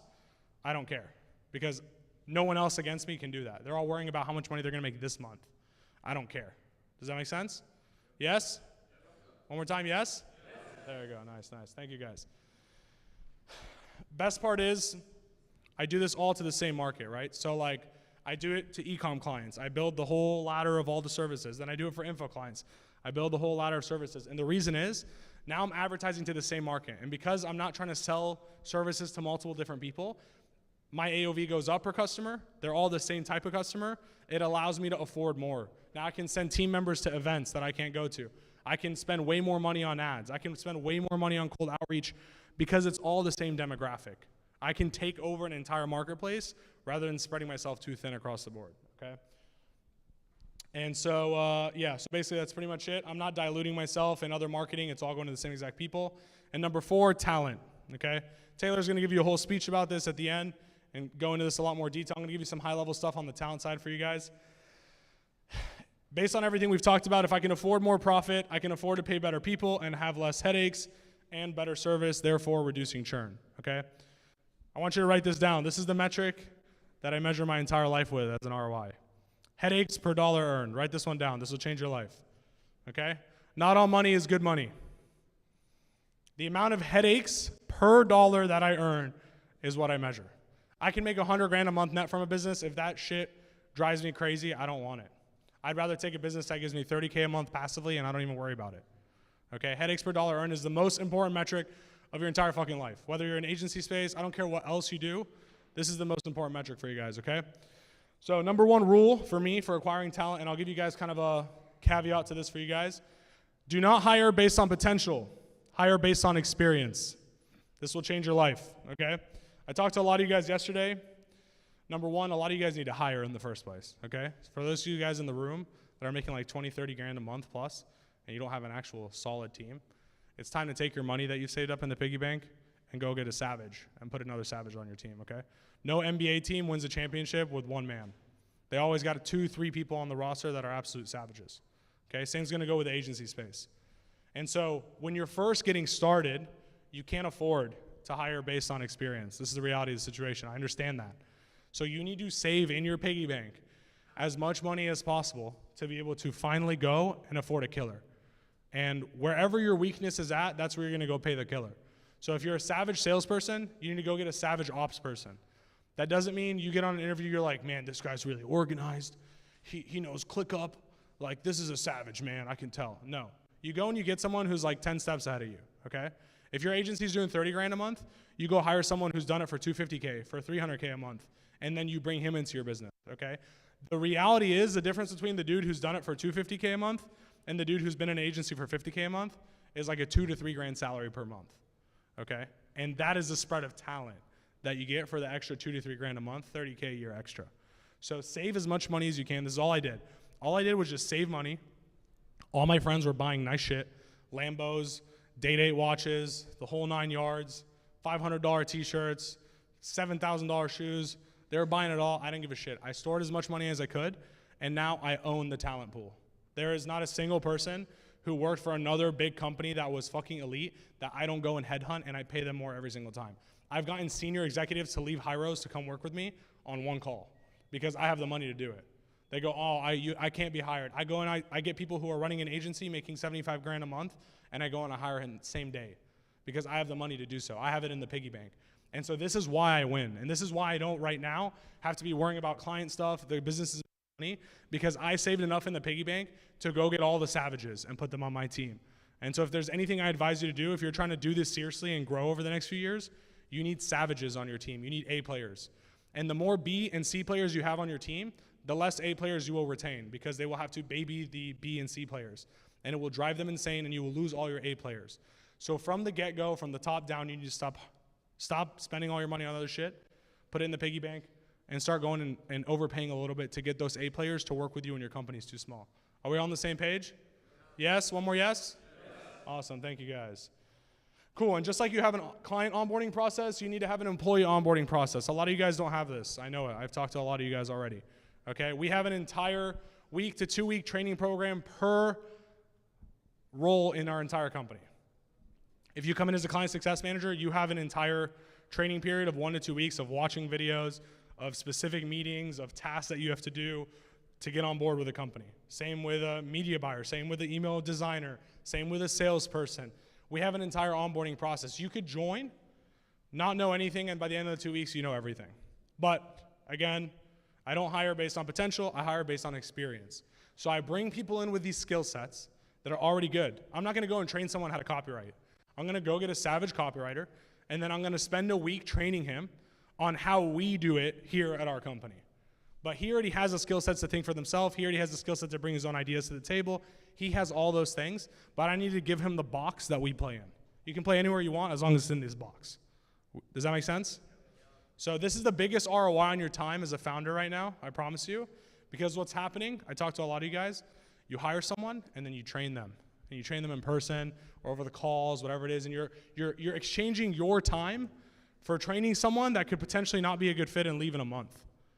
But if you just turn this into content, you turn it into a Kajabi course, a Google Drive program, a Google Doc with SOPs, you do that one time, it takes you a couple days, and you never have to train another person in your company. Okay, this is like the most valuable ROI to scale. So many of us are so focused on how do we get more clients, we neglect how do we get more talent. And how do we keep that talent just like we keep the clients. It's a two-sided coin. We gotta get talent and keep them as long as possible, and we gotta get clients and keep them as long as possible. And that's the agency game in like four words right there. You know what I mean? So let's talk about some advanced shit. This is pretty cool. You guys know what mergers and acquisitions are? All right, cool. I'm gonna forward you guys a few years if you don't.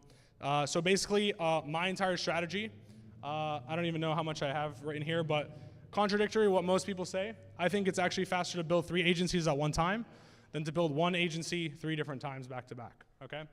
I'll tell you why. I don't have to run any of the agencies that I acquire, and all I do is just go and get them. So I'll give you an example. I was talking about the low ticket guys that I acquired in the Amazon agency I acquired earlier, okay? I tried to sit there and try to figure it out in-house. I was like, okay, how do I don't know shit about Amazon, but I know Amazon's a service that we can sell to everyone. Let me hire an Amazon guy. I went through 3 different Amazon guys in my business that all ran circles around me, pretending they knew what to do. And then I found out that they didn't know what to do and they sucked, whatever reason, they didn't have that responsibility. And then I ended up kicking them out. I wasted an entire year trying to figure out Amazon. Instead, I just went to an agency that was really sick at Amazon, but sucked at running an agency. They couldn't get clients, they couldn't hire people, but the results were exceptional. The dudes knew exactly what to do. They knew how to scale an Amazon store. So I went up to them and I didn't say, hey, I'm gonna buy 100% of your company. I said, hey, listen, I'm gonna take 70% of your company. I'm gonna pay you $0. I'm gonna give you a salary that's more money than you're taking home. So for example, that agency owner was taking home $8K a month. I said, I'll pay you $15K every month. You own 30% of the company still. You make double take home every month.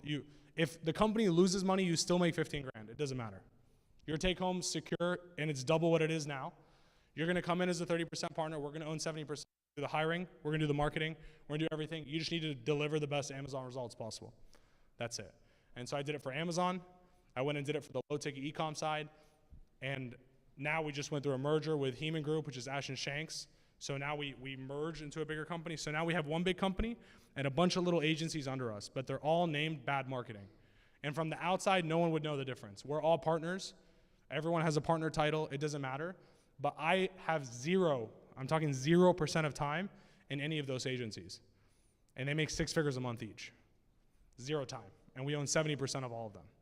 And so as you guys grow, I want you to think outside the box. A lot of your problems are solved by teaming up with someone else. And most of the time, someone else doesn't actually want to own 100% of something. They just want a certain amount of money that they can take home with a certain amount of headaches. I was talking to someone yesterday here in the group. They have 2 kids. And they were like, I make over 50K a month right now. But like, I think honestly, I really just want to make 20K a month. And I was like, why? He's like, I want to spend time with my kids. And so if you think about that scenario, most people would see, oh, dude, this guy takes home 600K a year plus. Like, no way I can go hire him to work with me. But what if I went to him and I said, hey, dude, I'll pay you 20 grand a month, every single month, guaranteed salary, and you don't have to go find clients. You don't have to do all this shit. You work the hours that there are. You don't have to work off hours. You go spend time with your kids every single day. You go to their tournaments on weekends. You do the things that you want. But I know you're worthy of 50 grand a month plus that you can bring to our company because you've done it for yourself. And so if I put you in your zone of genius, you gotta be able to make more money than that for the business. So I'm willing to go pay you a 20 grand a month salary to come be a part of my company. Does that make sense? Okay, I know this is like future stuff for you guys, but I want to kind of expand your mind because I learned this too late in the game. And if I learned this 2 years ago, I would be at 400 employees right now with $5 million a month in revenue. But I just learned this last year. And so my first acquisition happened last March, then it happened last May, then we just went through a merger again like a month ago, okay? And so this is a way to speed up the entire process because one day, whether you like to think so or not, you're gonna sit down, you're gonna say, I wanna sell this thing. This isn't something I actually wanna do for the rest of my life. 10 years is a long ass time, trust me. By the time you get 10 years of doing this, you're gonna be like, bro, I don't care how much money I'm making, look at all these gray hairs, guys. Like, this came from this, you know what I mean? And so you're gonna think about that one day. And so when you're all compiling yourself into one bigger company, you sell for a bigger multiple, you sell for a lot more money. And the cool part is I'm not doing it alone anymore. I have partners in all these companies. We're all friends. We all bring value to the table. The brand is getting bigger because now I have 6, 7 partner heads who are all generating business. It's not all dependent on Eddie Maalouf anymore. I have multiple partners, and all of us bring deals to the table every single month. So on top of the sales team, on top of the ads, on top of the organic content, the outbound, all the stuff that we're doing, I have 6 people just like me who are bringing revenue to the business every single month, which makes my life easier as well, which makes us grow faster. They each deal with the responsibilities, and we grow a lot faster. Does that make sense? I know this is kind of out there, but cool, yes? Okay, cool. Last thing, blah, blah, blah. Was this valuable? Yes? All right, cool. With that being said, Andre gave me permission. I have an event in January. I'm gonna do a soft pitch here for you guys because I think it's the most valuable thing you guys can do. It's called Agency Founders. I bring everyone who does 7 figures a month or more in their agency. You guys can scan this. I made a code for you guys. You don't need to buy it today, but I would scan it and save the link. The code is CA23. You can guess what that stands for. And it'll give you like a couple grand off the ticket price. Ticket prices go up in like 4 days at the end of the month. And there's a split pay option. I'd highly recommend it. Go read into it. I'm not gonna sit here and hard pitch you more than this. But I think it's the best thing that you guys can do for your business.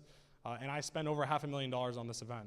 Taylor was there at the first one. He saw the level of production at this thing.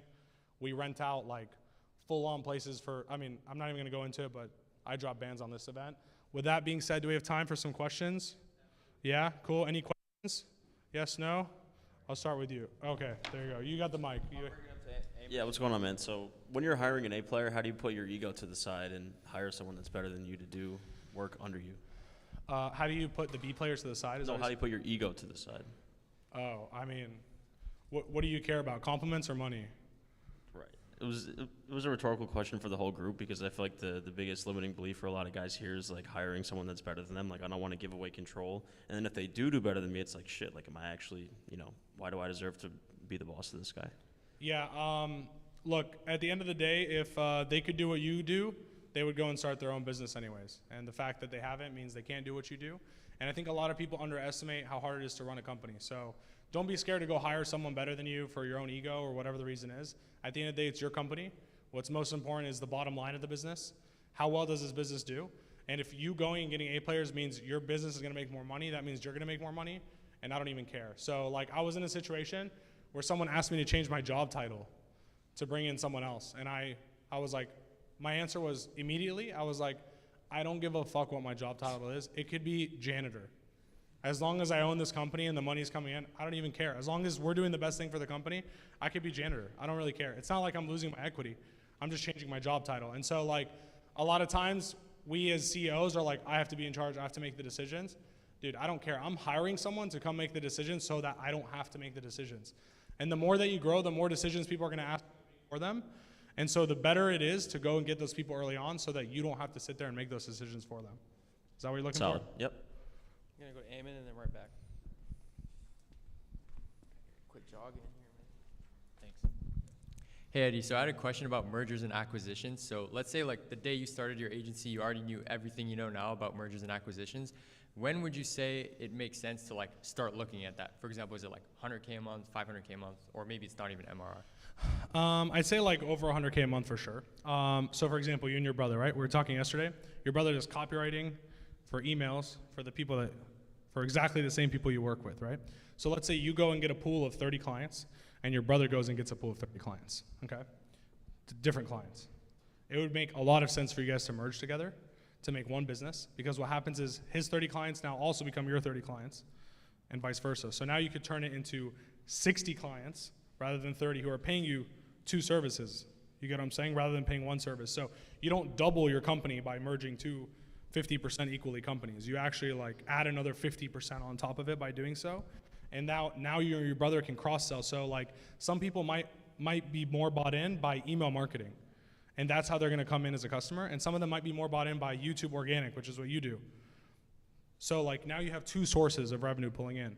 So for example, like last month was a slow month for e-commerce acquisition for us, for Shopify. But I ran an Amazon funnel, and that brought in most of the business for the e-commerce side because people wanted Amazon going into Q4. And so because I had a different service that I could sell, whether it's through cold email, whether it's through ads, whatever it is, it gave me an opportunity to go acquire the same customers I wanted with a different bait. Does that make sense? Yeah, makes sense. Yeah. Let's go to Matt next, and then Max.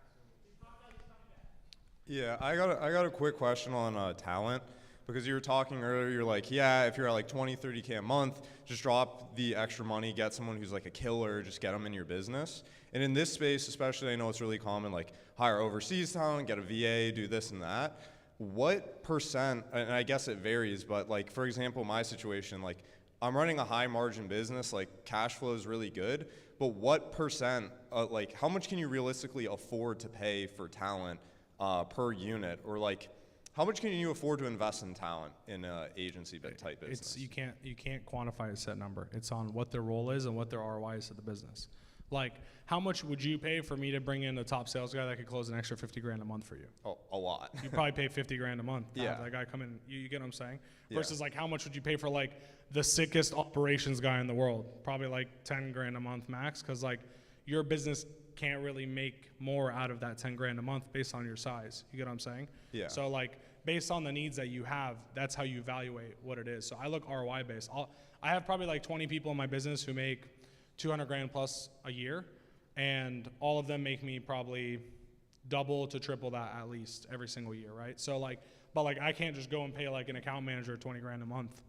They don't bring that value. You know what I mean? I can max pay an account manager 8K a month for like the best in the world. You know what I mean? So you can't evaluate it like that based on where you're at. Like, do you think sales is a bigger problem or operations? I would say like operations, because I know how to source my own deals. Okay, cool. So like for an ops guy, I'd probably pay like 6 to 8 grand a month, and you get a pretty good one with some pretty good experience based on where you're at, who's probably been in ops for like 150 to 250 grand a month agency. And they should be able to clean up and systemize everything and allow you to just go sell. If you can go focus on selling, your business will quadruple. But you're focused on selling, and then like you're selling the guy, and then you're like putting on a different hat, and then you're like cooking the food. You know what I mean? It's like you're doing all the things at the same time. So you need to remove the one that you're weakest at. And so ops has the lowest upside. You're only playing defense, versus sales has the highest upside. I'd pay way more for a great sales savage or a marketing savage than I would like an ops savage. Gotcha. Cool. Makes sense. Appreciate it. Yep. Who was the next one? Up back there. Is this the last one? Yep. Cool. Hey guys, thank you so much for your participation throughout the speech. I really appreciate you guys saying yes, raising your hand, standing up. It means a lot, especially after lunch. So thanks again. Appreciate the presentation.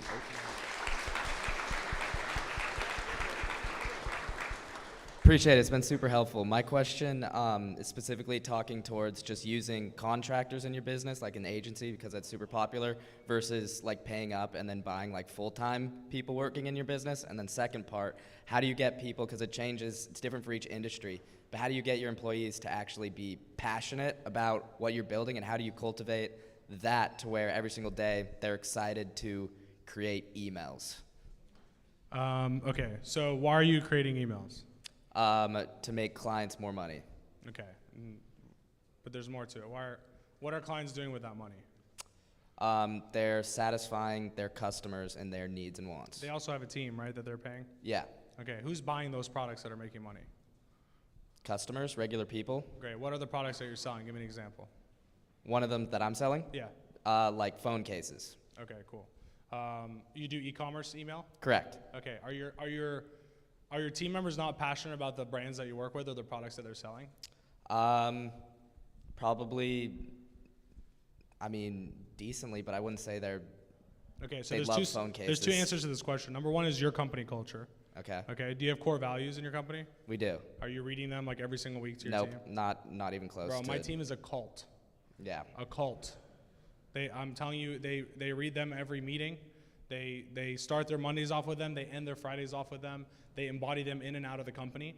And when we have core values that are that strong and they embody them, it is like, I'm telling you, it's like a cult. Like my team, like every time they do something outside of work, they'll like recite a cult culture. They're like, nobody's bigger than the team. That's why I'm doing this shit. You know what I mean? Like they're all about it. And so like when you have that, when that's strong enough and you pound it enough in their heads that they pound their chest about it, that makes them very, very strong about the brand and about what you guys are doing, number one. Number two, you're not painting a vision far enough that allows them to be excited about where they're going. You think my team was excited, bro, when they left a corporate job with like 1,000 people in a booming company to come work for like 5 of us sitting in an office? Like, you know what I mean? Just to get a lower salary? No. Yeah. But they did it because we said, hey, I know we're here, but we're trying to go there. And I need you to understand where we're trying to go. And if you're on this rocket ship from now, you'll be at the top with us when we get there. And so like being able to paint that vision is super important. And then number 3, I guess in this case, the brand side, you need to just start working with better brands. You as a founder need to make a better effort, whether it's charging more money, whether it's going out to events, whether it's finding different strategies to find better brands to work with. When we work with when we used to work with shit brands, I used to lose people all the time on my team because like they're like, oh, I'm so tired with working all these shit products. Like I don't even feel ethical selling these. I know their product is shit, all this stuff. Yeah. Now we the brand doesn't have to have a big name, but if the brand that we're selling has a purpose and like is really doing good shit in the world and delivering good products, my team is like so excited about that. They buy the brand's products, they use them themselves. Like now we sign up people and people like fanboy, like fangirl all over the comments, like in the onboarding channel. Like we'll sign up a client that's like a big bikini brand, and then like everyone, oh my gosh, it's my favorite brand. I have like 100 swimsuits. You know what I mean? And so like now they're not only pounding their chest about our company, they're pounding their chest about our clients. They're like, I work with that brand. Like it's cool when I go through the airport and I see like brands that we sell and I see people wearing that shit. I feel proud every time I see it because I'm like, I sold you that motherfucking shirt. Yeah. You know what I mean? I write those emails. Yeah. So it gives you like a different sort of pride. So 1 is pride on your company, and 2 is pride on the stuff that they're actually selling. If they're working and selling in an industry they don't want to sell in, if it's a dude selling cosmetic emails, he's obviously going to hate it. Yeah. You know what I mean? So try to be conscious of that, and I think you'll have no problem getting them excited to work. That was fire. Thank you. Of course. Thank you guys. Appreciate it so much.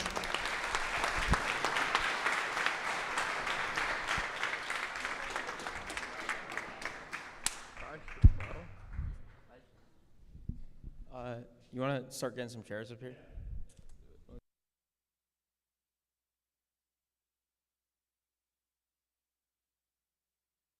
That was some fire. Who got value from that? I mean, I saw the notepads just turning. Everyone's writing. You gotta send me those notes after. I was running around. But Dylan, you ready? Let's go.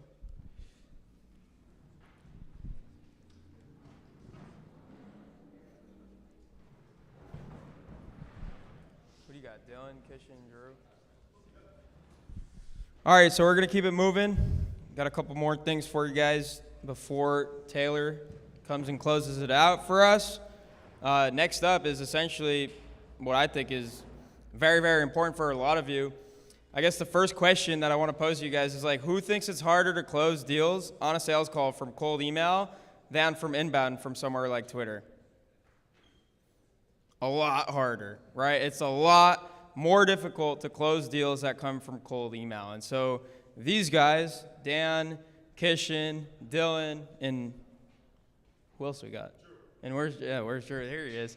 These guys are the experts, and I'm excited to have them share with you guys how to close more deals through cold outreach. Let's get it.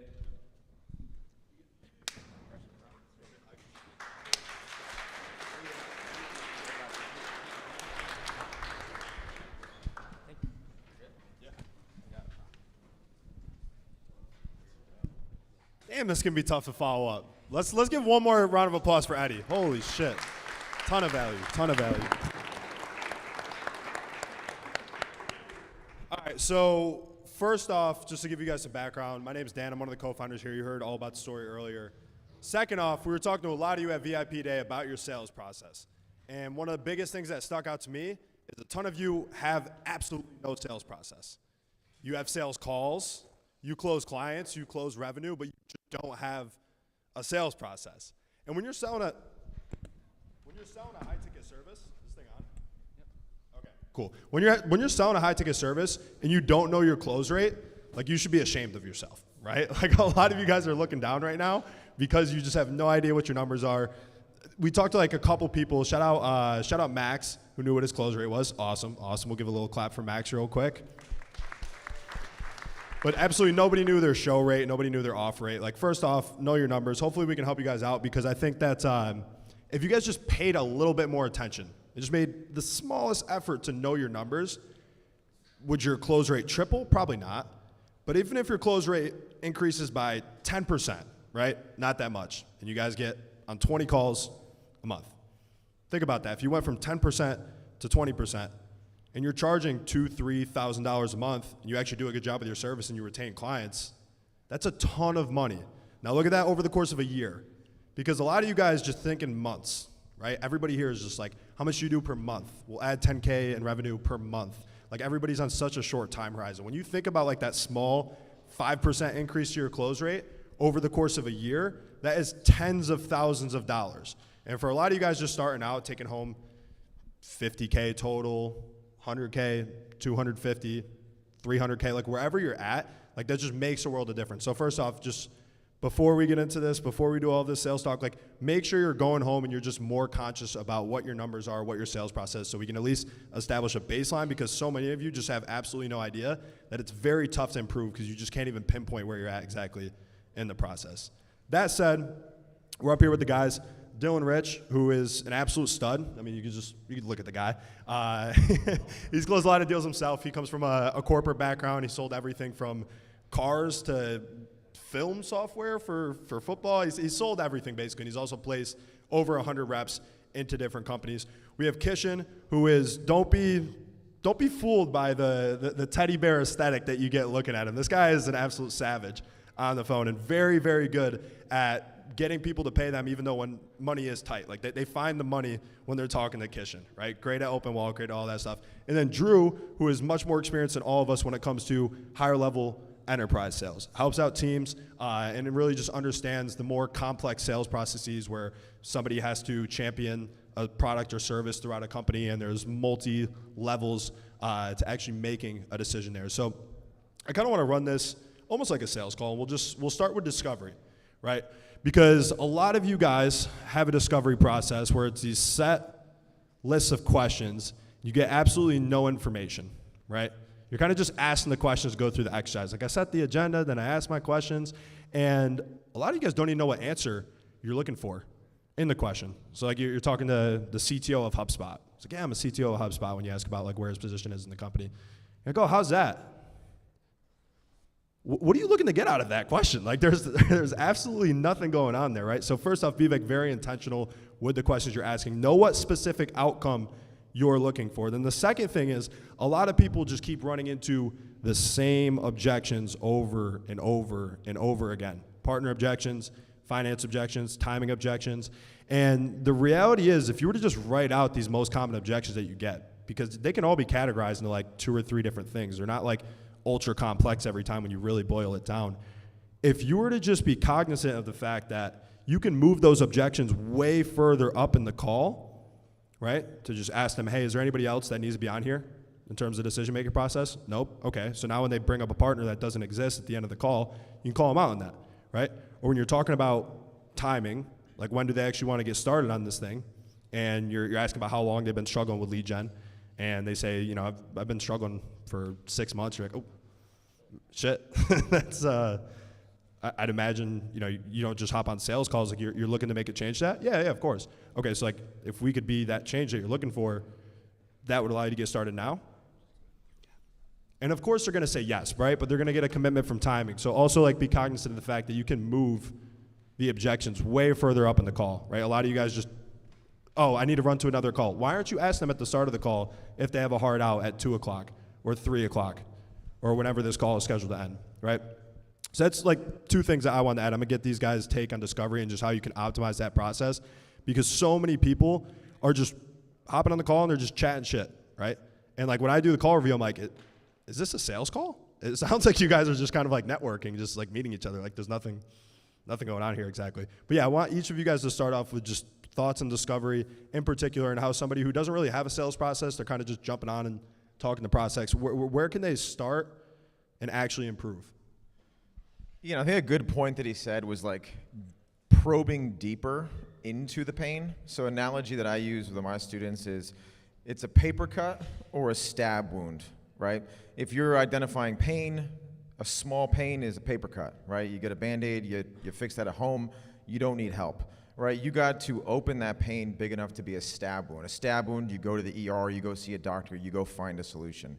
So if you aren't making that pain point seem like a stab wound in themselves or in their business, they're not going to require somebody to solve that problem for them. They believe that they can just solve it on their own. They've been going fine with or without you. So it's your job as a business owner, as a salesperson, to really probe deeper and turn the paper cuts into those stab wounds, which will require you as the person to fix that stab wound. So always probe deeper, and if you ask a question and a prospect seems excited or giddy to talk about that, or you can see there's real pain, a lot of people mess up and they're like, oh, great, sweet, let me go over here and ask a totally, completely random, different discovery question. Like, no, like stay on that. If they're willing to speak about it, the sales call should really be 70-30. The prospect speaking, 30% you. Your job is to essentially listen, diagnose, and ask deeper level tertiary questions. Yeah, I'm thinking about whenever in corporate, someone wouldn't close a deal, I'd go back and listen to their call and just be like, where's your pain dive, right? Or you did an inadequate pain dive. And it's like, it's so funny when you have done a lot of sales calls and you start closing deals, especially a lot of you are doing like real numbers, you'll get on a sales call and you'll be like, oh, I know this guy. I've met this archetype before. I can just shortcut my sales process. I'm just gonna get to the end. I'm just gonna say, oh, you have XYZ problem and this is how we solve it.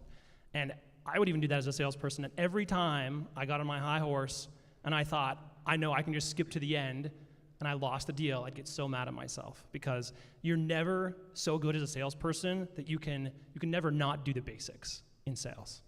Yeah, 100%. And he says stab wound figuratively, but the biggest difference that I noticed with like a good closer and a bad closer when it comes to discovery is they should feel like they just got stabbed a little bit.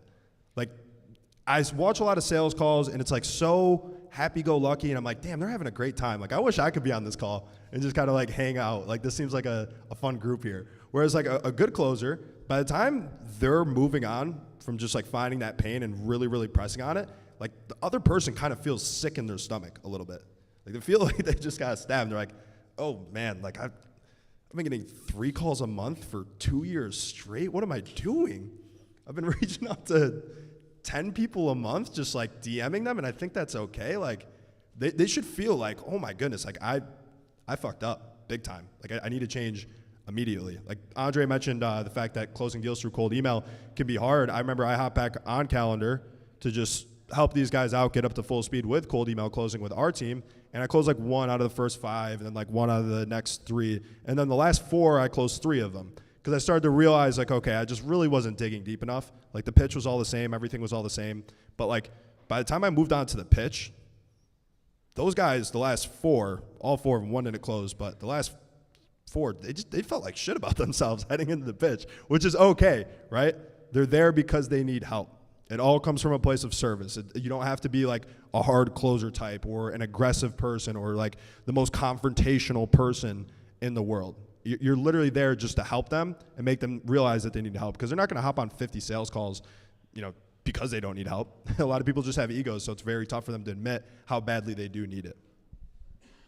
I was going to also say picking off where Dan left off, but not being confrontational, but you got to have a mix of it. Like, if you're getting answers, like when you ask them, like, they ask, like, oh, how much you want to be making per month? Oh, the sky's the limit. And you're like, oh, yeah, cool, man. Like, that's great. Or, like, does anyone else need to be on this call? No, it should be fine. Like, the language that they're using will bite you in the ass if you don't pick up on it. So, like, sales, like what I've learned is that you're paid to ask uncomfortable questions, and if you're not comfortable in your own process and you're studying over your words and you don't know where you're going and like they just gave you the answer and you ask the question over again, they can tell that you're not certain in their process, and that's why you're getting a lot of stupid objections at the end.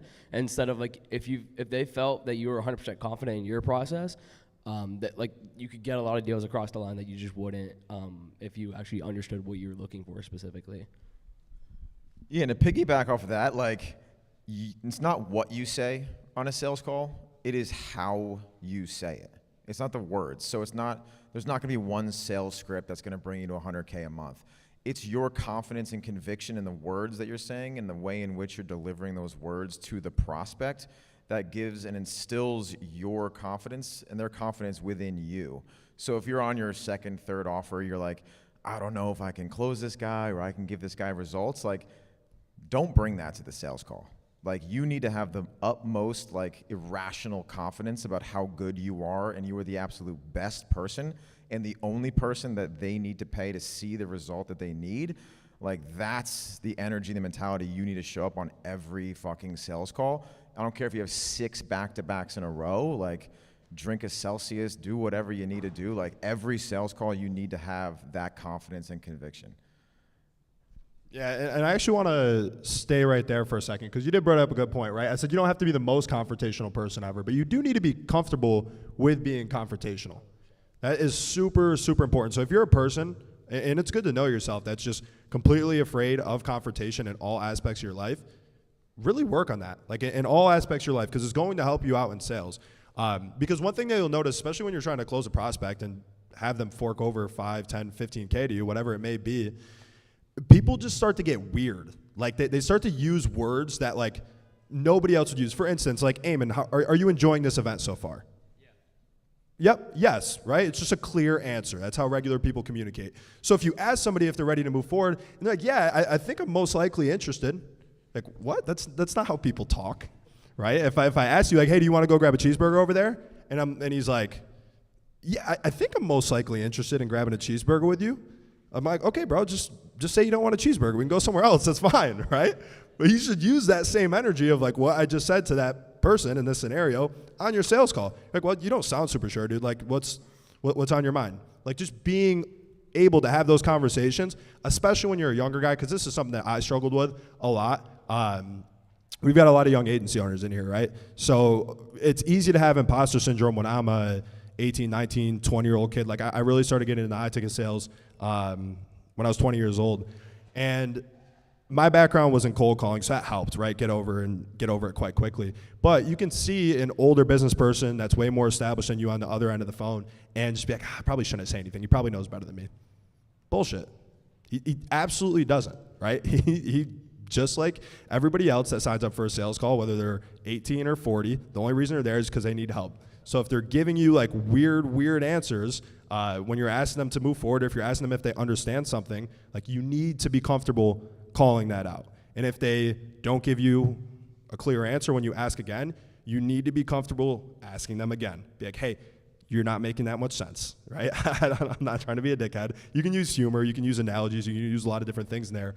But start getting just in all areas of your life more confrontational, right? I don't want you to go out and punch somebody, Alex. Don't walk out on the street and hit the first person you see. But it's definitely a good thing to work on, especially if you're somebody who just doesn't identify as like a quote-unquote closer. And I don't want it to come off like, it was like, and I remember when I first got into sales, I thought in my head like, oh, like this person might think I'm like sleazy, or they're like, I'm in it for the money. If you're genuinely confident, and obviously all you guys are like agency owners, so like it's your product, it's your service. If you're confident that you can 100% help this person out, like, you should have no problem as long as they get a clear, like, you get a clear, like, do you feel like with everything that I covered, this actually can allow you to make the money you want to and live the life you want to for your family?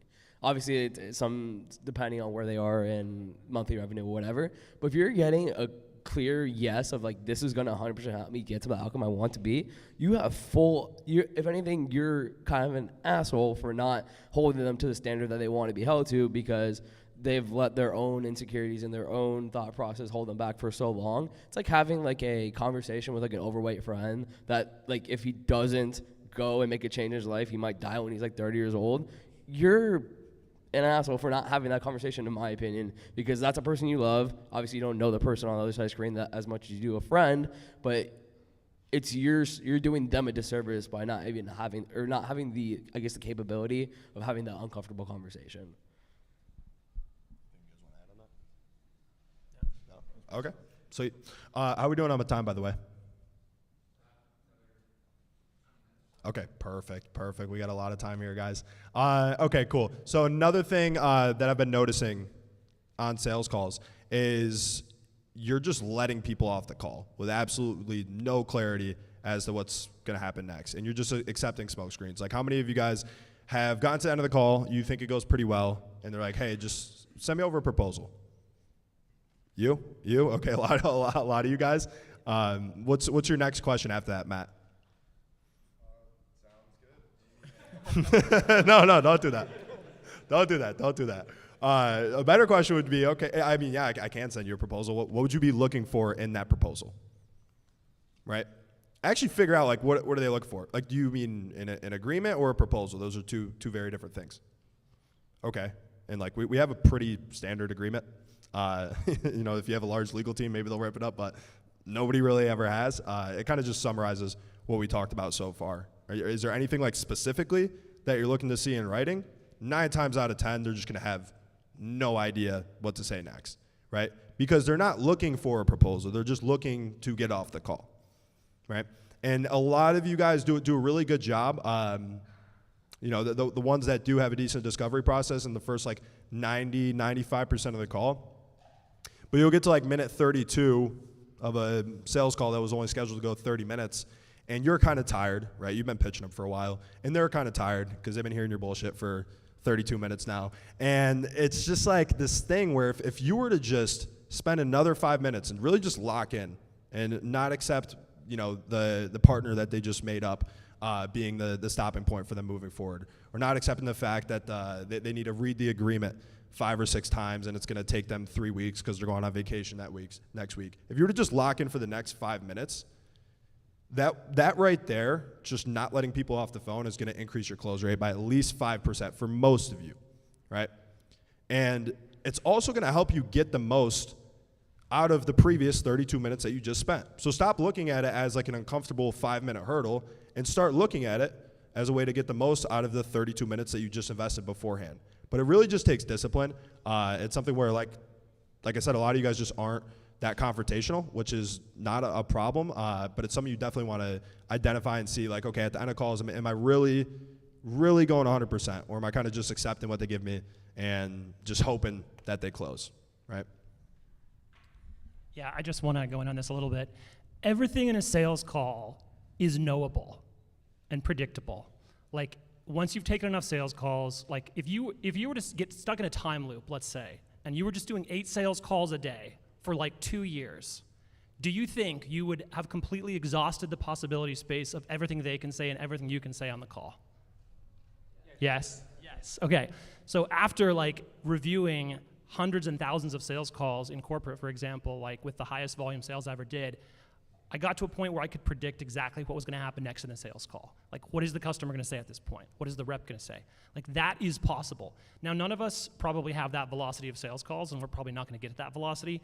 But if you just sit down and think through the process, like all these agencies in here, collectively, the space of what can happen on the call is exhaustible. So if you just sit down and think through, what are all the objections I could possibly get on my offer? What are all the stalls or all the obstacles that could come up on this call? And you just script out and write out, how am I going to deal with this? And then you bake that into your entire sales process from beginning to end.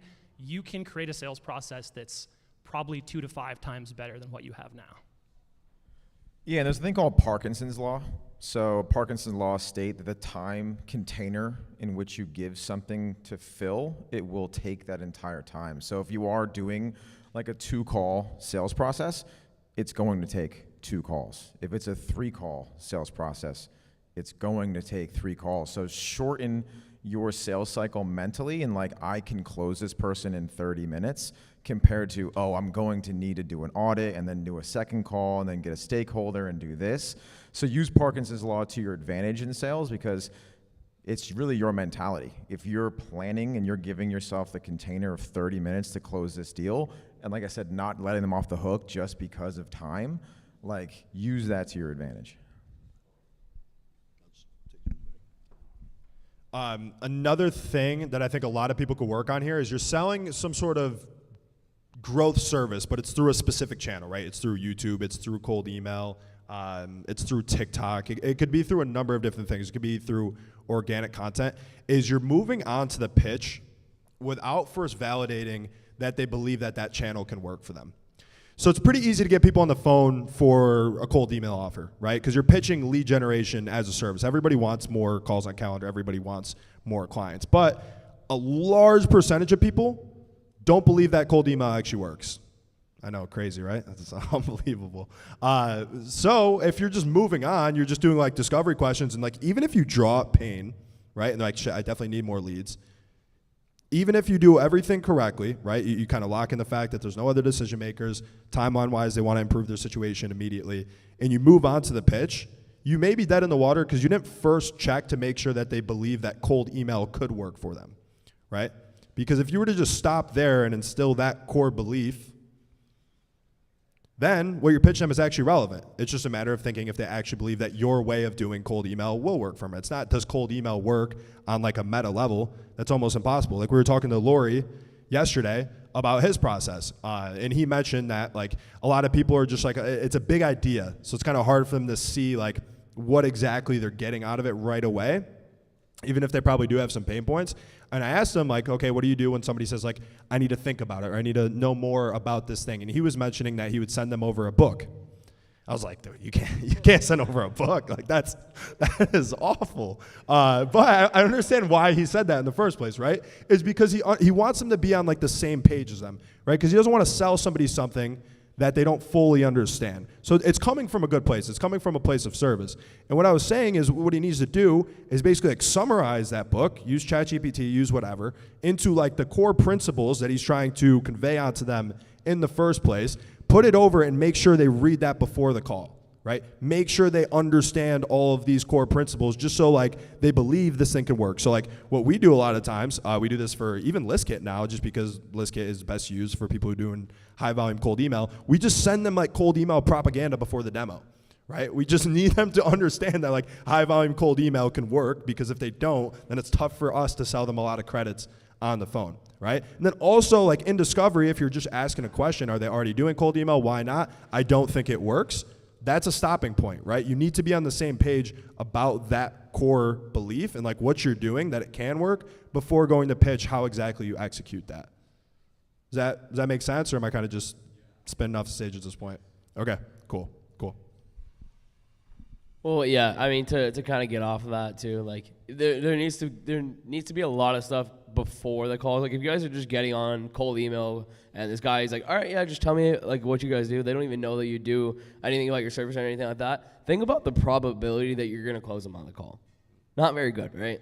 So you need to be doing everything in your power to make sure that before they get on that call, they understand your service. Like if I was a basketball coach and this random kid came up to me, I'm not gonna sit here and like explain to him what basketball is and like convince him to play basketball and everything like that. He needs to come on to like the team or whatever, the coach, and be like, I want to play basketball, but I need to figure out why it's going to be with you. Like that's how you're like, if you're getting 10 different objections at the end of a sales calls, even though there's only like 3 real objections and then 2 smoke screens, that probably means that you're not doing enough on the beginning and in discovery to actually make sure that they need your service or they're even interested in your service, and they just hop on sales calls to hop on sales calls, which unfortunately some people do. But some people are just lonely. Like you're just talking to a guy in a sales call, and he's like, I just want somebody to talk to. Like, all right, Jimmy, tell me your problems. Yeah, and like there's probably nothing worse as a business owner than booking calls just to book calls. It's a dopamine hit. Like just because you booked a bunch of calls doesn't mean anything in your business. Like if they're not qualified, because the worst thing that you could do is book and fill your calendar and waste time away from your business to speak with people who are never going to give you money. Plus it's going to make you burnt out of like, oh, I booked like 30 calls this month, I only closed 1 client, I think I'm doing everything wrong. when you're not doing anything inherently wrong, you're just not qualifying people and you're not keeping your calendar space sacred. So if you are getting on a lot of calls and like, oh, my close rate's only 5%, but it's like, all right, what's your close rate on qualified calls? Out of those calls, how many are qualified? How many calls are you making an offer? Of those offers, how many are getting proposals? Like, you need to dig deeper and get more granularity, not just, oh, I'm booking X number of calls and making X number of money. There is so many micro variables between call booked and cash collected that you guys need to be focused on, because you might be doing the correct things, just not correct enough. Awesome. Another thing that I think is a super, super powerful tool in sales especially is just empathy. Because like if you're getting towards the end of the call and the person's like very visibly uncomfortable, like nobody likes to just be like steamrolled into buying a service, right? It's just kind of like a shitty feeling. Nobody wants to go through that. I remember I was watching one of my closers calls this past week, and the guy at the end of the call was like, hey man, like you guys seem like you do really good stuff, but I just met you. Like I need to do some more research on my own. And I need to kind of like just fully understand, like I'm not going to give you X amount of money right now. I just met you. That was his whole thing, right? So the closer lets him off the call. Terrible decision, by the way. And the reason why is because if he was just to deploy empathy and be like, listen, man, I get it. It probably, it's probably all feels like it's moving pretty fast. You clicked on one of our YouTube ads. Now you're on the call. You're talking to this funny looking guy and he's asking you for a few grand, right? It seems like, it's probably something that, is just all moving too fast. You want to take a beat. Is that fair to say? They're like, yeah, right? And you can make fun of yourself. They'll chuckle a little bit. Big, listen, I get it. There's a lot of bad people in this space, right? Like if you don't, it's like a victim hotline. Like if you haven't been burned by somebody selling lead generation services, you probably know somebody who has. Like everybody's had a bad experience with a ton of these different services, right? So you empathize with that fact, right? Then it's basically just saying like, you remind me of blank client, right? That went through like a similar transition, like he wasn't seeing any results with cold email himself beforehand, or he was stuck on like this similar block to you. That said, like I can say all of these things, but you just met me, right?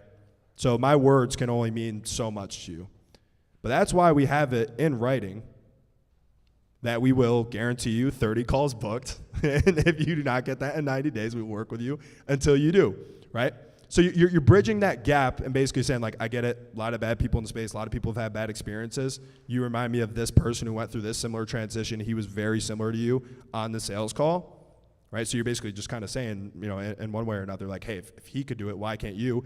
But you're saying we also, understand all of that is like good and well. You can only believe what I say so much. But that's why we have in writing, use that terminology. We heard it a few weeks ago at the cigar bar. I started using it on sales calls. It works phenomenally well when you're talking about your guarantee. Just saying it's in writing automatically becomes more trustworthy. I don't know why. Like a lot of people, I guess, just offer guarantees without putting it in their contract, which is dumb.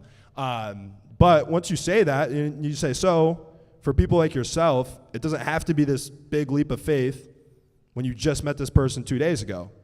Everything's spelled out in plain English. So if, everything checks out and you think this could work for your business, like you said, you think it could, it just seems like the natural next step forward, right? And I'll literally say that to them so they can kind of like see themselves like being a little bit nervous on the sales call. They're like jumping from like one little mountain to the other, if you can picture that, to just taking the natural next step forward, because it makes sense. We have a guarantee. It's all in writing, right? But it starts with that empathy, because if you were just kind of like hard closure the whole time, this guy was this good, now he's doing this now, like you're being a bitch. It's a self-limiting belief. Like nobody's gonna buy from that. So like talk about empathy, I guess, and like different ways that you can deploy that in your sales process, because I think it's nobody likes kind of like the snake oil salesman who's just kind of like nothing but like one-liners, right? Yeah, and I've been a car salesman, so trust me on that. But I mean, what were you selling? Mazdas. Zoom. 20 units a month. But I mean, kind of like empathy, but really just understanding the person that you're selling to, right? Because sales is just two human beings having a conversation, right? B2B, B2C, whatever it is, it's just two people having a conversation. So truly understanding that person and the reason for which they would want to purchase what you do, because as agency owners, as business owners, that's all we think about. We eat, sleep, and breathe our offer, what we do, right? We know so much about it, and we kind of forget that these people don't know as much as you do. So like empathizing with their understanding of what you do and coming to a common ground on why they want to work with you. Maybe it's something totally random, right? If they've been burnt by somebody, maybe they just want to have a human connection and like the person they're working with. They don't care about your guarantee or your big offer. So like getting down to the exact reason for their buying decision is going to help you sell to that person, not to a persona, because each sales call is unique, right? Each person has a different sets of needs and wants inside of their business and personally.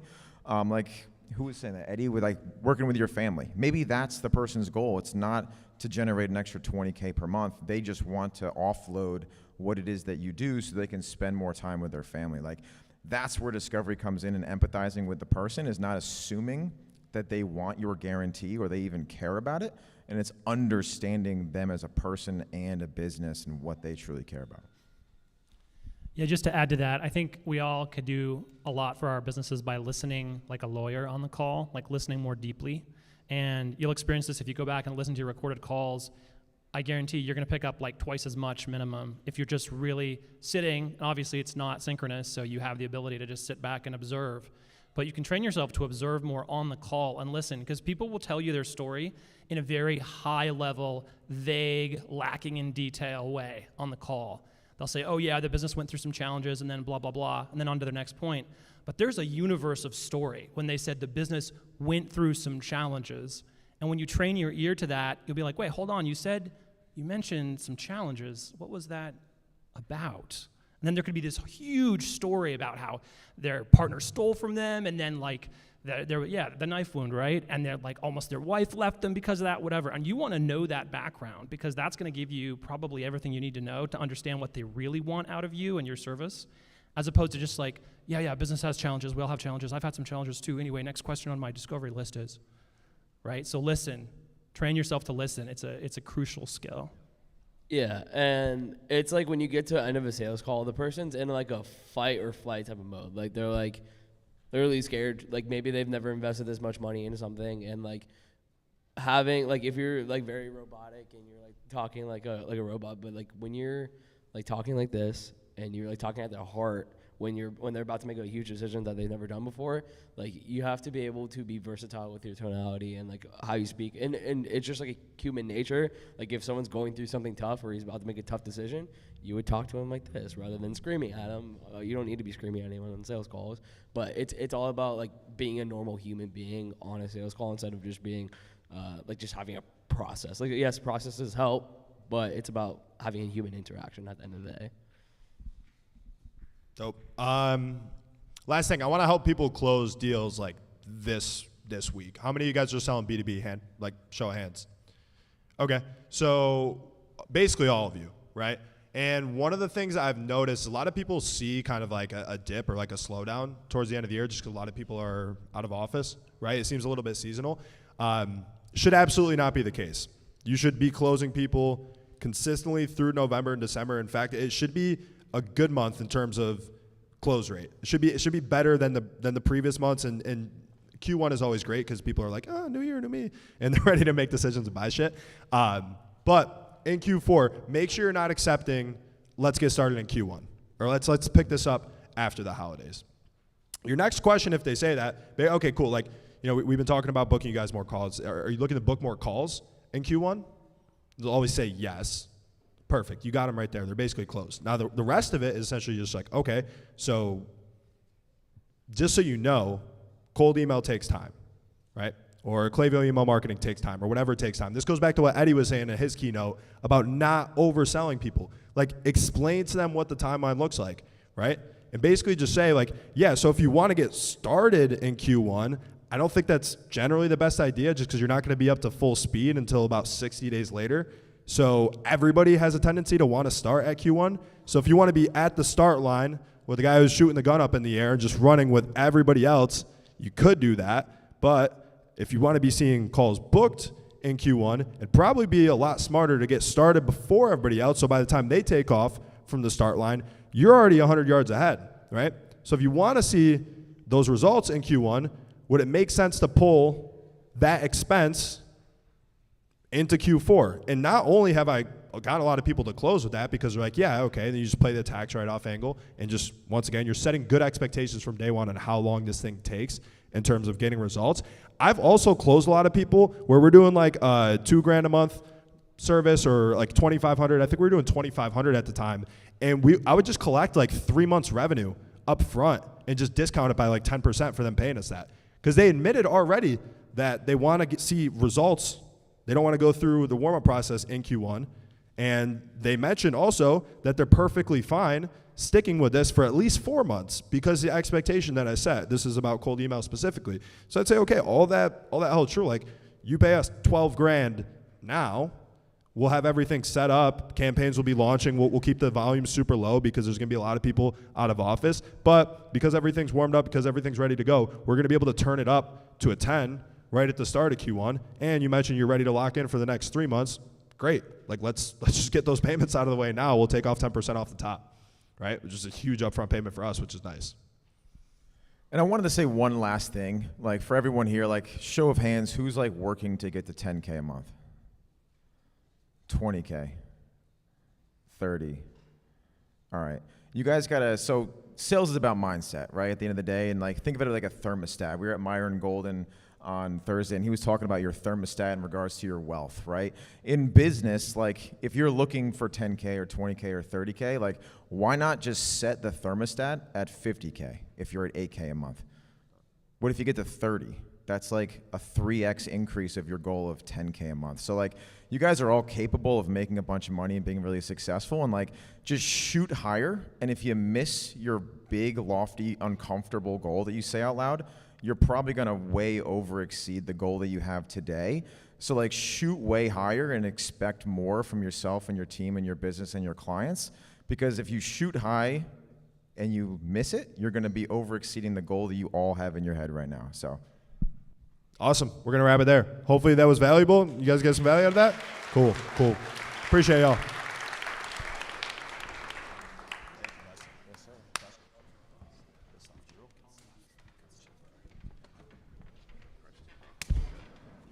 up next? No, we got another panel. Your team? Yep.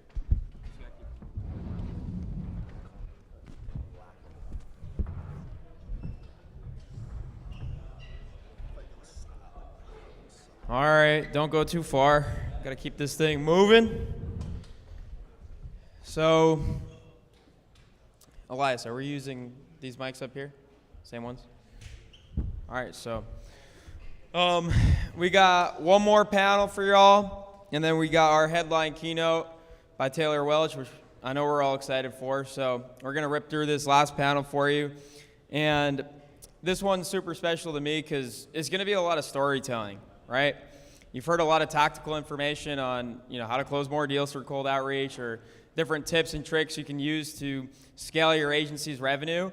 But for me, it always goes back to team. And I think the biggest competitive advantage that we have here at Client Ascension, again, is partners, right? And same with ListKit. You're going to hear from my business partner and our CTO, Oliver, and how we're working together and building a great product and team over there. And so a lot of you guys all throughout this week and even before the event asked me questions on like, should I partner up with someone in business, or how do I find a partner in business? And so we're going to answer all those questions as best we can today with an amazing panel featuring Oliver, co-founder of ListKit, Joey Joheim. Good stuff. Let's do it. Joey Joheim, co-founder of Default Kings. Get up here. And Presley Milton, co-founder of The Clip Curator. Get up here, bro. Let's go. Let's do this thing. Yeah. Yes. /yes. All right, boys. Let's go. Oh. You want to get him mic'd up? We got another mic.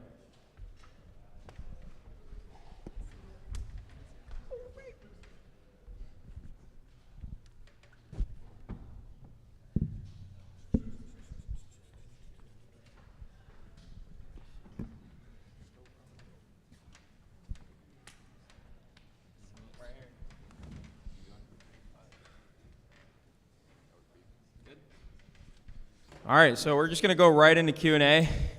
Again, a lot of storytelling because partnerships, I mean, there is some mechanism behind finding like a business partner that suits you, but a lot of it is just happen chance. So first question for y'all, I mean, introduce yourselves, number one, and then just go into why you believe people should partner up in business, starting with Presley.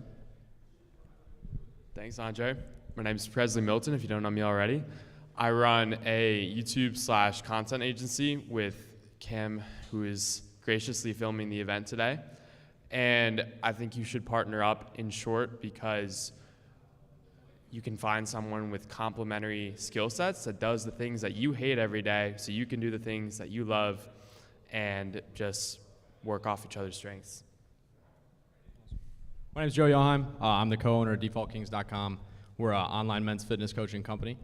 And for me, I think the biggest thing behind the partnerships is something we talked about earlier. Obviously, complementary skill sets is a big thing, but also pressure.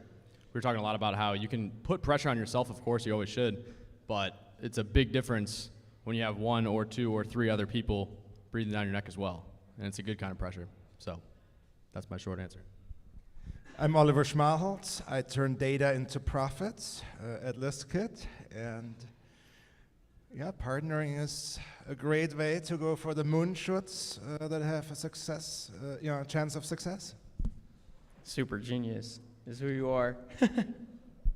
And so I want to go again into the story of how did you guys find your business partner? And I'm selfishly super excited to hear Presley's answer as well as Oliver's because it has a lot to do with these events. So Presley, let's get it started. Yeah, so to give you some context, around a year ago, I came to the same event. It was at a different venue, obviously, but same event last year. And at the time, I was freelancing. I had a few clients doing different stuff between social media, video editing, copywriting, just doing a bunch of stuff for myself. And I was like, you know what? We'll give it a shot. We'll meet some people, be social for once. And I had no intention of coming into the event looking for a business partner or trying to network or anything like that. I was just like, oh, this is gonna be a cool time. I know some of these people online. And, randomly just started having some conversations with people at the Scar Lounge after the event. I talked to Cam a few times before, and I just thought to go over to him in this little corner of the Cigar Lounge at the end of the night. All of a sudden, we're chatting it up. 2 hours later, everyone's heading off to the club. At the time, I was freelancing, so I was literally doing all the fulfillment myself. Still had to edit videos that night. And Cam was trying to beat Scott in a race to get the event recap out first. So he was like, I'm not going out. I'm trying to finish this video. So we both post up at the hotel. We're just working at 2 o'clock in the morning. I'm editing some short form videos. Cam is working on the recap. And we just kind of look at each other we kind of have the same attitude towards things. We're both posted up, doing some work. We're both in the video. And it didn't occur to us till 2 weeks later that it would just make sense to partner up. We hung out in Miami for a few days after. He was helping me build out some systems and stuff like that. 2 weeks later, he calls me up. He's like, yo, let's run it up. I have the videography. You have the editing, social media, copy angle. Let's do this. And I'm like, yeah, sounds good. Left school a week later, and then here we are. That's a short version, but yeah, I'll let Joey go next. Fellow dropout. Is Alex back there? Alex Hayden? Yeah, there's a 0% chance I'd be on this stage if it wasn't for Mr. Alex Hayden, which is awesome because he was talking about personal brands earlier, and that's really how I met my business partners. So I was playing college soccer about 3 years ago, and there's a guy on my team who happened to go to high school with Alex.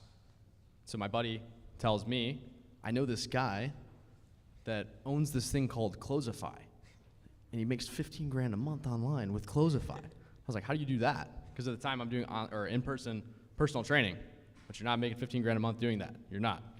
And so for me, that opened my eyes to the world of just the online money space, right? That led me to go to Money Twitter, and Alex quickly pushed me to these guys named Jack Bly and Gabe Pluguez, who at the time I did not know. But after a few months of interacting with them, I actually ended up hiring Jack to mentor me. And he was my first business mentor, taught me how to literally just make my first dollar on the internet. And then after a few months of that, they actually asked me to come in as an affiliate. A few months of that, they asked me to come in as an equity partner. And then I continued to scale up in that business. So I met my business partners all through this space, through Money Twitter as we know it. And that's how I ended up meeting my partners. And now it's just me and Gabe Pluguez running DefaultKings.com. I had a client that I was selling data to in the fintech space, and I saw them, performing very poorly on their response rates. So I did a little research, and I found cold email mastery when it was on Gumroad, I think for $79 or something. So that got me on Daniel's. That got me on Daniel's email list, and then I get this thing about some new cohort at client Ascension, very first one, and I think it was October 2 years ago. Yeah. And I was, I think, the third call that Dan jumped on, and I went straight for signing up for the program. It was a 13-week thing, only one call a week, 2 hours, but it had a hot seat. And I just did, whatever they told me to do for 13 weeks. And by the end of the 13 weeks, I got 50 clients at, 50K MRR. So that stuff really works. And then I came to the event it was last year here in Tampa. And we have a cigar, and Andre starts talking about ListKit, how he's trying to turn it into a SaaS, but hasn't been able to do it successfully yet. And rest is history. We worked out a deal and built the product in 6 months, and now got a great success story, having a SaaS that turns data into revenue and profits. It's amazing. Who here is a user of ListKit? All right, Dan, check the ones that don't have their hands raised. Get your names. Someone get a snapshot. Wait, one more time. Who here uses ListKit? All right, we got him. All right. You guys are soon to be our customers. We appreciate your business. But point is, being at these events, that's where the opportunity is. And someone asked me earlier, how do you find a business partner? And I don't think there's a set of steps that you have to follow. I think first, number one, you yourself have to be a worthy business partner, right? Someone before, I can't remember who today, mentioned, you have to look in the mirror and be able to see who you also want to be in business with. I think it was actually Nick Verge. And it's just so true. You have to be, and I say this when it comes to hiring as well. If you want to hire an A player, you need to be an A player. An A player is not going to work for a B player. It just doesn't happen. And so it starts with you being a worthy business partner, number one. And then number two, it's really just showing up to events like these, where the opportunity and the potential for you to meet a Cam like Presley met, or an Oliver like I met, is just sitting there, and it's one conversation away. Shout out to Christian. He wrote a book called One Conversation Away. He was complaining how nobody read that book yesterday. One connection away. And so not only are we selling ListKit, but we're selling Christian's book that he was complaining about earlier that no one bought, but a couple of you will now buy. And so a question that also comes up all the time is especially for Daniel and I, is what do your day-to-days look like? It's very different, right? You talk about the innovator and the integrator relationship. And so for Presley, what does that look like with you and Cam? The day-to-day, the difference between what you do and what Cam does. That's a great question. I think a lot of that stems from personality too. Cam, he rips around on his motorcycle in South Beach and Brickell, just zipping through traffic, going to 5 different coffee shops, editing videos, shooting with people all day. I'd lose my mind and I would get nothing done if I stuck to that same routine. So with that in mind, what do? Well, I sit at my computer and I write and I review videos. I can do that for 12 hours a day. That works for me, right? To clarify, I'm back end, Cam is front end, if that wasn't clear. And we have a very trust fall relationship. Trust falls, the things you did in elementary school when, one person would fall and they would all catch you. It's a trust fall relationship. Cam goes out to cigar lounges and says, yo, let us make videos for you. Has them tap pay on the Stripe thing. And then he's Presley, we need scripts. We're shooting with this person tomorrow. Let's get it done. Trust fall relationship. That's not going to work for everyone. For some people, they would lose all their clients and burn a lot of relationships that way. But that works for us. It's a trust fall relationship. I'm back-end stuff. I do a lot of the copy for clients when it comes to YouTube scripts or, making sure videos are going out on time, writing descriptions, all that stuff. And Cam, he's just the front-end guy. He handles the sales. He's really good at, building relationships with prospects, meeting up with people, he does a lot of creative stuff for, you know, editing and day in the life vlogs and stuff like that. So that's our relationship. I call it the trust fall relationship. I think that's very appropriate to what it looks like. Yeah, so I'm in an integrator role as well, and I think a lot of ways that, or excuse me, one of the ways that people break this down is this idea that one person builds it, the other person sells it. And so that's a very good way to think about it.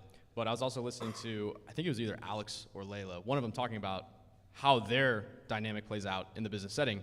And she basically said she locks Alex in a room, he fills the top of the funnel, and she does everything else. And that's pretty much the relationship that me and Gabe have.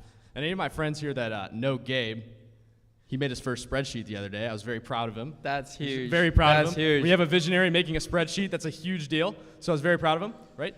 But that's the frame that I like to take. And I think there's something that important to be said about an integrator. You guys were talking about a moat when you guys were up here with your founder story, putting a moat around that person. Like Daniel was talking about, he's not in the support channel. As far as Gabe knows, we've never.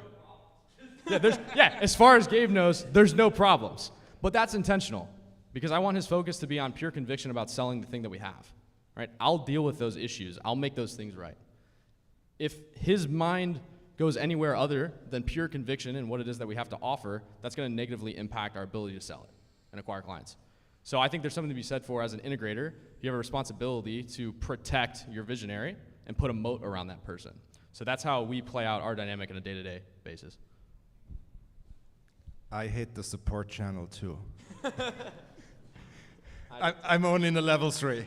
Yeah, so I'm a high-level guy. So ListKit is an interesting deal because typically, you know, I'm a generalist and I'm in a lot of different areas. In the ListKit deal, I'm purely tech product, and I make my experience from other deals. I've been in over 10 SaaS deals, involved in various capacities. So I got a lot of, you know, benchmarks, a lot of lessons learned from other deals. So I try to, you know, make that knowledge available. But day to day, I spend, you know, 14, 15 hours a day making the product better, rolling out new features, doing it at 80%. So sometimes, you know, you're not going to be a perfectionist, but that's part of, you know, moving fast when you're competing with some players that have, you know, 200 people in the tech department. We got 10. They got hundreds of millions in their bank account. We're bootstrapped, yet you know, we were able to build a great product that's popular in the market. So it's always trying to balance what can you do quick, what are the most important features, and I think it's also good if you don't have access to all those resources, because it really makes you think, how can we leverage with what we have? And we're in a very fortunate situation with our founding team that we got 5 complementary skills in each area. And Andre, for example, loves to deal with operations and figuring out customer support you know, processes and stuff. I hate it. I cannot stand dealing with details. I want to build the next big thing, and I think high level. So it's super important that you're aligned with you know, whom you're partnering up with, and that you're not, that your skills aren't all in the same area. Absolutely, yeah, because one feeds into the other, right? Like without customer support, product team doesn't really know how to make the product better. Where are they going to focus? And so everything is important, and that's why I think you need a business partner that really serves each of those skill sets. So one of the main questions you're probably thinking now as well is like, am I an integrator or am I a visionary type? And so what do you guys have to say on that? I think it's really not black and white, because Cam and I both have skill sets in both the visionary and the operator department. I really enjoy marketing still. You know, even though I've taken the back end role in the company, doesn't mean I can't market, doesn't mean I don't enjoy it. It's just, we realize that for it to function, it's really, really hard to do like the visionary thing. And a lot of people want to do that, right? Because it's just, it's sexier. And something we've realized is having a little bit of overlap sometimes is not necessarily a bad thing. And yes, there's the visionary and there's the operator, but doesn't mean there's not overlap sometimes. I'm still making content. I write newsletters. I write to my list every day, which if you're not on that already, like I'm gonna aggressively push it here. But there has to be some overlap too, because I think there's situations where the other person just has to jump in a role for some reason, right? If you like block it off black and white of like, okay, you're visionary, you're operator, like yes, that works as a general rule of thumb, but there has to be some flexibility too, because there are situations that I would like Presley's in a bad situation, like Cam has to cover, or vice versa. I'll give you a really good story right here.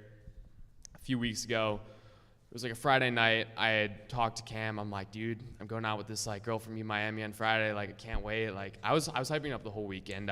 Friday, we were supposed to get a VSL out for a client, and then pretty much every possible problem imaginable just spawned up at like 8:30 at night. I'm like putting a nice shirt on. I like got out of the shower, and I just like corrupt project file was like a whole deal, right? And I was like, dude, this is like so lame. Like, I'm supposed to be done right now. And Cam's like, dude, don't worry about it. Like, I got you.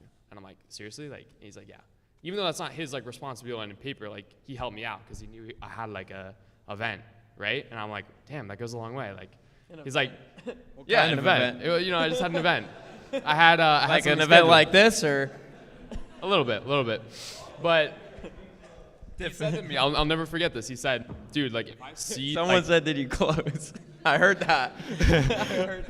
He said, if I see that green dot in Slack, I'm gonna kill you. Like, I do not want you touching your phone or opening like your notifications for the next hour. Like, you just go enjoy yourself. Like, you've been like in the trenches all week. Like, just go handle it.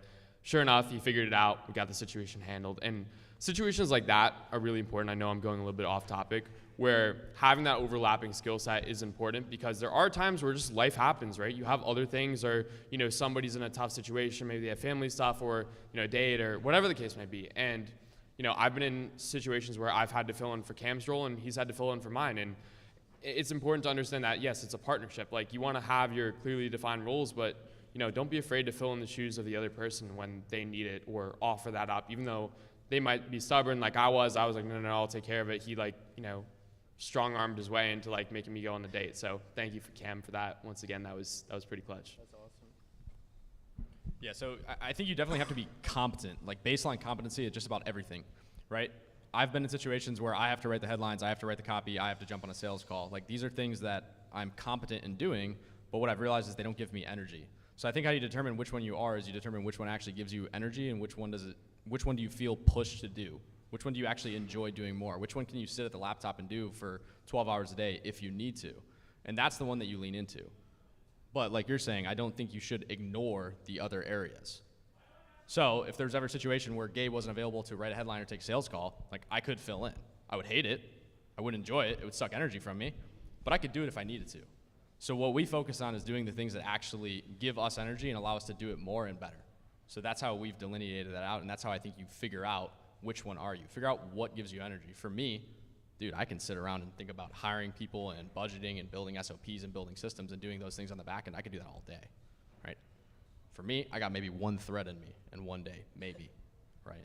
That doesn't give me energy. It takes energy from me. So figure out what gives you energy and lean into that. Yeah, I think you need both. You both need to be a visionary, and then you need to have the understanding, of the detailed work. For example, if you're building a product, you got a million ideas, what the product could look like. But then you always got to think, first, existing users. What percentage of the existing users will that new feature benefit? Is it 5% of the user base? Is it 100% of the user base? Then the same thing for sales. How many more customers can we sell if we had this cool new, for example, lookalike feature that we're currently working on? Well, that could be a real game changer if we make it way easier for people to define their ICP, where they don't have to know everything about setting up the filters.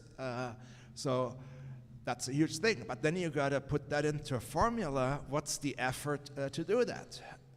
Because it could be a major thing that's a lot more complex to build than a bunch of smaller things.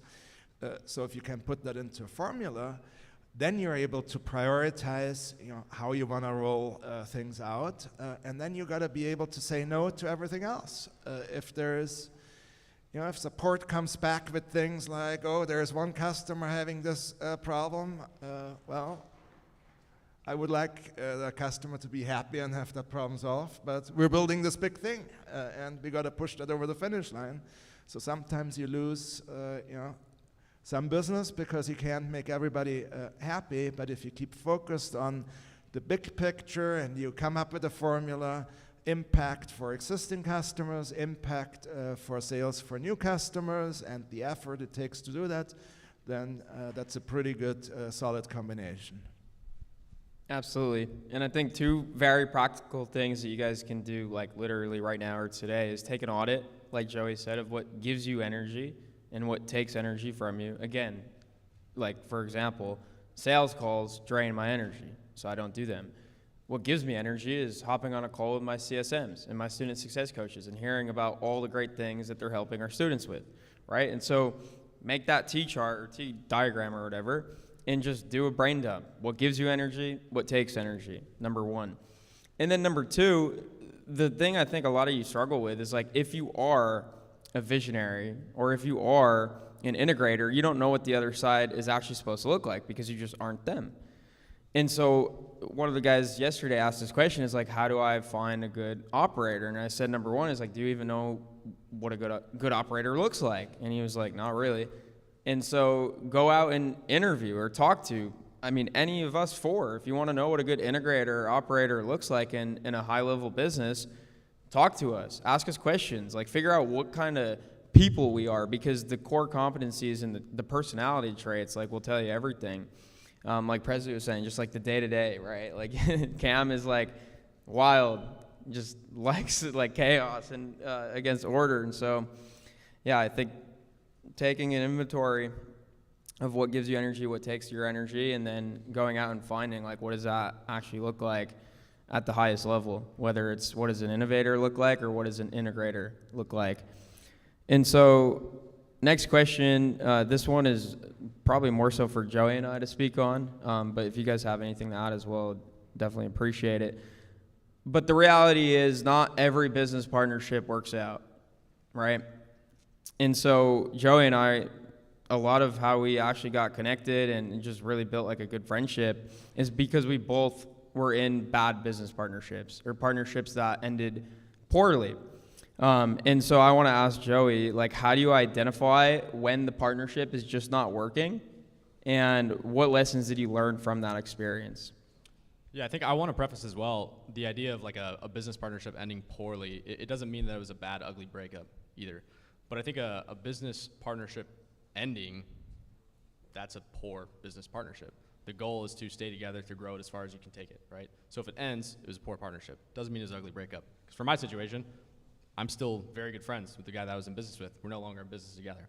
Now, how you recognize this and how me and Gabe started to recognize this partnership might not make the most sense long term, is really in the time horizons in which you're making decisions.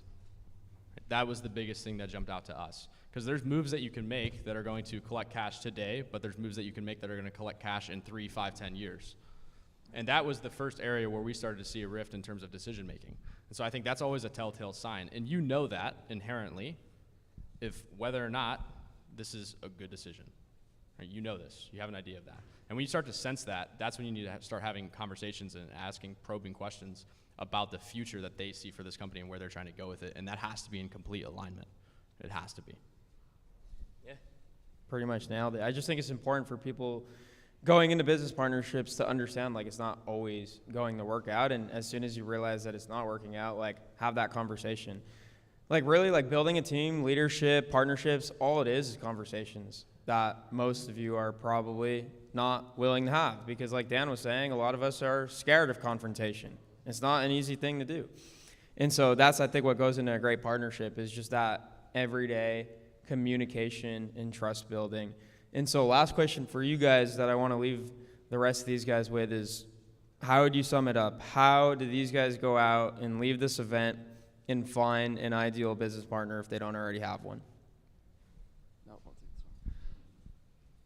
Don't partner with a hobbyist.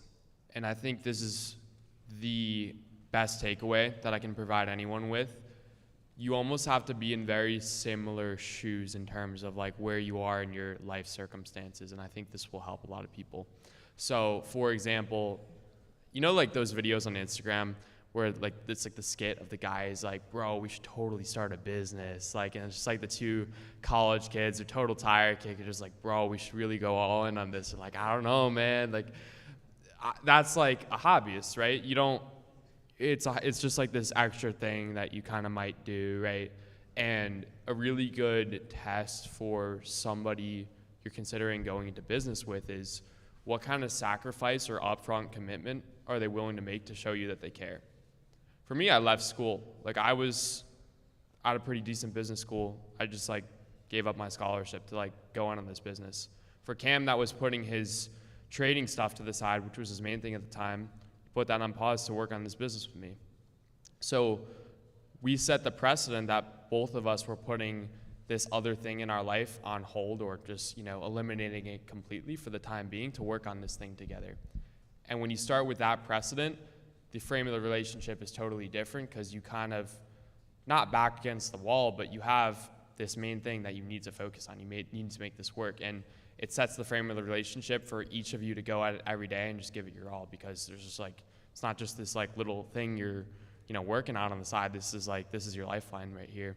And so having that precedent right up the front is just like so huge. And the second thing, I'm going to share a story from about a year ago that was completely unrelated to business, but changed the way I view relationships as a total. And it was not a business relationship at all. This was about May 2022. And at the time, I had a girlfriend. She lived like 5 minutes from me. My parents were going through a really bad divorce at the time. And I was really naive, emotionally immature. And there was one time she called me. She's like, oh, can you like come give me a hug? Like I'm going through a hard time right now. And I was such a dick. I was like, no, I have to go to the gym or something like that. Like literally all she wanted was me to like drive 5 minutes down the road. I literally lived like in town with her. And she wanted me to give her a hug. She was going through a hard time. I was like, no, blah, blah, blah. Like, I can't do that. Just came up with some reason why I couldn't do that. And I didn't understand at the time. I'm like, why does she just like want it? Like, why is this like so important? Why is, you know, I just like didn't grasp the concept of like why a hug was so important. And obviously like that didn't end up working out a few months down the line. And I think that was one of the points that was brought up in, you know, the message. But after a while, I thought about this moment. It kept bugging me. It kept lingering. And I was I was just like, never understood that. And then it finally occurred to me about a year later why these small gestures actually matter. It wasn't never about like the hug or me like actually, you know, like giving, like physically hugging her. It was like the gesture. Like the gestures, the small gestures go a long way. And people remember that, good or bad, right? In that case, that was held against me because that small gesture, I was unwilling to show that affection in that moment or be there in that situation, right? And you're probably wondering, like, why is he going off on this projecting about his ex? I'm like, okay, just hear me out. The gestures, the small details, everything like that, they add up.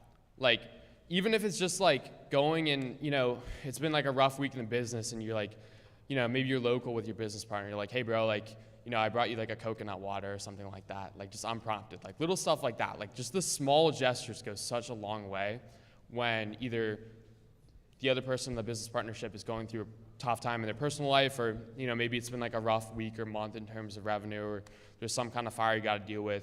Those small gestures actually mean everything. Like literally the banana or the coconut water, like those little like snacks you bring your business partner. Like I know that's like a thing of Cam and I, like it's a love language.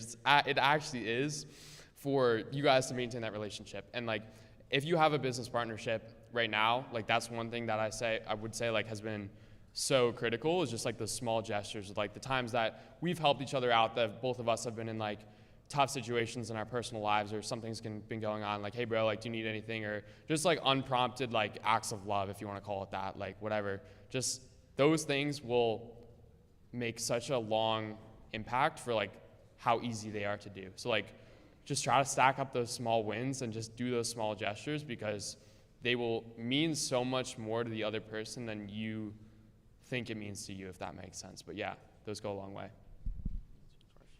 Yes, I think all the questions kind of before this were a conceptual idea of like finding a partner, and I want to get really tactical with this idea of like leaving here, how do you go and find a partner? So I think the first thing you need to determine, is this something that I actually need an equity partner for, or is this something that I can hire? If you need a complementary skill set, it doesn't mean you need to go and give up equity. But when you're early, you lack capital. So inherently, you think the most valuable thing you have to offer is equity, which kind of is. But you don't need to rush into that. We just got done talking about, in Eddie's talk, you can sell a vision, you can paint a picture longer term, and there's going to be people that are willing to come in and take salary hits and take less money now for the potential in the future. So I think tactically speaking, don't rush into giving up equity. However, it makes sense to give up equity if it allows you to create a bigger pie. Because I'd rather have 50% of a $500,000 pie than 100% of a $100,000 pie. So there are times when it makes sense from a tactical perspective. Now, when it comes to qualities and things you need to be aware of, I think the biggest thing is values. There's successful businesses where founders or co-owners aren't the best of buds. I'm lucky to be in a relationship with my business partner where we're best buds. We see eye to eye on just about everything in life as well. And that makes our business communication far easier because we see the same goal, not only in our business, but in our personal lives as well. So I would push you heavily to find somebody that you agree on with all values, even outside of the business. That's what I think you should strive for. And that's number one, right? So that's the biggest thing in my opinion. I think finding a business partner is like dating. You know, you have a lot of conversations, you explore ideas, and you know when you talk to somebody whose vision is aligned with yours. I mean, when Andrea and I were talking about this potential list kit deal, I mean, we lost track of time. We were sitting there one cigar after the next talking about all the great things we could build.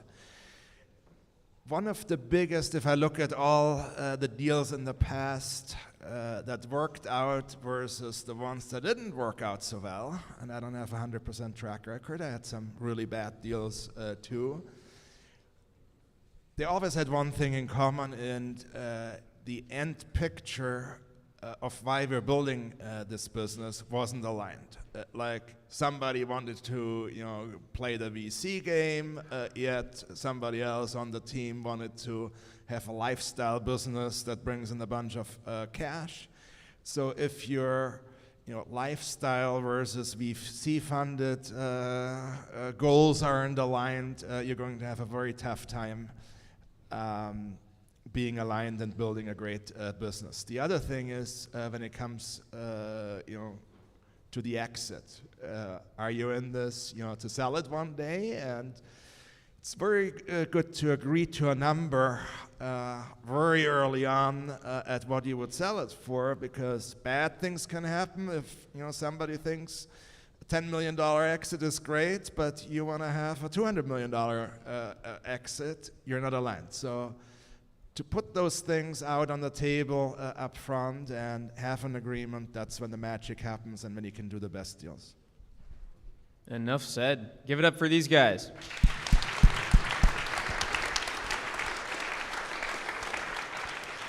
Crush it,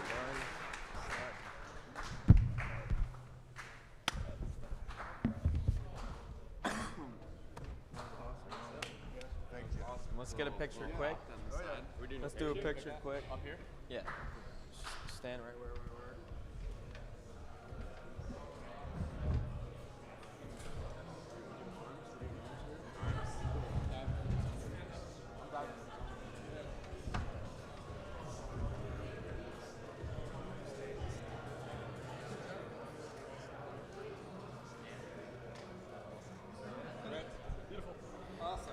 All right, so basically how we're gonna close this thing out, we got, is there coffee and stuff back there right now? Okay, so we're gonna spend like the next 15 minutes or so recharging, grab some coffee, grab some Neuromints, grab some water, and while we're doing that, we're also gonna be playing a video on the screen for whoever wants to participate. We got to get the energy back up before the boat and before the big keynote that Taylor has planned. So we got an Energizer session for you on the TVs. It's about to go on right now.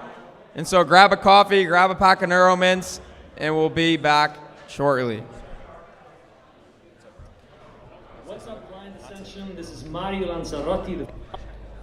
What's up, Client Ascension? This is Mario Lanzarotti, the Freedom Architect and the in-house Mindset Mastery Coach for Client Ascension. Unfortunately, I can't be with you today because I am recording live from Cape Town, South Africa. Yet my friend and dear brother Andre, your host, has asked me to put together an Energizer session for you.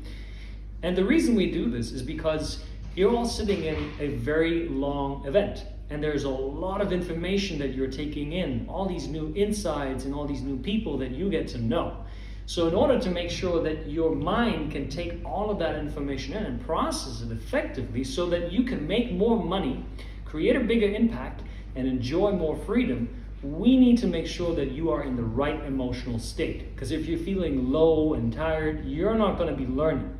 So it is my job to get you back up so that your mind is focused for excellence. All right? So now what we're going to do is we're going to do 3 rounds of a specific breathwork technique that I learned from Tony Robbins. It's very simple. I will demonstrate it first. Make sure that you have a little bit of space on your left and right so you're not elbowing the people next to you. I don't take any responsibility for that. So we extend our arms up and we breathe in. And when we extend our arms back down, we breathe out. So in and out. In and out. Let's do it together. In and out. In and out. In and out. All right? So it's most important here that you get the technique right rather than just making it fast. This is nothing that you have to prove to yourself or other people. This is to get the technique. All right, we're going to start round 1 in 3, 2, 1. Here we go.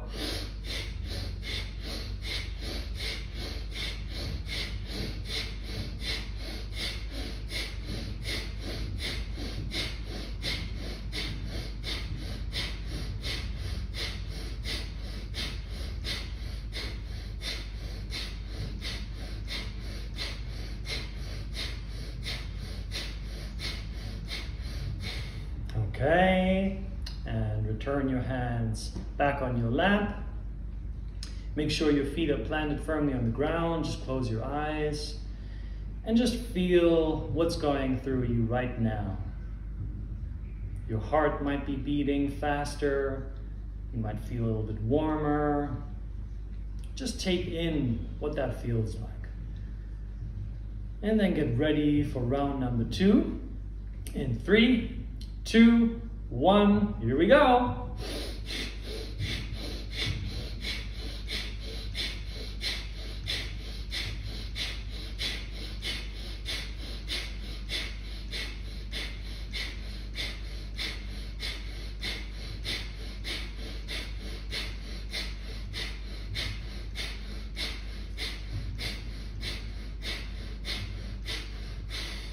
Okay, return your breathing to normal pace. Close your eyes and just feel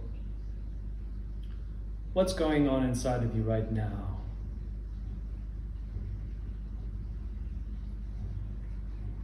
Feel the space and the room that you're in. Notice the people that are with you here together today. And then get ready for our final round, number 3. In 3, 2, 1, here we go.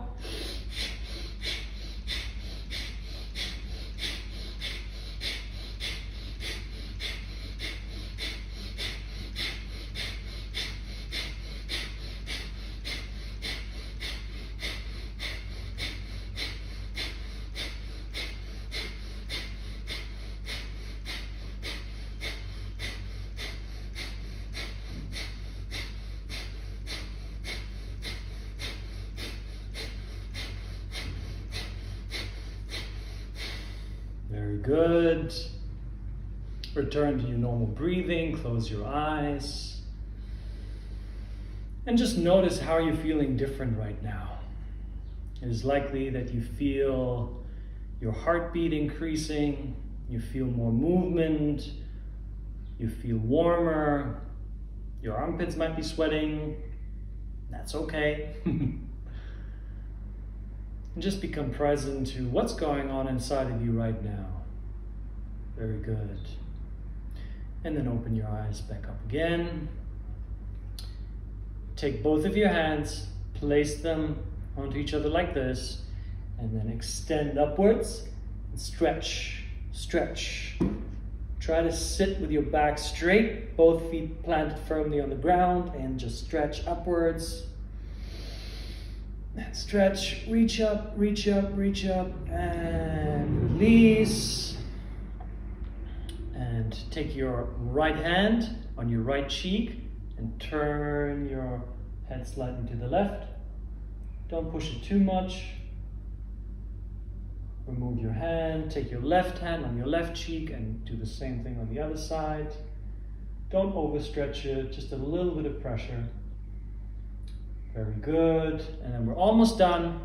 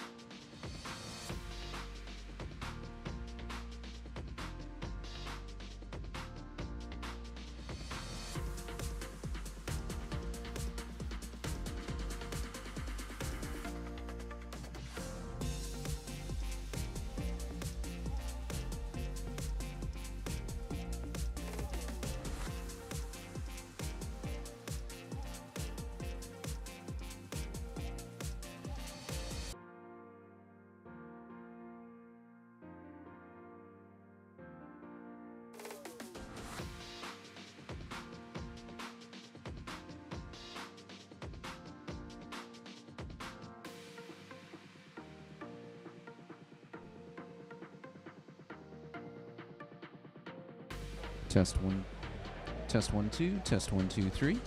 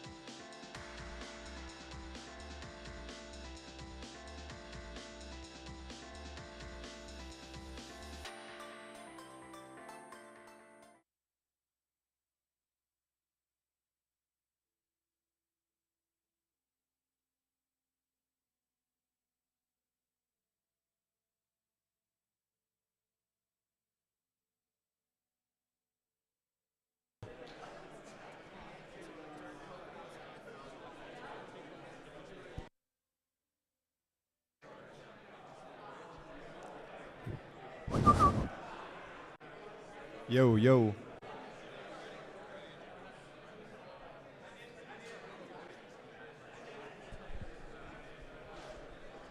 All right, guys, we're going to be getting started in a few minutes, so everybody start finding your seat. Not going to want to miss this one.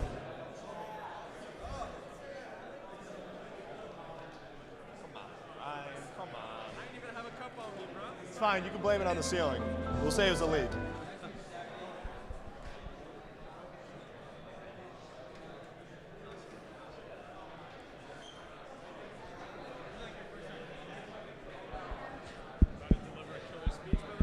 Just introing the killer himself.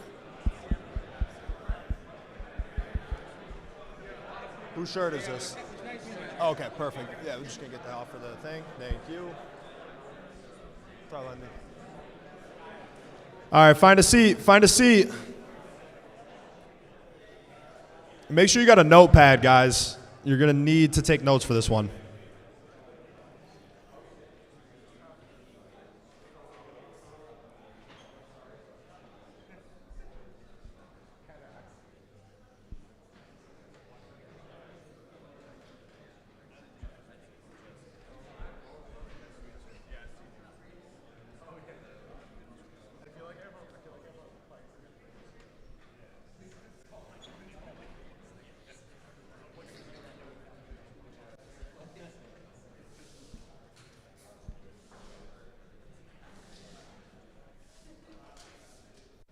All right, everybody got a seat? How are we feeling so far? Good? Okay. That's not bad. I like the energy. A little sleep deprived? A little tired? All right. Everybody just take a deep breath real quick. One more. Okay, good. We got to get the energy up for this one because you guys, you can't let your fatigue set in because we're about to have a crazy valuable keynote from Taylor Welch. But before we get him started over here, I just wanted to share a personal story. And he's going to be talking about how we can all make more money, which is great. That's what you guys came here to learn, how to make more money. But the more that you hear about making money, it can kind of go in one ear and out the other. So hopefully this story reminds you why we do this in the first place, right? How much we can actually impact people, how much that we can help people through our services. Because somebody may not be super passionate about Klaviyo for email marketing, but in reality, you guys, if you go far enough, are really changing people's lives. Right? So back in 2020, this was when Andre had gotten out of that bad partnership that he mentioned. We were restarting the agency, and we were struggling to find our footing. We had one offer, didn't work, fell flat on our face. We had another offer, didn't work, fell flat on our face. We didn't know about cold email yet. This was before we took cold email mastery. Shout out to Wizard. And we were getting calls through paid media, which for a young agency that has no clients pretty much and is closing at like a 5% rate because their sales guy sucks, that's a tough situation to be in. So we found ourselves probably 5 months in and just like less than $1,000 in the business bank account. It was really dark. I'd like to think that we wouldn't have quit if we hit zero, but I can't tell you what we would have done. We might have. We might not be here today, and you guys might not be here today in this beautiful city and this beautiful venue with all these beautiful people.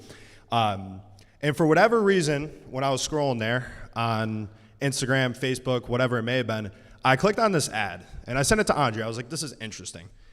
And I read through it, and I was like, man, this is really good copy. Like, I want to buy this thing. And we were in no position to really buy anything, right? Because we literally had $0, almost. Like we had just about enough to sustain us for another month. And this was only a $97 product. So this isn't a story that's going to be crazy and, me spending money I don't have and all of this crazy stuff. That was such a big decision. And I was freaking out so much about it because it was help with the sales process and we just weren't closing deals, partially because of me, partially because of the offer, that I was like, Andre, listen, if this doesn't work out, this massive $97 investment, I'll pay you back in full. And I had no money in my bank account. So that was like me basically putting my life savings on the line, saying like, whatever it takes, I'm going to do this thing. I'm so convinced from this copy and just from everything I've seen so far about this guy that this is going to help, right? And the whole thing was about increasing close rate. Hopefully that's compliant. Okay, good. Because that, exactly. And you know what? The next 12 sales calls that I took, I closed 4 of them. For us, that was massive because they also all had setup fees as well. So that gave us enough cash, right? This was like just when we were finding cold email. So it's kind of perfect timing with that, combining with me finding this course and going through it and actually having a real sales process. And right off the bat, just like you said, my close rate went from shit to 33%. And since then, we've had good months, we've had bad months, you know, like with anything, there's always gonna be another problem that pops up. The grass is always greener, right? There's always more that you can be doing. But we never really look back. From that moment on, after I took that course, we've always had clients, we've always had money coming in, and that was when we started to actually build a real business. And the guy who made that course is standing right over there. So when this guy's talking, it can legitimately change your business. I'm speaking from personal experience. It basically saved ours. And hopefully that builds up enough credibility, because we obviously built a couple cool businesses. That's why you guys are all here, to really just pay attention. So take notes, get the most value out of this. Without further ado, we're gonna welcome the man, Taylor Welch.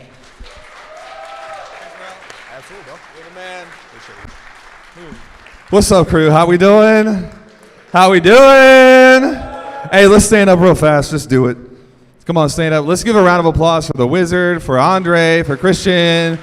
Hey, look at them in the eyes and say thank you.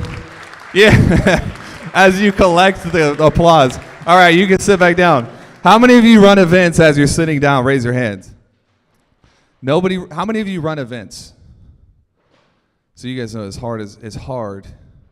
How hard is it to put this thing on? It's a lot of work, isn't it? Yeah, it's a lot of work, and it's a lot of money. Believe me? You lost money on it. I feel we should give them another round of applause.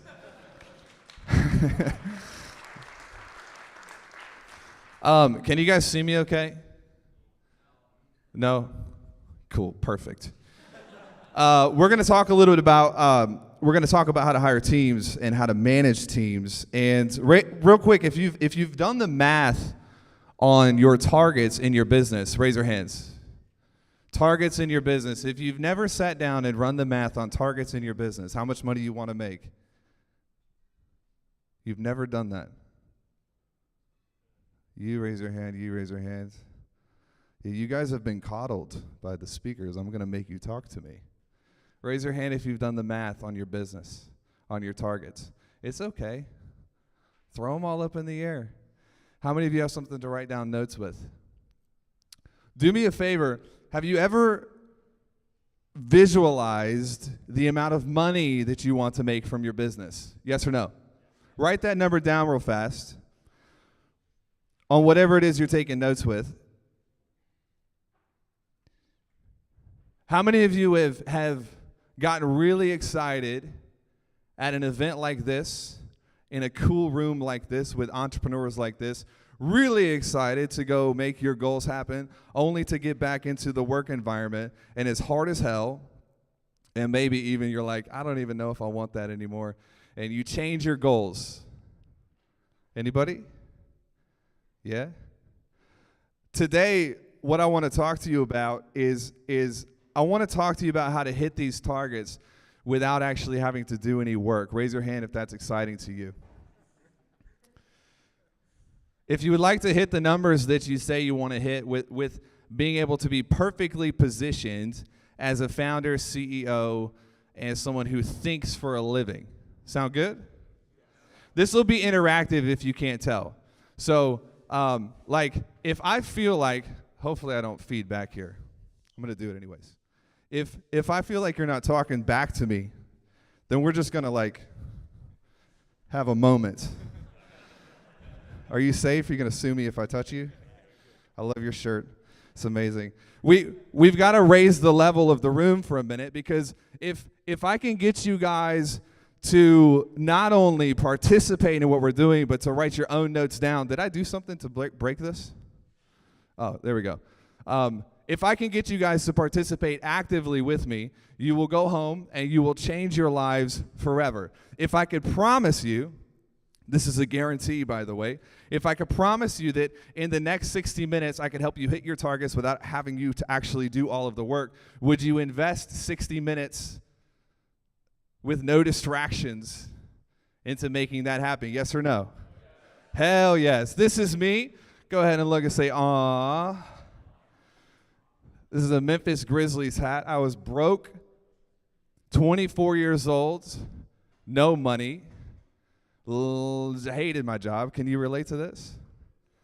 And one day my wife says, this is my wife right here.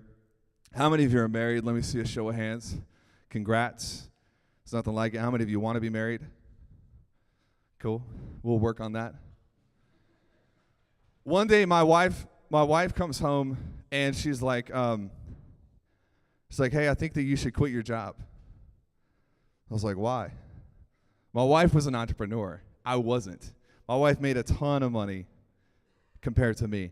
But she said, I think you should quit your job because you're not making any money and you hate your job. And I said, okay, I'll quit my job. And I started buying books. That was my first home office. Just let him pass for a second. It was my first home office, and one day I came home with a pile of books. How many of you enjoy reading or buying courses? Yeah. This was like 2012. The courses was like you had Tai Lopez and Mobe. This is it. Anybody remember that? Like this is like basically an MLM thing. And my wife, she was like, I'm going to sign up for this network marketing thing. And I'm like, okay, cool, get scammed. I'm going to buy books on Amazon. And I come home, and I got lucky one day, and I read a book called Psycho-Cybernetics. Anybody read this book? Yo, this is a fire book. If you haven't read this book, you should read it like tomorrow morning. It changed the way I thought about identity, and it changed the way that I thought about myself. And I started making money. I started making really good money. So I went as an entrepreneur. You guys remember the picture of my home office. I started making tons and tons and tons of money. I went from basically nothing, broke, working at a church, to 4,000 clients at a profit, by the way. The pros, I'm going to give you some things that you're going to want to write down. And this will be one of them. The professionals care about customers. Amateurs are focused on lead generation. No offense. Professionals are focused on customer acquisition. And we started printing customers. We got over 4,000 clients at profit. A couple 100,000 customers came into the organization. 700 team members. I've hired 700 staff and fired most of them, which is exhausting. The capital costs of having to fire that many people, and it took me a long time to figure the system out. At one point, I woke up, and I was spending over $800,000 a month in team and fixed costs. That's a lot. And I still fired everybody because I didn't know what I knew today and what I'm going to teach you. And you can see there's a lot of people. Anybody ever seen 100,000 people all at once? Yes, no? Do we need margaritas? Or some cigars? We can't do cigars, but maybe later we'll do margaritas. I'll make you stand up and sit down as many damn times as it takes. 100,000 students. We had over a couple million email names, addresses. One of the worst things that ever happened to me is I actually went through a bit of, you could call it a battle with the regulatory agency in the United States, and I had to give all of these names back. 2 million people we just had to delete, essentially. And we scaled this thing from zero to multiple millions of dollars a month, but then something started to happen. I started to burn out. Somebody say burnout. Have you ever felt close to burnout? Yeah, like or you're running out of energy. Man, it's the scariest feeling because you never know if you're going to come back from this feeling of burnout. And I hit burnout, and by the year 2022, all of the companies were gone. Crazy. 700 staff, millions of names, hundreds of thousands of customers, thousands and thousands of clients, and I basically burned it because I got burned out. Now, anybody right now asking, like, why would I learn from this person if he basically destroyed all of it? Because if you can destroy 8-figure companies, you can build them too. So I've built and destroyed more 8-figure companies than most people. And the reason that I got into this place of burnout is because how many hours in a day do we have? That's it. And the only way to get more than 24 hours is to buy it. And you can purchase labor, talent, and decisions, and people can multiply the amount of time that you have in a day if you know the stuff that I am going to take. So, by the way, does anybody want to have a copy of my slides? I can tell you guys, do I take a picture of this? It's a nice circle. It's like, I want to remember this for later. You don't have to. I actually put all the slides together. Pull out your phones real fast. If you go to taylorawelch.com/ascension, you can download my slides. Make me one promise. Do not skip ahead. I hate that shit. It's disrespectful. And then look back up at me when you're done and we'll get back to it.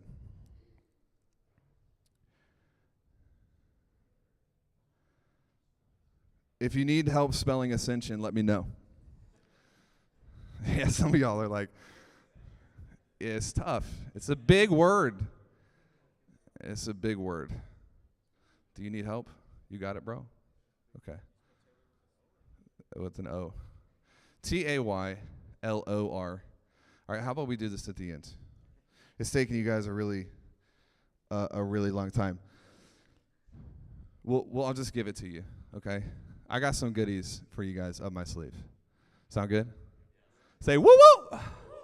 Man, I love rooms like this. Entrepreneurs change the world. The world hangs in the balance of people like you. You realize this?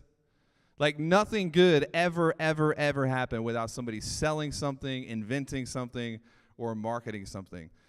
So this is the highest honor to be able to come and learn how to build movements. So I basically torched the old companies. Somebody say torched. We just set them on fire, killed them.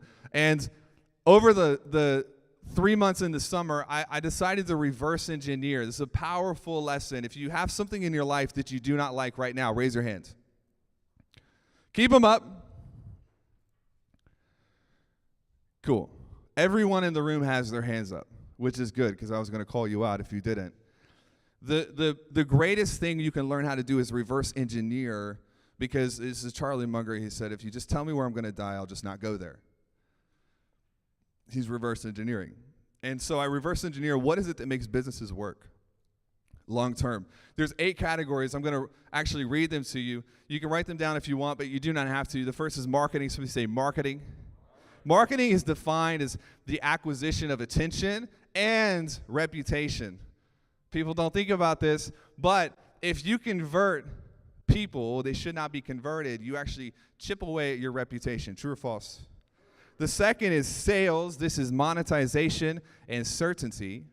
The third is offer, desire, fulfillment. This is your deliverable. How many of you feel like you have a great offer right now to offer your crowd? Cool. The fourth is finance. If you like money, say, yeah.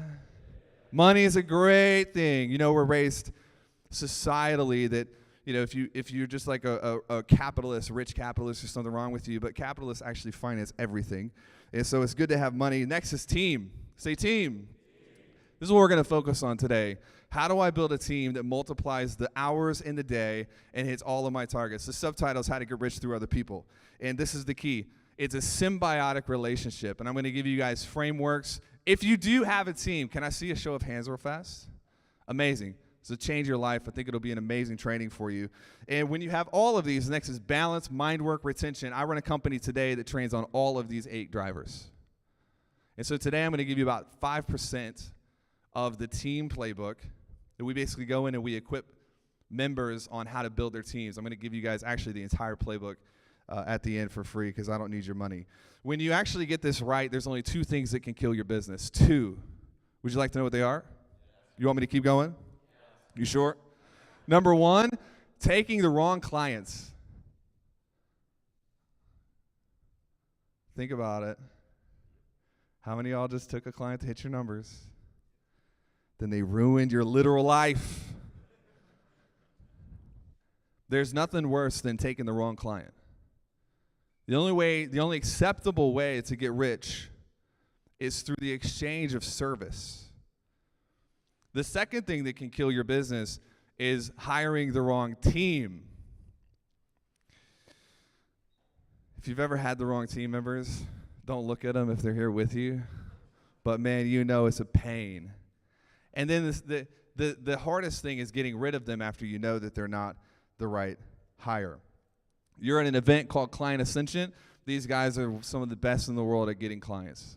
So I'm not going to talk a lot about getting clients. You've been trained on that. But what I am going to teach you is how do I assemble an Avengers squad that can multiply my business. You want to hit 9 figures? Only way you're doing it is through a team, or else you're going to lose your mind.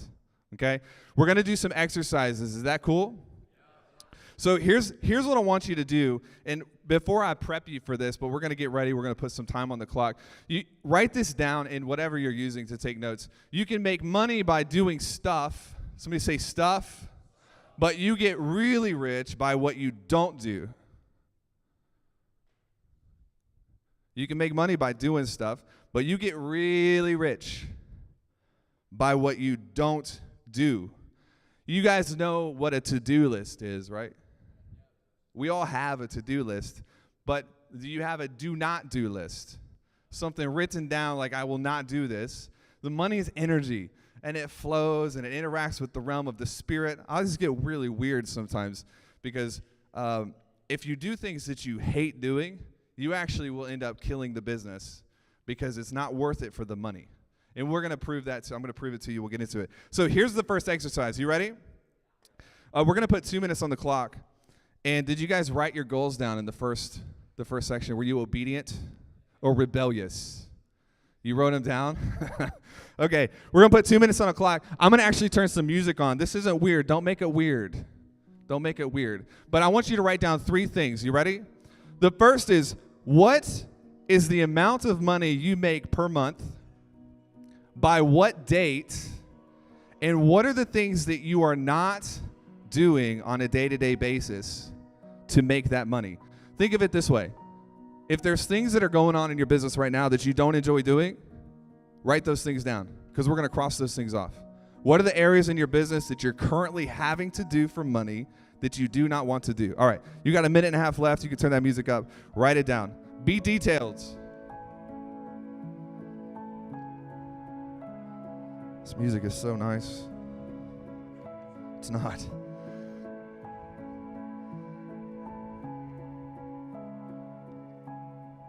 What are the things you're currently doing in your business that you do not want to do?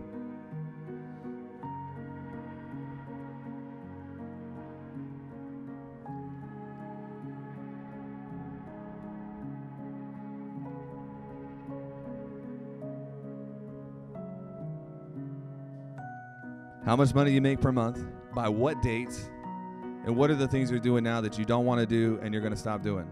This is a visualization technique. Write it down in detail. You got 30 more seconds.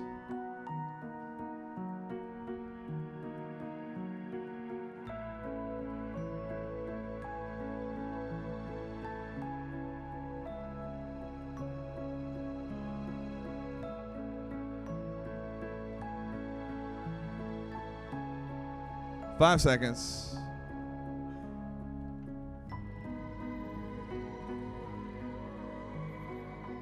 All right, you got your list?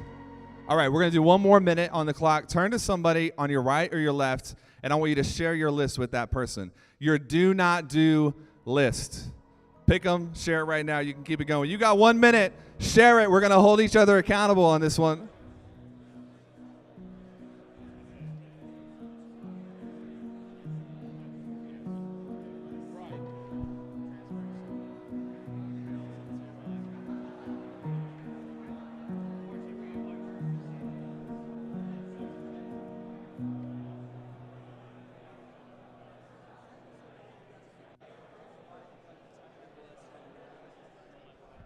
All right, let the other person talk. We got 30 seconds. Let the other person talk.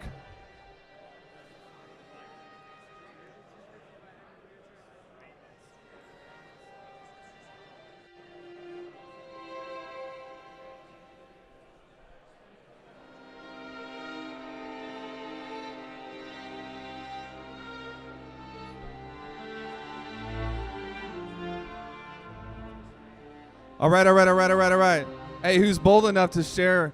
Hey, back. Yeah. Hey, who's bold enough to share what something on their do not do list? Yeah, you, the perfect polo man. What you got? Accounting. Oh yeah, the accounting's the worst. Good one. Who else? Yeah, what you got? Managing content and posting. It's cool. Do you do that now? Cool. Let's just stop it. I'll teach you how to get out of it. What you got, wizard? Customer support. Customer support. Yeah, we hate customer support. Anybody else? One more person? Anybody? Scrolling Twitter. All right. Well, nobody should be doing that anyways. But yeah, we should stop mindlessly scrolling Twitter. Okay, so we have a problem now because customer support has to be done, or you go to jail. Posting content has to happen. So now we have the problem. So we say, because now we have things that we don't want to do anymore, but can we really just stop doing them cold turkey? Here's how we handle this problem. There's only 3 things we can do with this list. The first is we can stop doing the things we hate and let them go undone. Duh. We can stop doing the things we hate and delegate them to someone else. Or we can keep doing the things we hate and we can miss out on our targeted future. And this is actually the decision that most entrepreneurs make. They actually, most oftentimes, they select the third option because they feel like it must be done by someone. They're like, well, somebody's got to do it. I might as well do it. Or this is the worst one. If you want it done right, might as well. Yeah, cool. That's called low IQ. That's what that's called. And so we have to erase this level of thinking for us to actually get to the next level, right? You feel what I'm saying? And so the reality is that there is someone in the world that is really passionate about doing the thing that you are really not passionate about doing. True or false? Yeah. So the question we have to find is, who is that person? What are they doing? And how do I get them to come into my organization and do the things that I do not want to do? It's very hard to get good at things you hate. Somebody say amen. It's really hard to be bad at the things you love. And so this is the relationship we're building. I want to find the person who lives, eats, breathes, and sleeps customer support. That is a weird person. But they exist. And they are really good at customer support because they love it. And we have to actually replace ourselves with the people who love it and are willing to do the job. Does this make sense? Are we feeling good? What are some of the things you feel like you're really good at? Just yell it out. We don't even have to. Just yell it. Marketing. Writing. Copy. Instagram. Automation. You didn't say that. I just put that in your mouth, bro. Automation. What are some of the things, what are you really, really, really bad at? Sales? Spreadsheets? Everyone. What? Tech? Zapier? God have mercy. Look, a leader who cannot admit what they are not good at will end up failing at the things that they're not good at and at the things they are good at. This is why it's important. You actually are like, we have a pretty mature room. Just pat yourself on the right shoulder real fast. So you guys sort of know what you're not good at, which is awesome because most people, they're just like, I don't know, I'm good at everything. Nah, you're definitely not. All right, we already did this. This is the difference. Write this down real fast. The difference is the amount of time and labor I can purchase for my business. The difference is the amount of time and labor I can purchase for my business. You guys have heard it said all the time, whoever can spend the most to acquire a customer wins. But what these iconic, and I cut my teeth on these guys, what they don't teach you is that whoever can actually spend the most to acquire labor, skilled labor, is actually going to have the most leverage, whether it's with media, with support, with whatever it is that is required to go into the business. All right, pause. Are we feeling okay? Are we tired? We good? You want me to keep going? This was my intro. Let's go. How much time do I have? Okay, cool. Purchase. The difference is the amount of time and labor I can purchase for my business.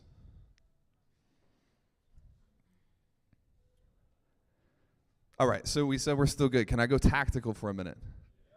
Like nitty gritty, super in the weeds tactical. This is why I'm going to give you a copy of all of this, because you're never going to be able to draw this as good as I can. Look at the boxes. They're incredible. You got 3 layers in a team. You have T1, T2, somebody say T3. T3. I'm going to show you what these layers are, but when I figured this out, it gave me geometric scale. One of my mentors is a guy named Jay Abraham. He's a little-known entrepreneur who wrote a couple books and basically has done $1 trillion.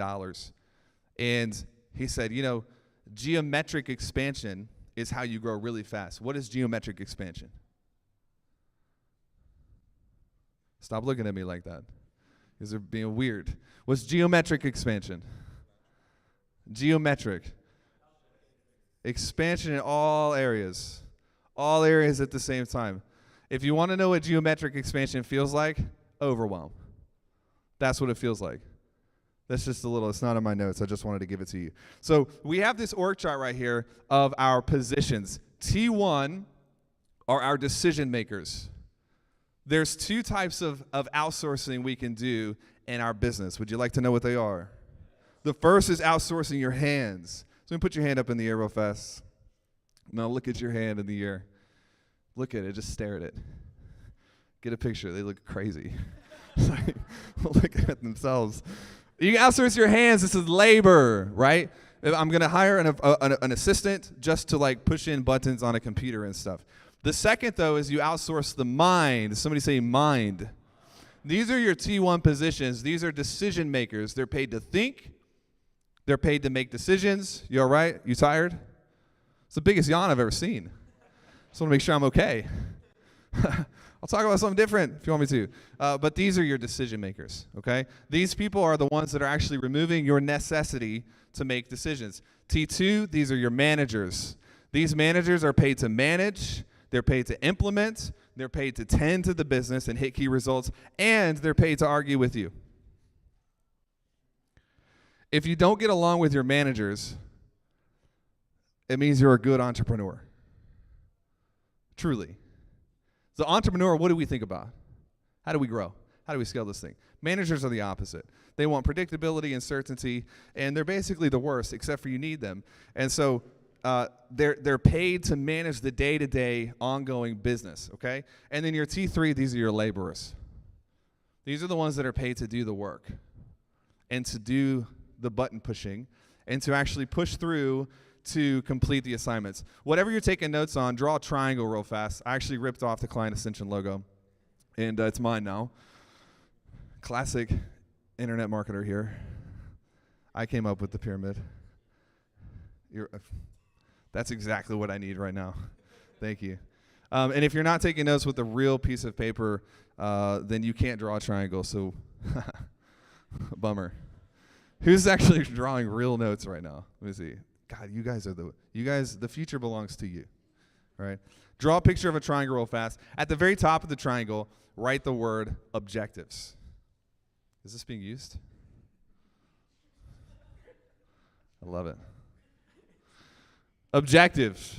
Right underneath in the middle of the triangle, you're going to run out of space, my man. Write the word key results. Didn't they tell you to prepare to take notes for me? If you're going to run out of space because you didn't prepare. Look, dude, is this how you run your business? Are you a manager? If you're not taking physical notes, you might be a manager. Just kidding, dude. I'm totally kidding. I love you. And then underneath it, write assignments. All right, at the top, what do we have? Say it back to me. And in the middle, what do we have? Say it back to me. And at the bottom, what do we have? And if you followed instructions, you might have this on your notes. This is the pyramid. This is the client ascension pyramid. Here's what we have. What is an objective? Have you been trained on this before? Anybody? You have. I know you have. Anybody else? Cool. So you guys are familiar with like Google.com. They use this, so we should steal it. Objectives are large, company-wide end goals that are difficult to achieve. Somebody say difficult and require many moving parts. This is an objective. Thank you. I didn't ask for that, but I can tell you guys are leaning in. See, at the beginning, you guys were a little bit stuck up, but now you're like with me. Like we're together. I feel like we are all one happy family. Key results. These are smaller projects with an outcome and a constraint that makes it impossible. Somebody say impossible. Impossible. You have to get the inflection right. Impossible to hit the objective. If you hit your key results, you are going to hit the objective no matter what. I'm going to give you examples. And then an assignment is the individual work, project, or activity required to adhere to the key result. Does this make sense? How about we do some examples? Does that sound good? Okay. Let's say that you want to hit 180,000 customers over the next 3 years. Is that a lot or a little? It's a lot, but it depends on who you are.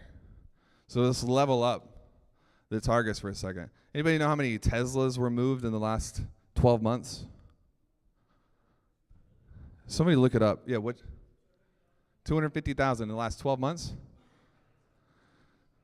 Let's go to google.com. Let's verify. Let's substantiate that because there's a recording over here on my right. I don't want anything out there that I can't back up. Yes, I'm sorry.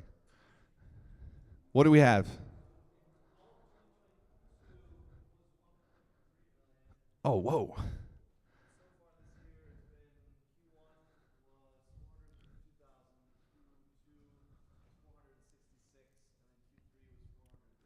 Okay, so is 180,000 over 3 years a lot or a little? It's not that much, unless it depends on my friend Eli Wild. He says he'll get up on stage. Do you guys know Eli? Anybody know Eli? He'll get up and he'll be like, he's a genius. But he'll get up and he'll say like, is $50,000 a lot of money? And everyone's like, yes, it's so much. I'd love to make $50,000 a month. And he's like, if you were like in a car wreck and you only had $50,000 for the rest of your life, would it be a lot of money? And then people like slowly disappear into their seats. The perspective changes what is a lot and a little, right? So this part of the benefit of being in rooms like this is it raises your perspective. But back to this, I'm off pace. 180,000 customers over the next 3 years. Here's our key result. And this is the example, and get ready and lock in because we're going to write these down and we're going to build a plan before we wrap up and get drunk on the boat. 3,000 new book customers a month. These will be our key results. We have key result 1, 3,000 book customers a month. Key result 2, 3,500 trial courses per month. Key result 3, 1,000 newsletter subscribers a month. And the constraint, somebody say constraint, 70% liquidation on all CPA. Do you guys know what CPA means?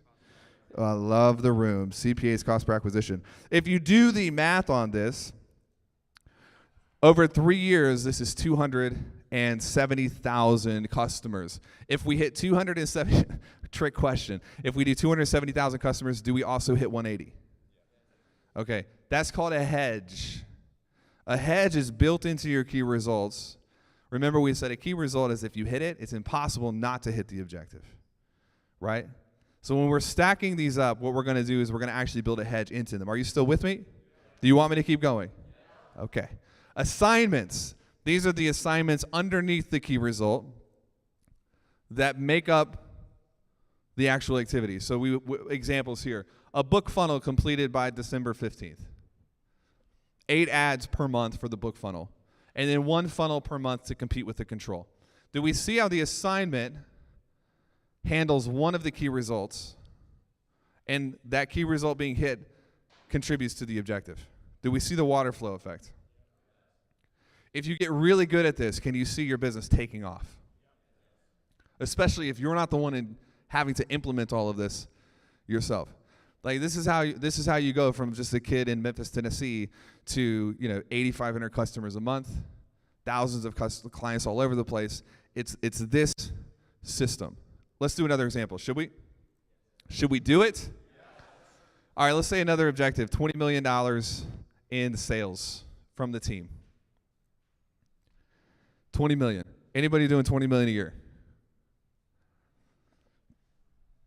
In my other business. What business is it? It's a freelancer tech talent agency. Technology? A talent agency? We should combine forces. You want to talk right now? He doesn't want to do it. He's scared. I'm just kidding. 20 million in new revenue from the sales team. Okay? What's the key result going to be? What do we think? Give me some ideas. Throw them out. Book calls, absolutely. Close rate, 100%. Remember, key result has a thing and it has a constraint, right? Close rate can be a constraint. Anything else? Opt-ins, that could be it. It can be whatever you want it to be, but here's what I wrote down. 500 sets a month, 400 completed, and 25% close rate. I'm using sets because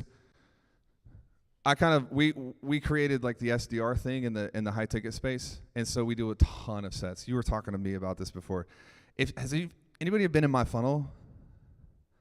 Like, you're gonna get called every day until you yell at the person calling you. So 500 sets, 400 completed, 25% close rate, and then the assignments. Let's say the assignment is 150 daily dials per rep, a performance improvement plan on any closer under 25%, and then rehearse wins every morning. Whatever it is, it doesn't matter.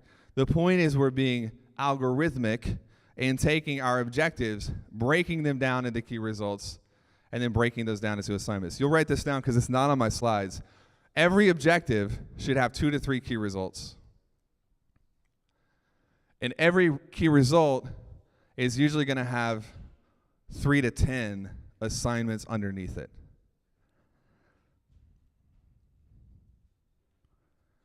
And here's how this starts fitting in to the equation.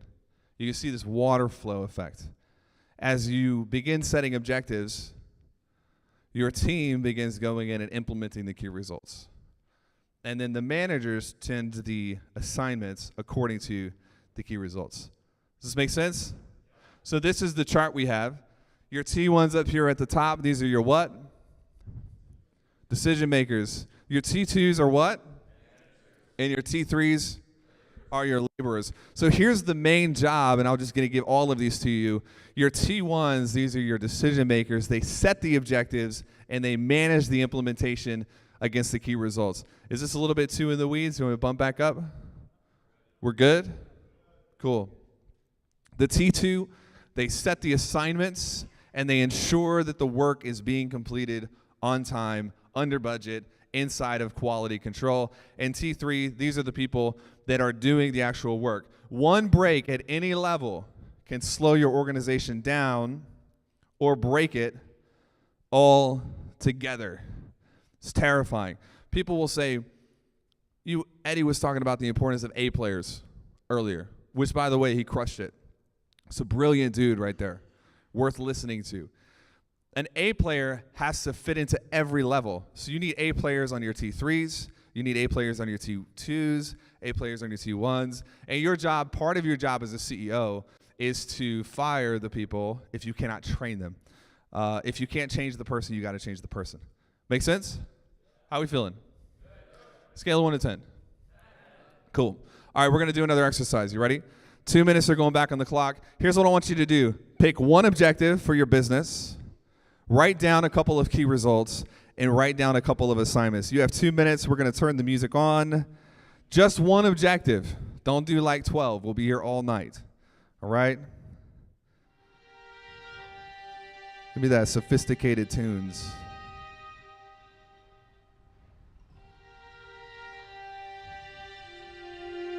One objective, a couple key results, and a couple of assignments.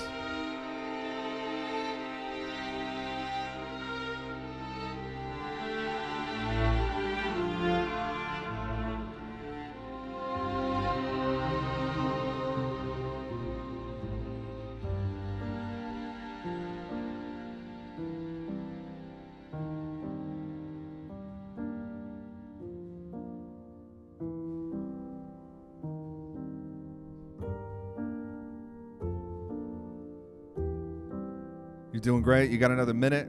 Do the work.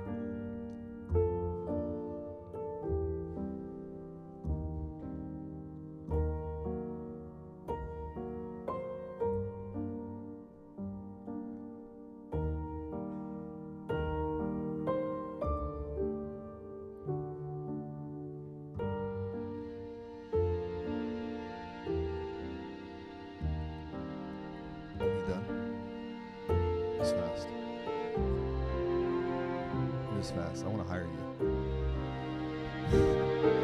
30 seconds.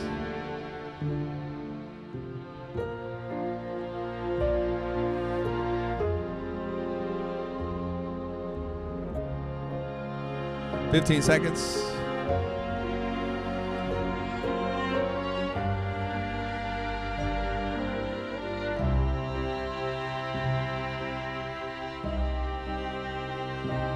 All right, here we go.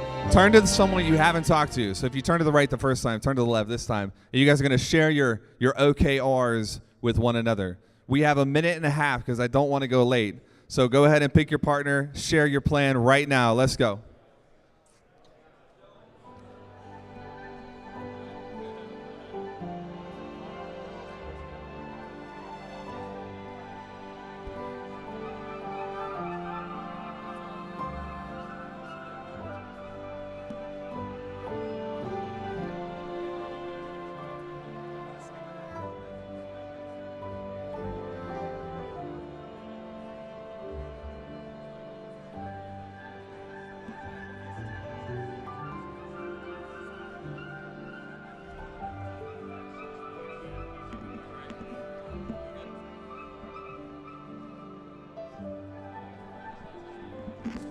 $30 more seconds. All right, let the other person talk. Switch. Objective, key result, and assignment.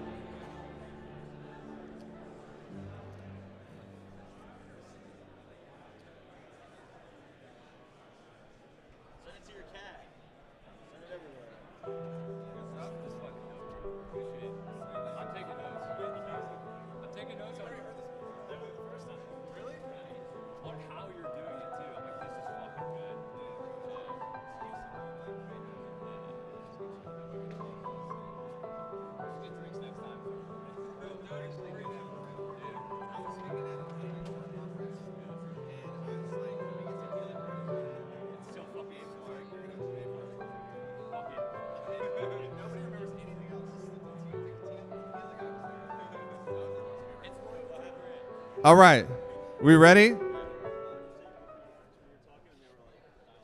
Yeah, people always pay attention if you give them drinks. Okay, how we feel? How many of you are feeling a little bit more clarity? A little bit better? Anybody want to share one of their objectives, one of their key results, one of their assignments? What do we got? Instagram man. Are you going to work with me or not, dude? This dude's trying to hard sell me in the bar. You did pretty good, though. All right, tell me. 100 course sales within the first 30 days of launch is the objective. The key result, just one of them would be start a wait list and build anticipation. And then an assignment for that result would be create content firstly and then a launch trailer. Epic. You feel like you're getting a plan dialed in to scale your business? 100%. Anybody else want to share? Anybody? You don't want to, I can tell. He doesn't want to talk to me. I keep trying to look at you and you're looking away. Yeah, you're the best of us. You're a sales guy. No, we're going to go with him. You're not confident, so we're skipping you. Okay. $500K a month in new sales, not counting back end. So in order to do that, we need 400 book calls, 80% show rate, 20% close rate at a ticket size of like 8K, which is between our two offers. And the assignments to get that would be at least 2,000 opt-ins. So I don't know how much that's going to cost. Probably not that much because he'll let me know. He'll let me know. Need to have 200 sets. So our setters back there got to get dialing. I'm guessing at least $50 a day. We have to text each and every lead immediately within 10 minutes if they don't book a call from the VSL direct. Hell yeah. Round of applause right here for that brilliant plan. Who's your setter? Stand up. Who's the setter? My man. All right. Round of applause. Round of applause. Wait, you're a setter too? Both of you? All right, 150 calls a day. It's easy. You'll be fine. Go to the bathroom before you start and then power through. All right, one more person. Anybody else? We don't have to. All right, we'll skip it. You guys, The world belongs to the enthusiastic. We got to be You know what happens when you share your goals? I don't have time. I've got to end in 20 minutes. Would it be nice to know if the team you have right now is going to get you to your goals? Like if we had a way to sort of qualify or disqualify, we're not going to do it for you guys. You guys are safe. How do we actually qualify the people before we hire them, after we hire them? At the end of the training, I'm actually going to give you guys a playbook, and it's the same playbook, Colin, that you have access to, and it goes through some of the personality profiling. We have like really deep research on personality profiling, but I want to give you 2 models, just 2, and then we're going to wrap up and get into takeaways. The first is person, personality, and position. If you put a person with skill, but they do not have the personality for the position, they're going to fail. Make sense? If you're going to be a setter and you hate talking to people, what's the problem? Like, do you think that a setter who hates people is going to be able to actually dial and talk to people? It's going to be very difficult for them to do that. And so we'll go deep into this person, personality, position. I'm going to skip it for now so that we don't miss the bar. But the next thing we're going to go into is rating current team members. So we rate team members based on a 3-pronged approach. It is also a triangle. It's different colors.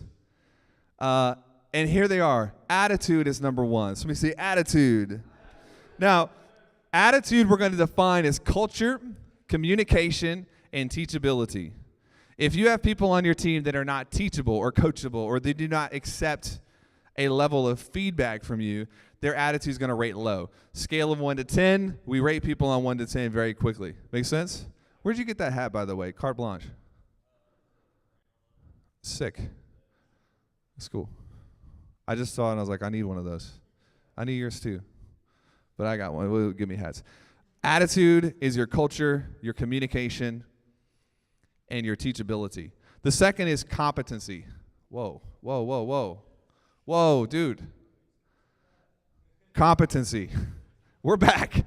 Skill, resourcefulness, and follow through. Have you ever assigned something out to your team and they do not do it? Oh, dude. Oh my God. Like nothing in the world is worse than that. And so the follow through is actually a competency piece. If they are competent, then they have the follow through ability. And then experience is the decision making, the street smarts, the poise and confidence. Real quick warning on experience. When I say experience, I mean experience at the level that you want to get to. Not experience at your current level, but experience at the level that you want to get through. And typically, this is just for later, we can talk about it on the boat, we stick in realms of 3s. If you're at $100,000 a month and you hire the CMO of Coca-Cola, they ain't gonna do a good job. They're too big. And so you wanna stick into this realm of like 3 to 5x your current business. Okay, is that helpful? What is culture though? I wanna define this quickly for you. Because when you look at attitude, what do we see up here? Communication, teachability, and what? Communication, teachability, and what? Communication, teachability, culture. Culture will make or break your organization. What is culture? How do we define it? What do we think? Just raise your hands. Blurt it out. Yes, sir. Dude, you have always come through for me, by the way. The polo, the answers, it's all perfect. Anybody else? What they do? When no one's around? Great answer. What else we got? Can you guys see me in the back? What else we got? Yeah.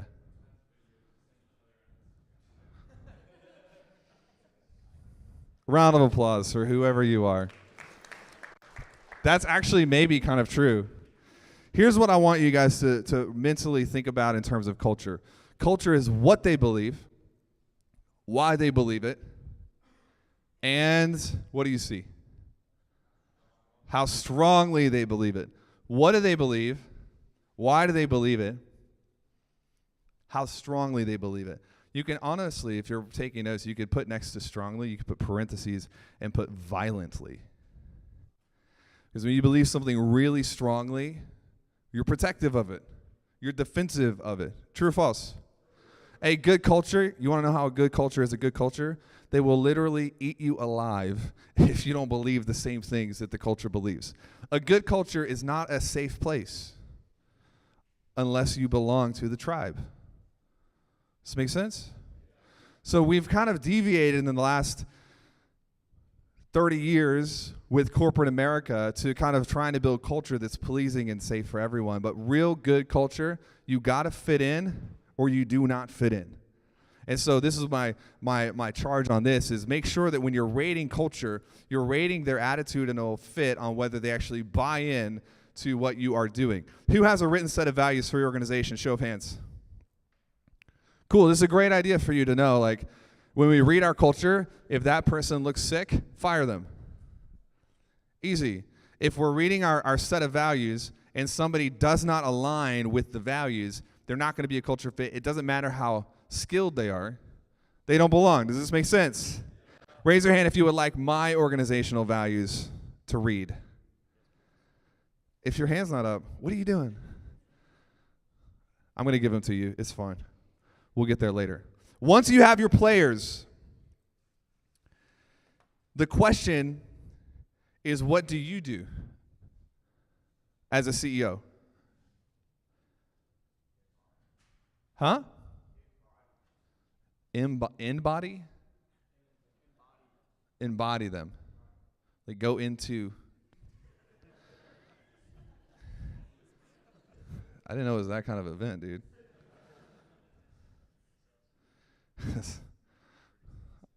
Pretty sus.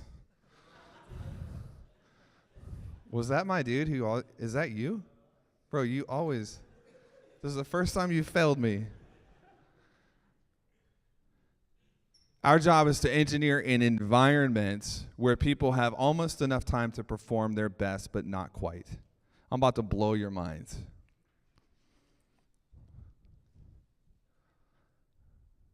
I can see you wrestling with it right now, and I'm going to explain it. This man looked at me like I was stupid. He's like, do you even math?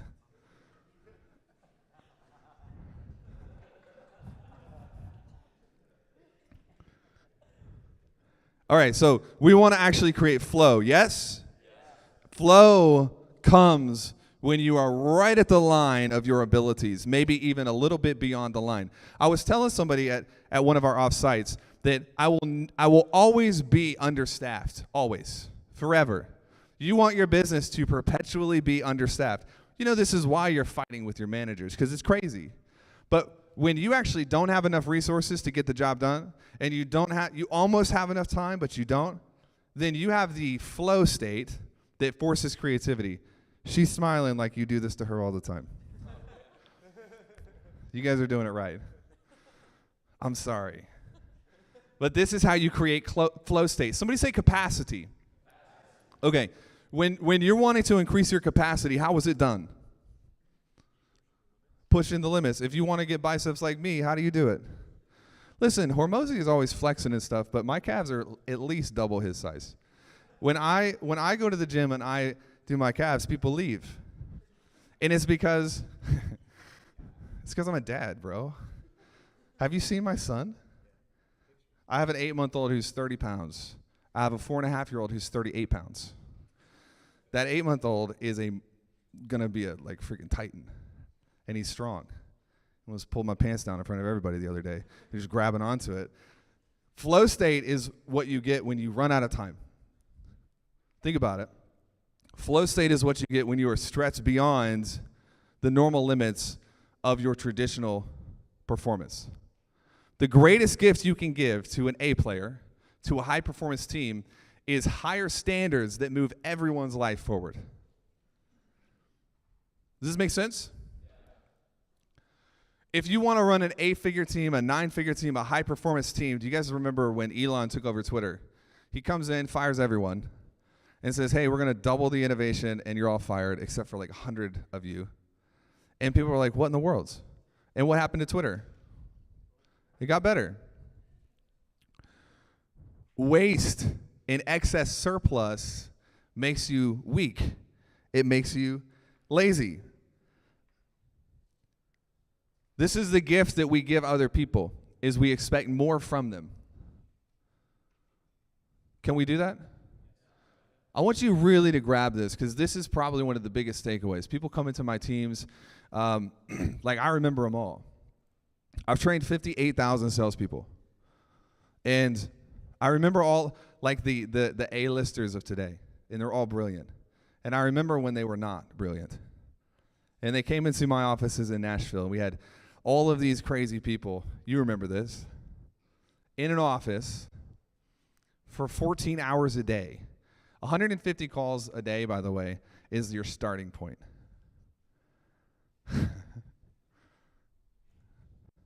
They're never going to invite me back to speak at this. I feel like I'm ruining my chances. And the gift that I gave Cole, Peyton, all of the crew is higher standards. When a person's standards are lifted through culture, they do things that they never thought they were capable of doing. And this is where we got to get to with our team. Make sense? Okay. Does this make sense? Right here. If you do want to take a picture, you can, but I'm going to send it to you. This is like a traditional classic org chart for one of my companies.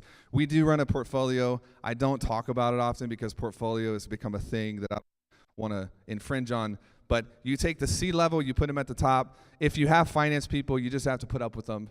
They're over here in the corner. I didn't want to give them more spots. Finance people, their main job is to tell you what you can't do. Boo. You have to listen to them. And we have the C-level. These are your T what? Ones. And then we have the managers. These are your T. Look over here. You got SDRs. This will be your setter manager. Your AEs. This will be your closer manager. You've got your reps underneath it. This is something that you will print money if you can get this type of org chart in place. Again, number 2, bros. 2 of the biggest yawns I've ever seen. Can you come up here? Yeah, come sit with me, dude. Come on, man. Just give him a round of applause. Let's go, dude. Let's go. Hey, what's your name? Charlie? It's great to meet you, dude. Do you take, like, sleep supplements? No, I just been eating a lot of that gum, so I think. You've been eating gum? Like swallowing it? The focus gum. The focus gum. What's one takeaway you would give to the audience? From this? Sure. Might as well. Culture is everything. That was an easy one. Give me a better one. Hire the right people. That was also an easy one, but I think it's great. You can go sit down. Thank you, bro. You're the man. Give him a round of applause. How many? Are we having fun? This is freaking fun. I'm telling you. Listen, we just make money. Charlie falls asleep, and it's awesome. Okay. I'm going to skip a quick exercise because I want to wrap up. But the thing that we have to get to after we have this in place is, what do I do? Because what I thought the goal was to escape. This is what everyone's chasing. I got a call a couple weeks ago from someone who's a really dear friend of mine, and he's crushing it. And he said, we're crushing it. And I only spent like 20 minutes at my last event. And I was like, ooh, dude, that's not good. The escapism is not, you don't want what other people are chasing. Your job as an entrepreneur is to engage, not to escape. It's not to escape everything. It's to engage in the things that you love to do more than anything else. So we're going to do a 1-minute exercise. We have 60 seconds to do this, so you better do it quick. And I want you to write down in 1 minute, you can put some music on, the things that you feel like you could do forever. For hours and hours and hours, and you don't run out of time, and you don't run out of energy. Maybe it's writing copy. Maybe it's doing sales calls. You can turn that music up now. We're good to go. Write down a list of things that you love to do more than anything else.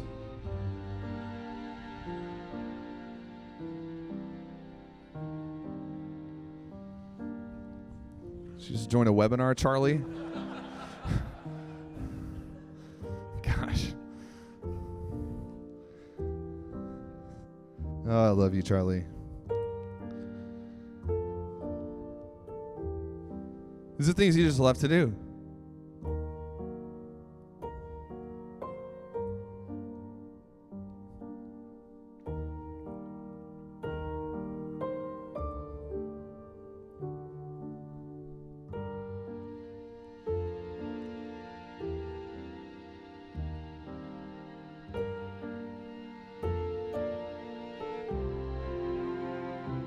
got some good ones. Yeah. All right, cool. Cool.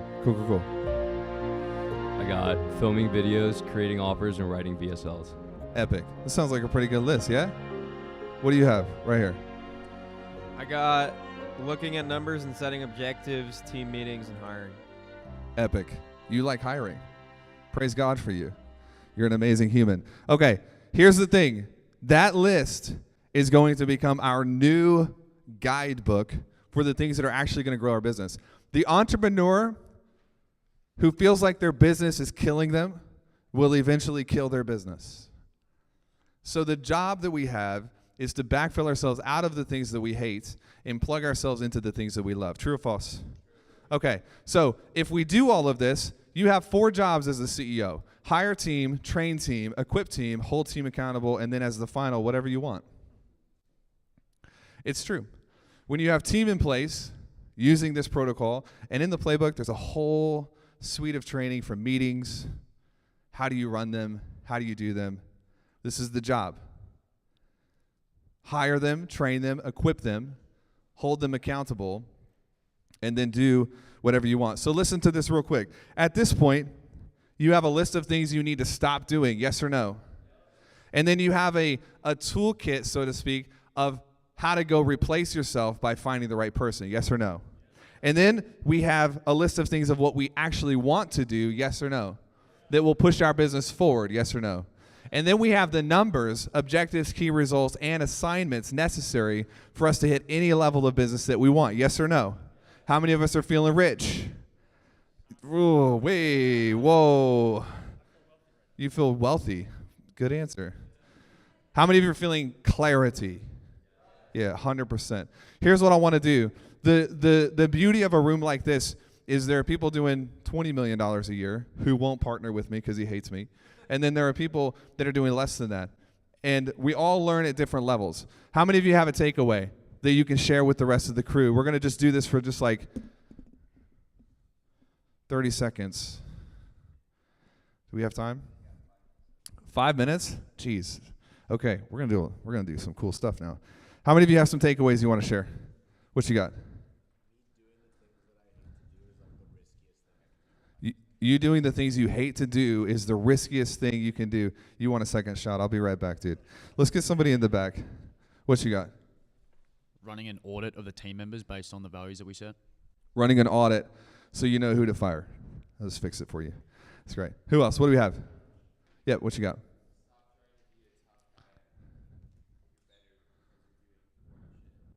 Stop being a tough guy because you're boring?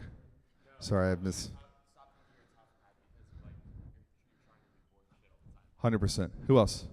Yeah, hold on. Let me give you the mic. You can't get good at things that you hate. You can't get good at things that you hate. Where'd you get these? My man. Who else wants to share? Yep. Give the employees more responsibility when you know they can handle it. Have them do more. Anybody else? What you got, bro? Blow our minds. Pretty much, I feel very irresponsible for not having like the objectives.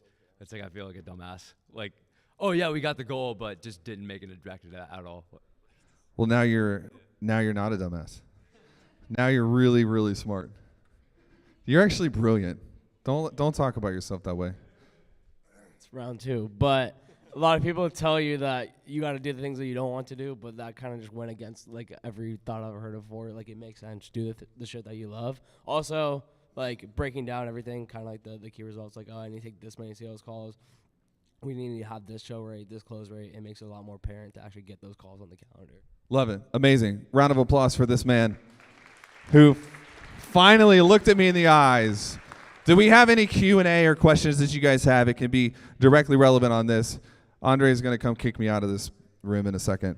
Is there anything you guys want to know that I didn't cover? Just yell it out. Yes, sir. What? Equip the team is giving them the resources necessary and the autonomy necessary to make decisions. So a lot of people will hire people, train them, fire them for making mistakes. That's not. Equipping is giving somebody the permission to learn and the permission to decide. Because if you're going to hire a T1, they got to make decisions. and they're going to make decisions different than you do. Make sense? Anybody else? Yeah, yell it out. Congruency of vision, like from me down, and passing it into the rest of the team. I have a vision. If they like that vision, they get behind it. If they don't, they go work somewhere else.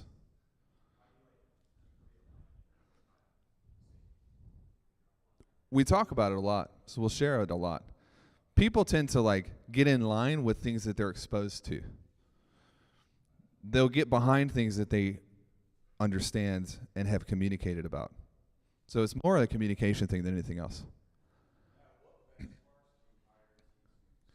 T2s, so this is a great question.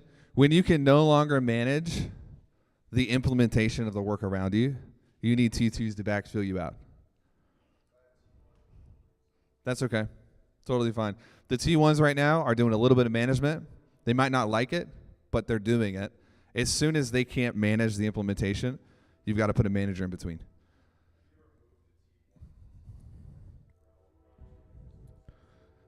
I typically don't move them down or you're going to lose them. You can move them up. However, businesses die most often due to internal promotion. Yeah, because if I have like a manager in ops and I raise them to a COO, think about that being compared to me going and pulling a COO from someone else who's a little bit bigger. You're paying an opportunity cost that might as well be cash. So in most cases, it's actually safer for the business to go pull someone with the expertise, bring them in, unless you're willing to let that person really go through the trial and error process.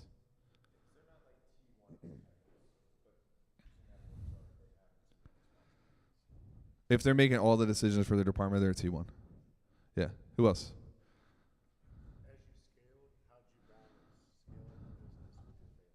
With my family? He said, how did I balance scaling the business with my family? This is a great question if you want me to tackle it, if I have the time. I actually didn't. That's the short answer. I had to learn how to do it. So the people who have talking about productivity without kids is a joke.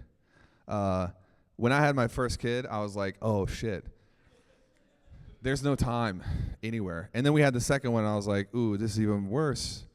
So reading is like a thing of glory for me now. Like oh my God, I have an hour to read.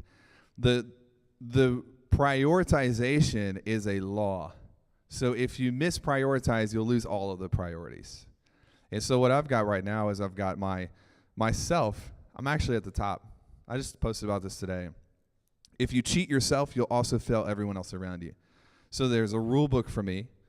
I need a certain amount of reading, a certain amount of studying, a certain amount of exercise, and I try to be very I don't compromise that. Second is the family. So I'm not going to miss, I'm going to wake my kids up every day. They wake up at 7, I'm going to wake them up every day. If you cheat on priorities, you begin to feel like you don't deserve anything. So it's not really a balancing effect, it's a prioritization matter. After my family's taken care of, there's a playbook for that.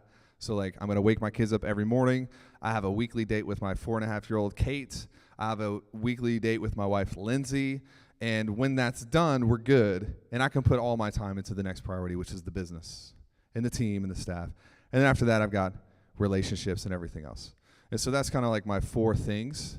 And this morning, I'm on a plane. I missed donut date with my daughter, but I'm grabbing that Monday. So I'll just backfill it in. So it's not a sacrifice, it's just a moving around. Does that help?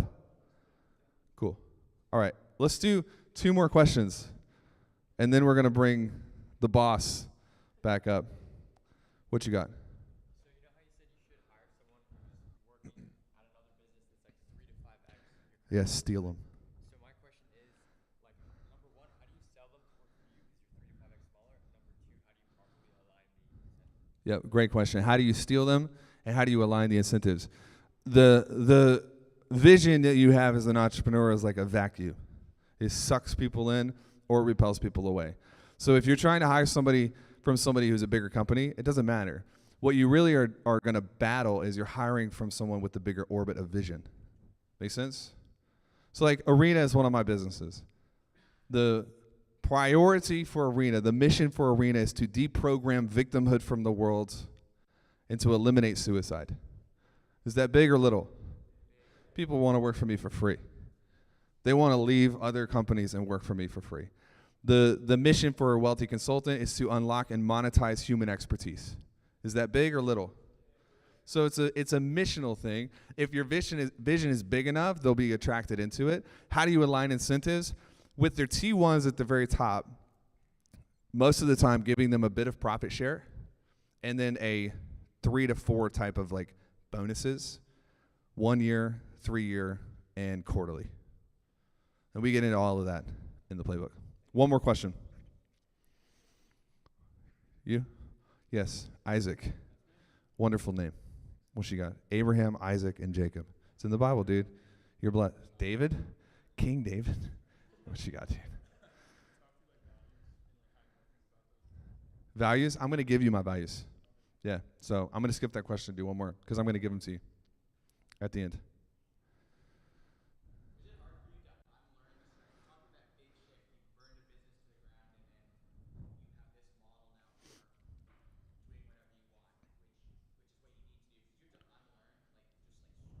Dude, everything. Yeah, everything. Because the piece of me that felt like I was dying in the middle was equally next to the piece of me that felt like I would be a failure if I quit. So you've heard like, quitters never win and winners never. Bullshit. Winners quit all the time. Like they literally quit their way to success. As soon as you are not deeply passionate about the outcome if you win, you should not be playing the game.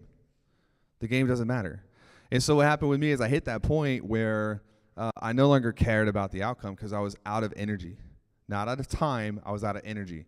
Energy is superior to time as a resource. And so when I got into the new business units and I started building the new thing and the portfolio came together, my first instinct was like, I have to grind. Because that's what it was like at TF. That's what it was like at Sales Mentor.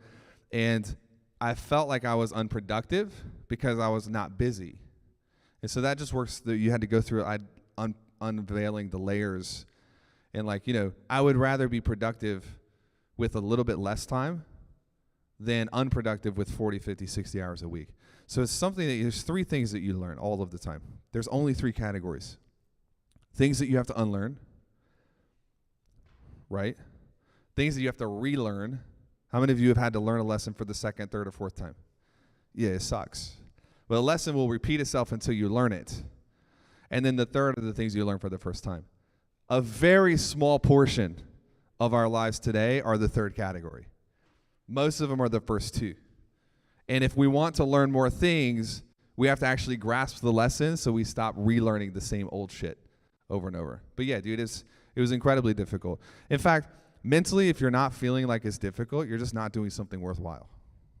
So it's still difficult for me. Every once in a while, I'll still be like, I'm just like, I'm poor. Literally going broke. And people are like, what are you talking about? Makes 0 sense.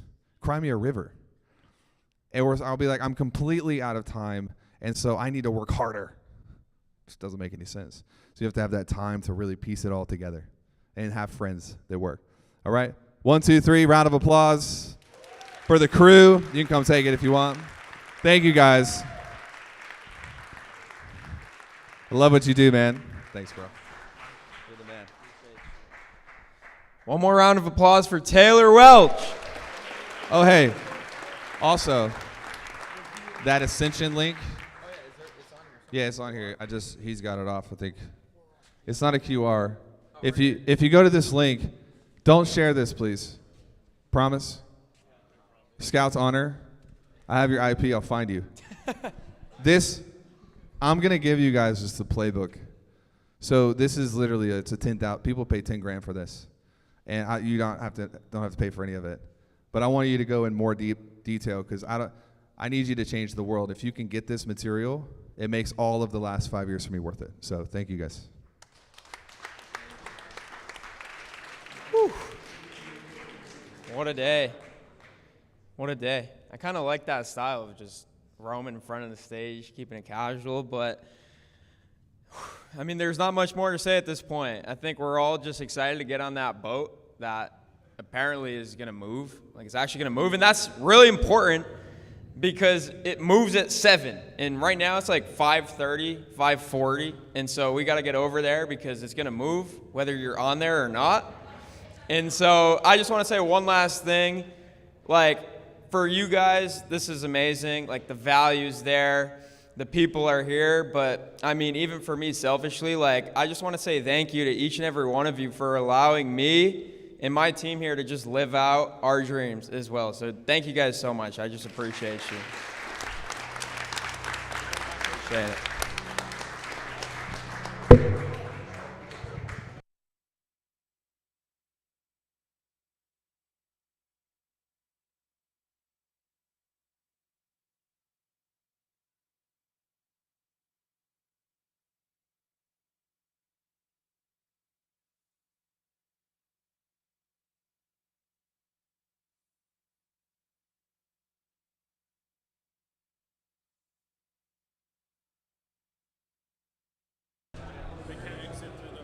Yeah, go through. Okay, so you got to go through the doors back there, first off. And then second off, there's merch on the table in the back. If you have not got your Client Ascension merch, hoodies, hats, T-shirts, they're on the table in the back, so grab those now. And then the cigars will be on the boat. So the cigars will be on the boat. Grab your merch while you're still here, and then make your way out through those doors in the corner.